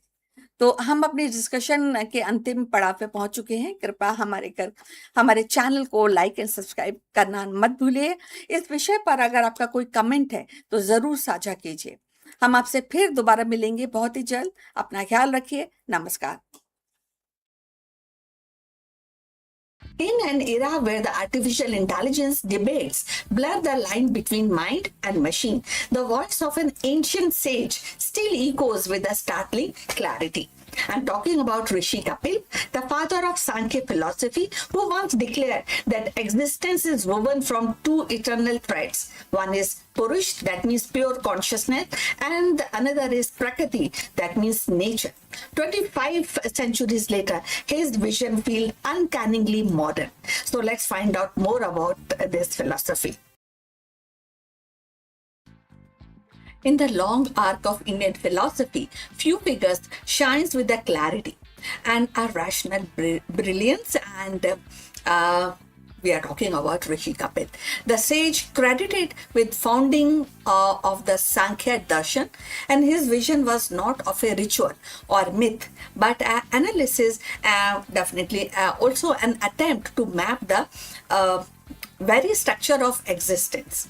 In an age where the spiritual truth were often veiled in the symbolism, Kapil offered a framework that was systematic, logical, and enduring. His contribution was not merely to Indian thought, but to the universal quest for understanding consciousness and matter. Kapil's philosophy began with a profound dualism, the distinction between Purush and Prakriti. So, Purush is pure consciousness, which is eternal, unchanging, and the silent witness of reality, while the Prakriti is nature, which is dynamic and mutable, the source of all material phenomena. From their interplay arises the cosmos, with its multi-simplicity of form and experience. The vision was revolutionary, for it explained the universe not as a whim of God but unfolding principles ordered, knowable and accessible to human reasons. So if you have reached this far, please inform us from which city you have tuned in and which language you are watching this video. This will determine the reach of our channel. So let's continue further on this subject. He enumerated 25 tattva or principles that chart the evolution of universe from subtle intellect and egos and to the mind and also senses and element. And this systematic approach gave Sankhya its name, enumeration and its enduring appeal. Kapil's framework becomes the foundation upon which later traditions, including yoga and Ayurveda, built their practices. The Trigun theory, that is three-dimension theory, and in this the Trigun theory, there are three subjects which definitely are debatable and they are very, very unique. One is sattva. Sattva means purity. The other one is rajas, that means passion, and the last one is tamas, that is darkness. And this all remains the central of understanding human psychology and health even today. So while Kapil was not merely a philosopher of categories, his ultimate concern was liberation, that is moksha. And he taught that bondages arise when the consciousness identifies with the matter, mistaking the transient of eternal. So that is one thing which is very, very deep. And when we talk about liberation comes through a discrimination and recognizing the difference between Purush and Prakriti.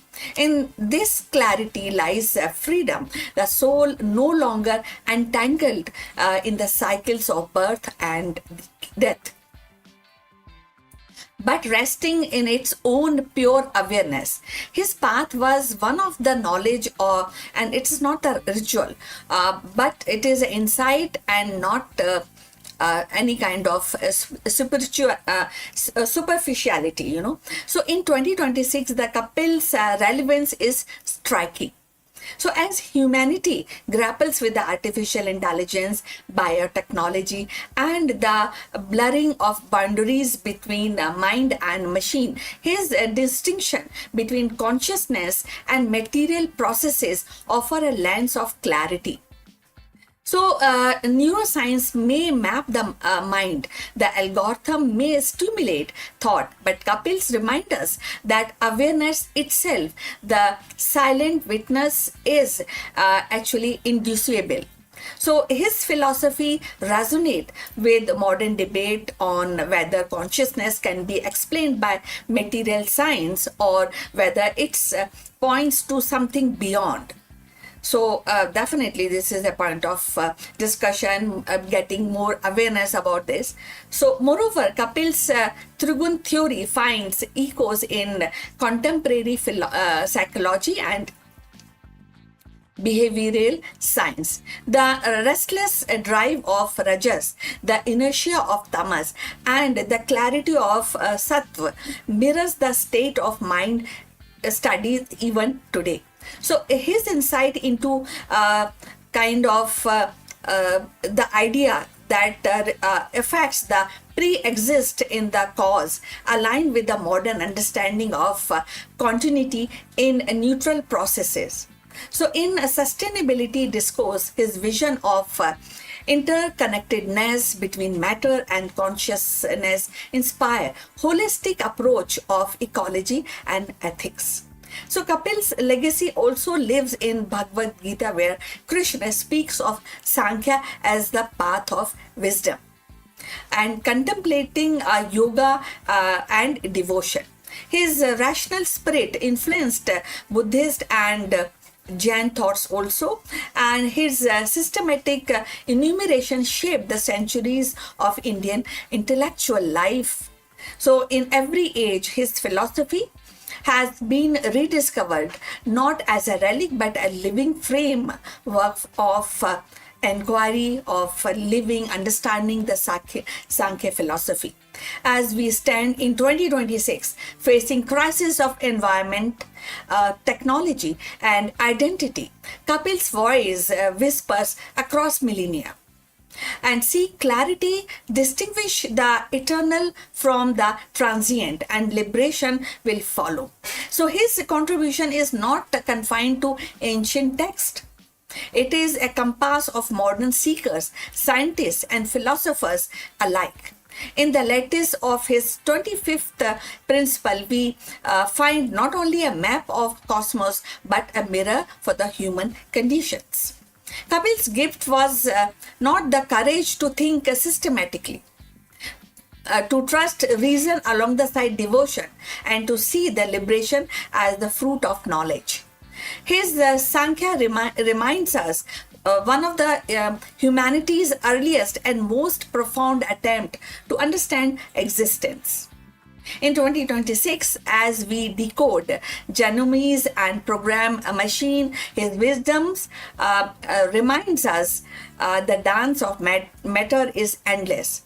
But the witness, the Purush, remains untouched, eternal and free. So we have come to the end of this live stream. Please like and subscribe our channel, and we look forward for your comments on this topic. But before we end, few words from our affiliate partner. Stop settling for a good enough video.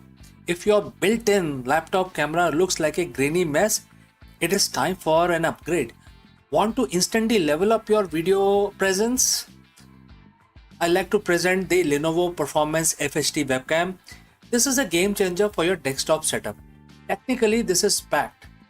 It has a very sensitive RGB sensor, very crisp photographs it takes. Also comes with 2 microphones on board, which helps you to record very clear voice in stereophonic format. And these microphones are very sensitive. You can actually move away from the camera up to 2 meters, and these microphones will pick up your voice without any problem. This is a very strong piece. This is very sturdy. Comes with tripod ready. Comes with a very long leash, so it gives you a lot of flexibility to place the webcam wherever you want to keep in your studio. And also it has a swivel base, which is also very handy. So if you want to basically level up your game and you want to pick up this camera at a discount, please click on the link here or scan the QR code. Now let's get back to our video.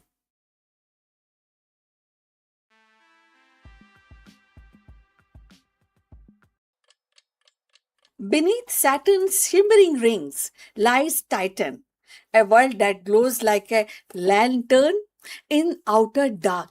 At first glance, it seems inhospitable. Icy crust, methane seas, and an atmosphere thick with haze. Yet, NASA's studies now reveal it as something astonishing, a celestial warehouse of fuel and raw material, waiting to be unlocked. Titan is no longer just a distant moon, it is a potential lifeline, a refueling station for spacecraft venturing deeper into the solar system. In its frozen lake and hidden reservoirs lies the promise of sustaining human survival far beyond Earth, transforming this alien world into a gateway to the stars. So let's find out more. In the frozen twilight of Saturn's orbit, Titan looms as more than just a moon. It is a world of methane seas, hydrocarbon dunes, and dense atmosphere that whispers possibilities for humanity's next great leap. For decades, Titan was seen as the curiosity, an alien landscape shrouded in orange haze. Now, NASA studies suggest that it could become as something far more profound, a resource a hub for deep space mission, a cosmic refueling station that might one day sustain human survival beyond Earth. Titan's atmosphere is thick with nitrogen and methane, a cocktail that could harness for fuel. Its lakes and seas filled with liquid hydrocarbon and are a reservoir of energy waiting to be trapped. Imagine a spacecraft arriving from interplanetary journeys dipped into Titan's resources to refuel before pressing onward to the outer solar system. The very chemistry that makes Titan strange could actually make it indispensable. Methane, easily converted into rocket fuel, could transform Titan into a pit stop for explorer and bound for Neptune, Pluto, or even interstellar space flights. But Titans offer more than a fuel. Its icy crust hide water, potentially accessible for life support system. Oxygen extracted from water ice could sustain human colonies, while hydrogen could power engines or habitats. The moon's organic chemistry, complex molecule formed in its atmosphere, may provide raw material for plastic, for medicines, or even for food supplements. In Titan's alien chemistry, humanity might find the building block of survival. So, if you have reached this far, please inform us from which city you are watching us, and that will definitely help us to determine the reach of our channel. So, let's continue with our discussion. The impact on human life is staggering to imagine. A future settlement on Titan would not only be fragile outpost clinging to survival, but a thriving hub of resources, extraction, and innovation.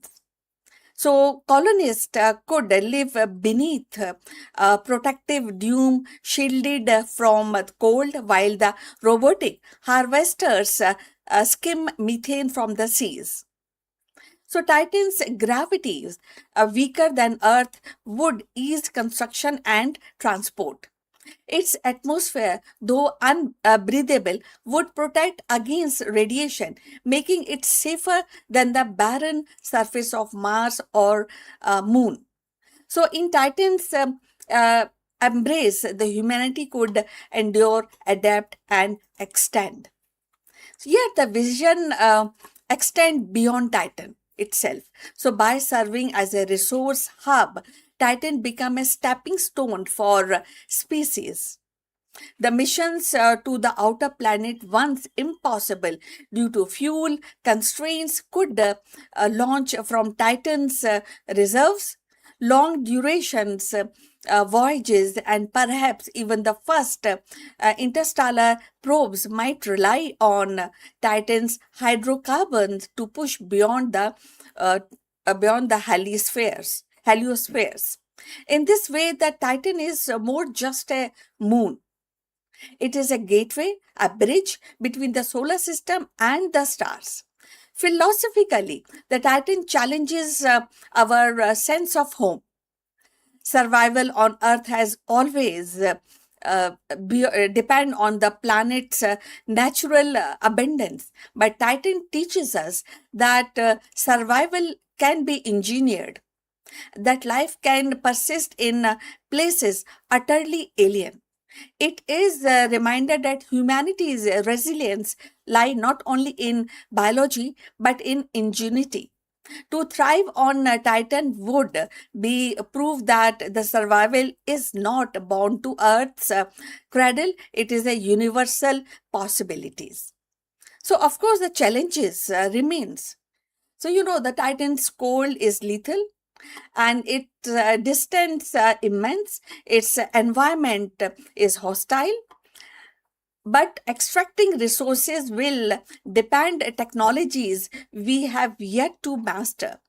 But every frontier has been daunting before it is conquered.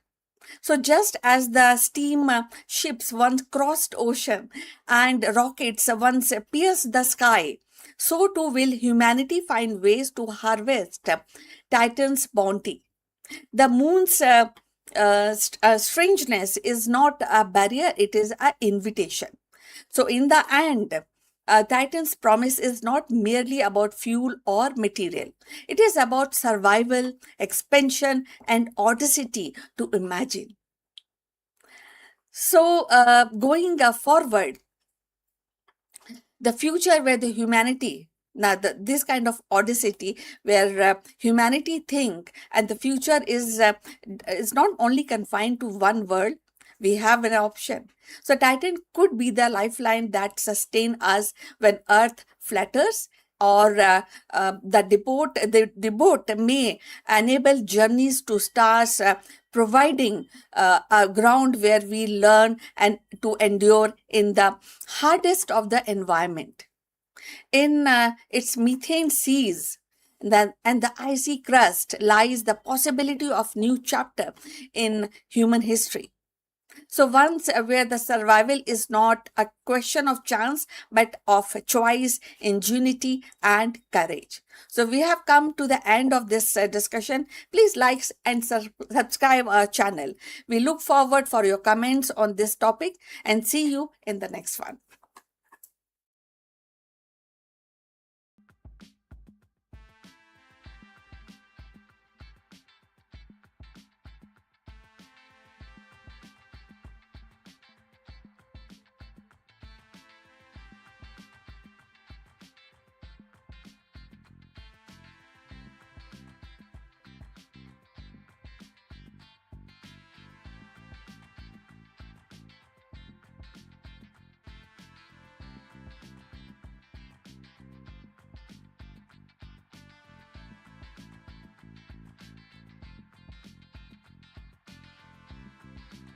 Hello friends, let me ask you, can the ancient wisdom solve the modern leadership crisis?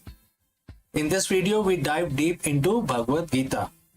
And friends, as you know, Bhagavad Gita is 7,000-year-old manuscript, and some of the teachings in Bhagavad Gita can be directly related to the modern day CEOs and entrepreneurs.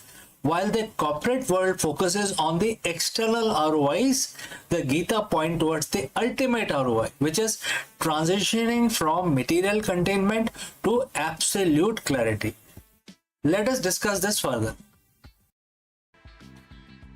In the corner office of any major corporation, the metrics are always the same, which is EBITDA, market share, quarterly growth, and the shareholder value.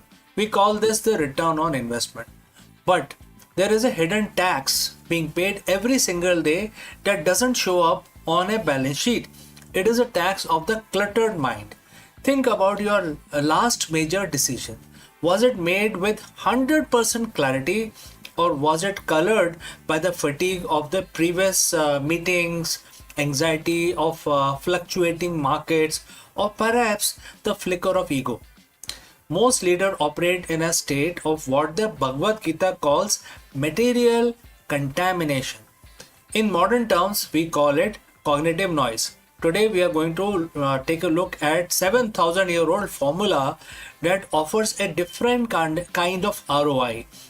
We are looking at chapter 6, verse 28 of Bhagavad Gita. It is a verse that promises not just success, but the ultimate happiness, and for a CEO, that might be most strategic advantage you can possess. Alright, so friends, if you have reached this far, please let us know from which city you have tuned in and in which language you are watching our live stream. Alright, let's move ahead. Let's look at the verse itself. And the verse says, quote starts, the yogic practice free from material contamination, and by connecting with the divine, he reaches the ultimate happiness. Quote close. Alright, so this sounds like something like a yogic practice for a busy executive, and divine might sound like they are being asked to go to a mountain retreat and not to a boardroom. But let's translate this into the language of leadership. The verse identify three distinct stages. First, the process, a yogic practice which require consistent mental discipline. Number two, the result, the freedom from contamination, which is removal of all biases and noise. 3. The goal, the ultimate happiness, which is a state of peak performance and flow. And therefore, for a CEO, this is something which is not just spiritual. It is a blueprint of the operational, operational side of your activities, right? Don't you think so? All right. So this is going to also, improve your excellence in yourself. What does the Gita mean by contamination in the context of 21st century company? Contamination is anything that obscure your true vision in the boardroom. This looks like ego trap. And there are several things attached to the ego trap. First is making decision to win an argument rather than to serve the company's mission. Second is analysis paralysis, being so bogged down by data that you lose your intuitiveness, gut feeling, etc. Third is the emotional residue, carrying the frustration of a failed merger into your dinner with your family, or worse, into your next strategic session. When a CEO is contaminated, they are reactive. When you are reactive, you are predictable. And in business, being predictable is a liability. The Gita suggests that through yogic practice, which can be defined as structured meditation, mindfulness, and radical self-awareness, we begin to filter this contamination. Imagine your mind as a lens. Over years of high-stress leadership, that lens gets covered in dust. This verse is about daily habit of wiping the lens clean. The verse mentioned, contact with divine, etc. The word of high performance, we have a different word for this, which is flow. And it is that state where the self vanishes, the time slows down, and you execute with effortless precision. But there is a deeper layer here. For a CEO, connecting with the divine can be interpreted as connecting with the highest purpose. When a leader is connected to a purpose greater than their own paycheck or their own reputation, something shifts. This connection provides a steady anchor. And if the market crashes, the anchor holds. If the media attacks, the anchor holds. Why? Because your sense of ultimate happiness is no longer tied to the external material world. It is, it is sourced from an internal connection to the truth. This is the ultimate ROI. And if you cannot be shaken by external volatility, you become most stable point in your organization. Everyone else will look towards you to see how you react. If you are connected to that inner clarity, your organization stays calm. So how does a CEO actually do this? We don't expect you to move the Himalayas.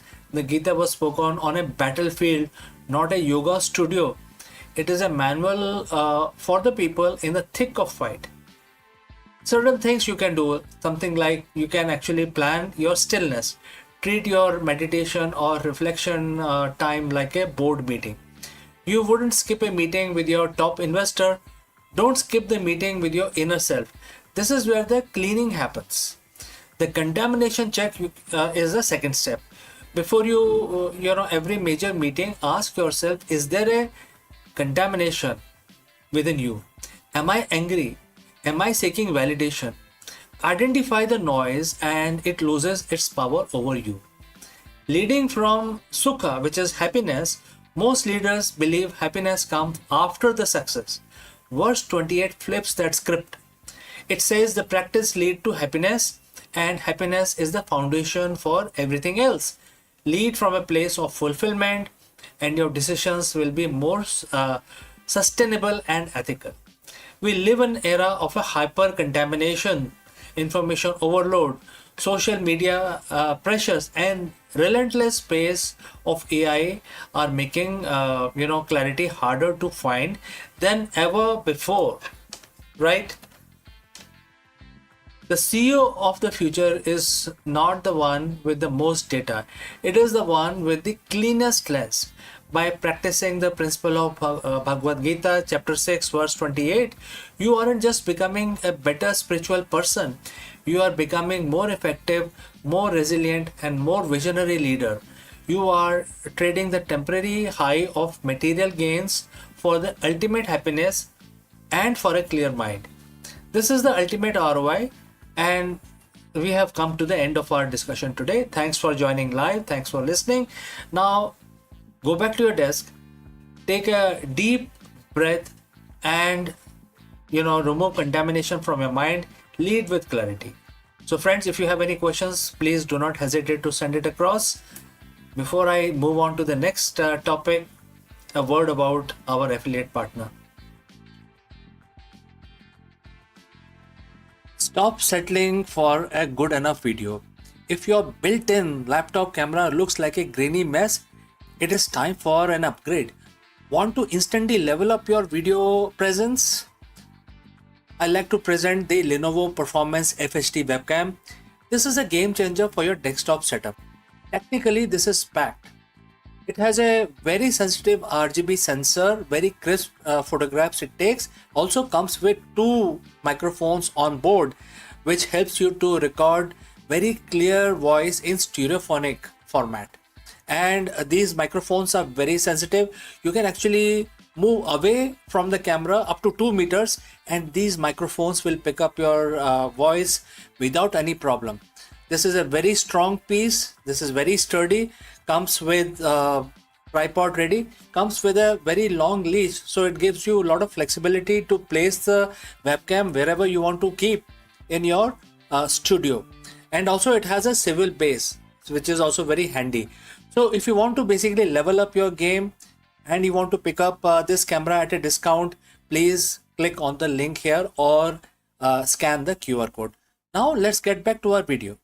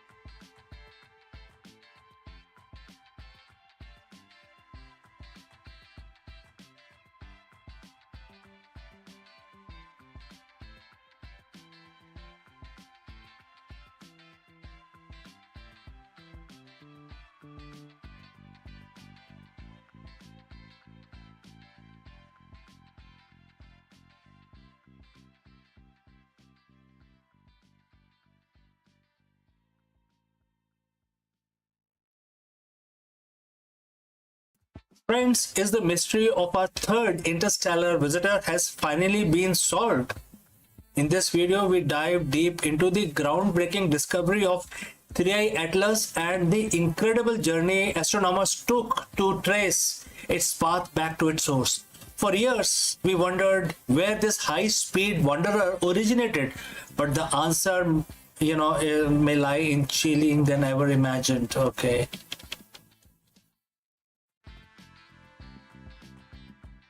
Well, imagine a world where Harry Potter and the Top Gun live under the same roof, right? And where the gritty prestige of HBO and the massive broadcast reach of CBS are controlled by the same board of directors. Well, stop imagining. On April 20th, 2026, the media landscape shifted on its axis. Warner Brothers Discovery shareholder officially voted to approve a massive $110 billion merger with Paramount Skydance. It is a deal that essentially kills the streaming war, as we know them from the last decade.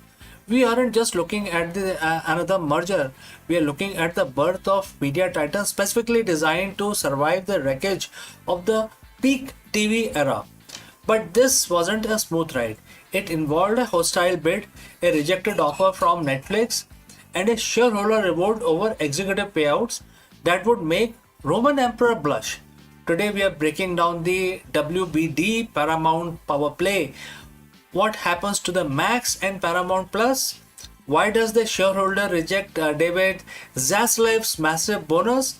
And most importantly, how does this affect your subscription bill? So friends, if you have reached this far, please let us know from which city you have tuned in and in which language you are watching this video. This will help us determine the reach of our channel. Now, let's talk money. Paramount Skydance, led by David Allison, is acquiring 100% of the Warner Brothers Discovery. The price tag? What is this price tag? It is $31 per share in cash. When you factor this WBD significant debt, the total enterprise value hit a staggering $111 billion. This wasn't WBD's first choice. Earlier this year, Netflix actually tried to swoop in $72 billion bid for just the studio and the streaming assets. But Paramount went for the all or nothing strategy. They didn't just want the movies, they wanted the cable network, the news, and the sports. By February 27th, Netflix blinked. They cited capital discipline and walked away. Paramount, backed by Allison family, which is, of course, you know Allison, right? The Larry Ellison family. Larry Ellison is the founder of Oracle, also very, very famous entrepreneur, globally known. And Redbird Capital. They both stepped up with the cash. WBD shareholders are now overwhelmingly given their blessings with 1.7 billion votes in favor. However, the deal isn't closed yet. It's expected to finalize in Q3 of 2026, pending some very intense regulatory scrutiny. So what does this mean? It's all about synergy. The goal here is to create a next generation media company. Think about the intellectual property, which is IP library, they now control together as one entity. We're talking about DC Universe meeting Mission Impossible, right? The Game of Thrones alongside Star Trek, SpongeBob SquarePants, Sesame Street under one banner. But the biggest change for us as a consumer, the super streamer, managed managed by the combined entity, and the people who are going to manage this whole thing have already hinted that Max and Paramount Plus will eventually merge into a single platform. For the companies, this saves billions, specifically $6 billion annually by this change. Alright, so they no longer have to pay for the two separate tech stacks, two marketing departments, or two set of overhead. For the viewer, it means one app to rule, to view all of them, to rule all of them. But it also means less competition. which historically lead to, you guessed it, price hike.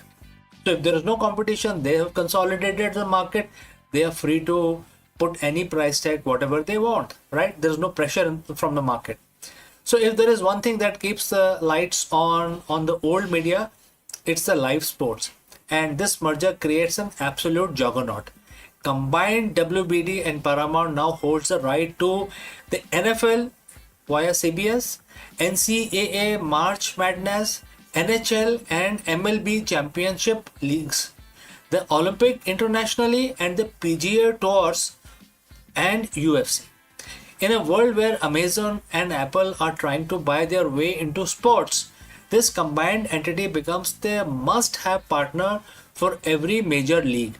They have the broadcast reach of CBS for the big games and streaming flexibility of Max for everything else. This is their shield against Netflix, which has only recently started dipping its toes into live events. Now, let's get to the spicy part. While the shareholder loved the deal, they hate the exit packages. WBD CEO David Zaslav, a man often criticized for his aggressive cost-cutting and vaulting of completed films, was lined up for a golden parachute worth $850 million as an exit for himself.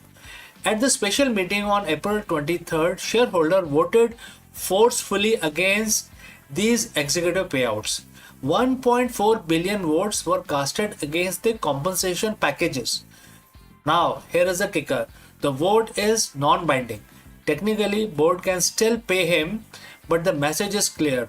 Hollywood creators and investors alike are tired of seeing massive executive bonuses while the industry suffers through layoffs and budget cuts. Even Hollywood legends like Denis Villeneuve and David Fincher signed an open letter opposing the consolidation, fearing it will lead to fewer choices and less creative freedom.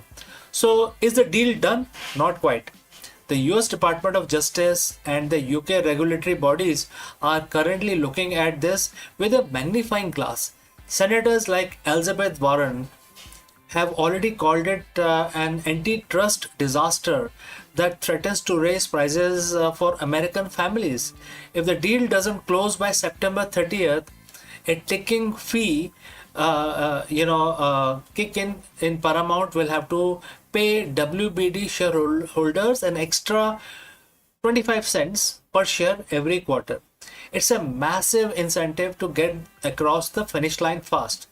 The streaming war started as a race to see who could spend most money to get the most subscribers. This merger proves that the race is over. The new game is now known as survival. By joining forces, WBD and Paramount aren't trying to win the war. They're trying to make sure they are the last ones standing. So what do you think, friends? Is this a super streamer you have been waiting for? Or are we just watching the slow death of a variety in Hollywood? Let me know in the comments below. And don't forget to hit that subscribe button to stay updated on the most massive media mergers of our lifetime. And I will see you again in the next one. Before I go, a word about our affiliate partner. Stop settling for a good enough video. If your built-in laptop camera looks like a grainy mess, it is time for an upgrade. Want to instantly level up your video presence? I like to present the Lenovo Performance FHD webcam. This is a game changer for your desktop setup. Technically, this is packed. It has a very sensitive RGB sensor, very crisp photographs it takes. Also comes with 2 microphones on board, which helps you to record very clear voice in stereophonic format. And these microphones are very sensitive. You can actually move away from the camera up to 2 meters and these microphones will pick up your voice without any problem. This is a very strong piece. This is very sturdy. Comes with tripod ready. Comes with a very long leash, so it gives you a lot of flexibility to place the webcam wherever you want to keep in your studio. And also it has a swivel base, which is also very handy. So if you want to basically level up your game and you want to pick up this camera at a discount, please click on the link here or scan the QR code. Now let's get back to our video.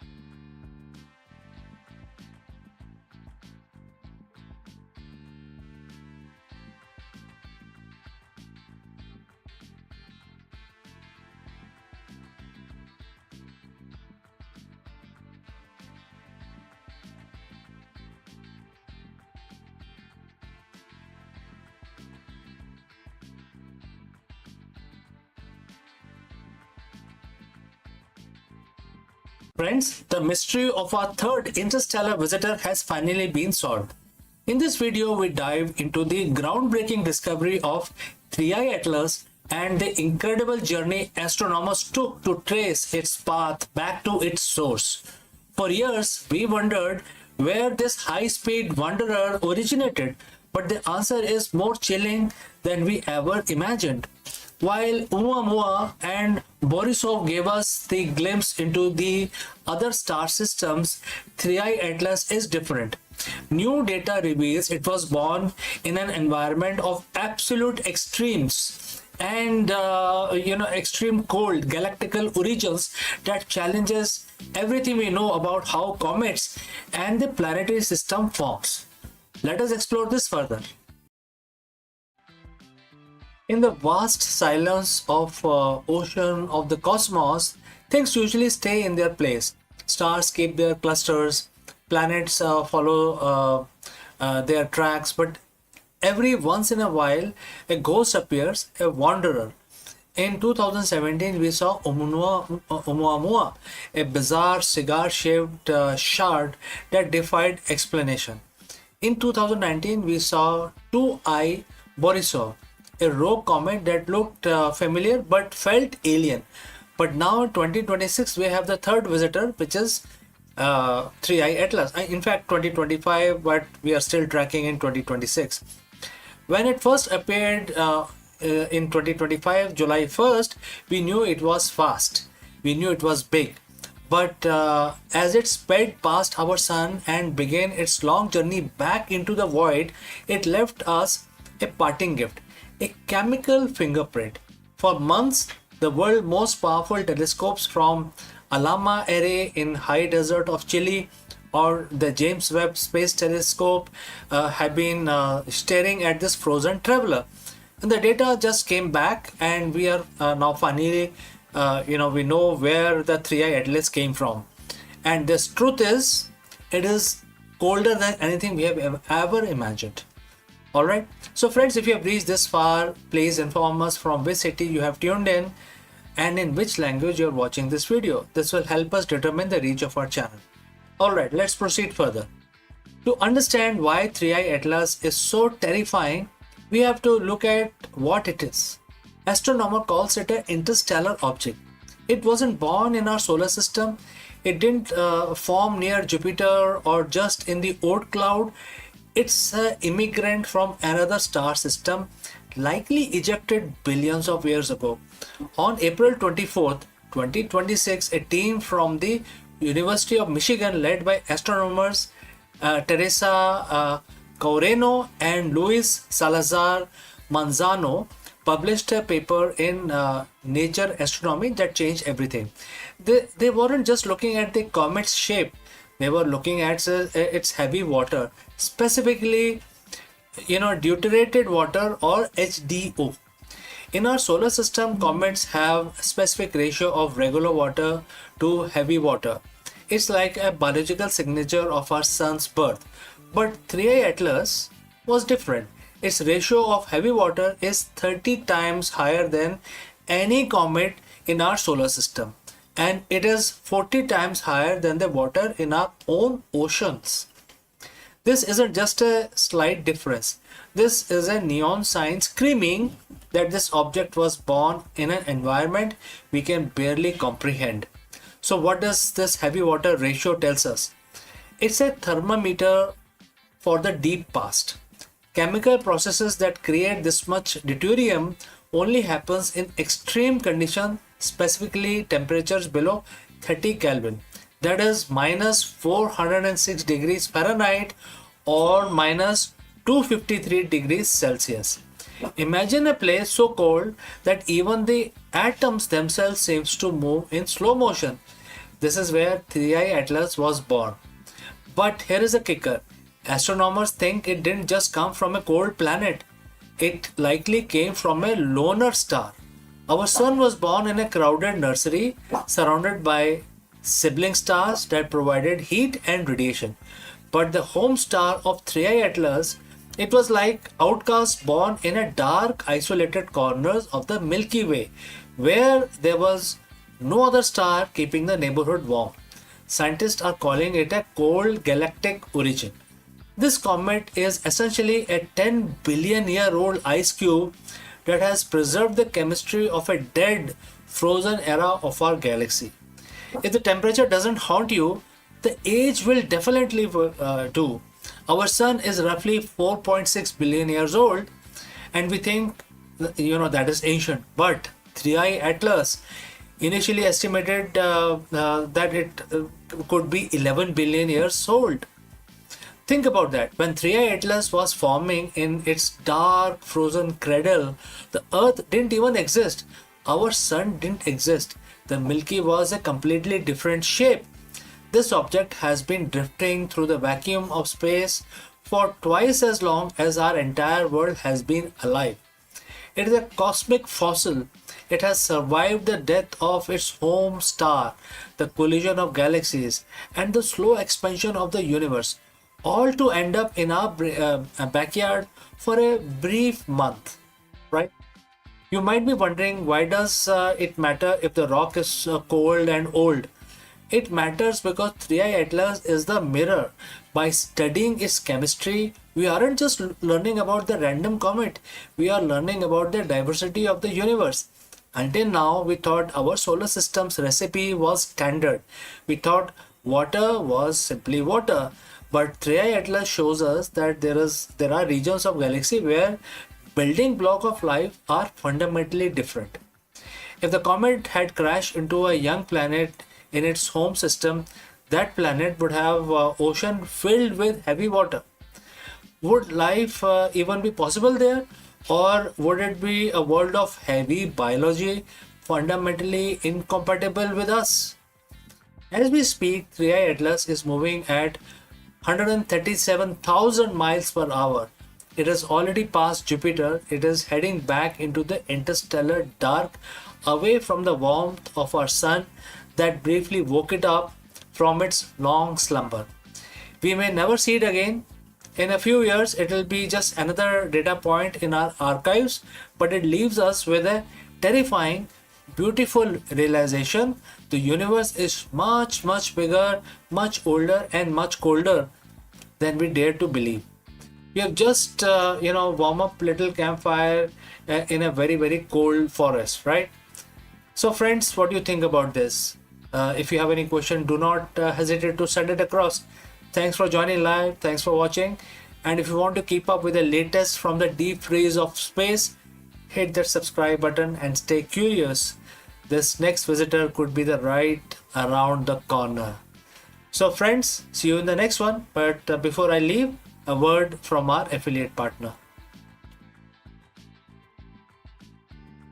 Stop settling for a good enough video. If your built-in laptop camera looks like a grainy mess, it is time for an upgrade. Want to instantly level up your video presence? I like to present the Lenovo Performance FHD webcam. This is a game changer for your desktop setup. Technically, this is packed. It has a very sensitive RGB sensor, very crisp photographs it takes. Also comes with 2 microphones on board, which helps you to record very clear voice in stereophonic format. And these microphones are very sensitive. You can actually move away from the camera up to 2 meters and these microphones will pick up your voice without any problem. This is a very strong piece. This is very sturdy.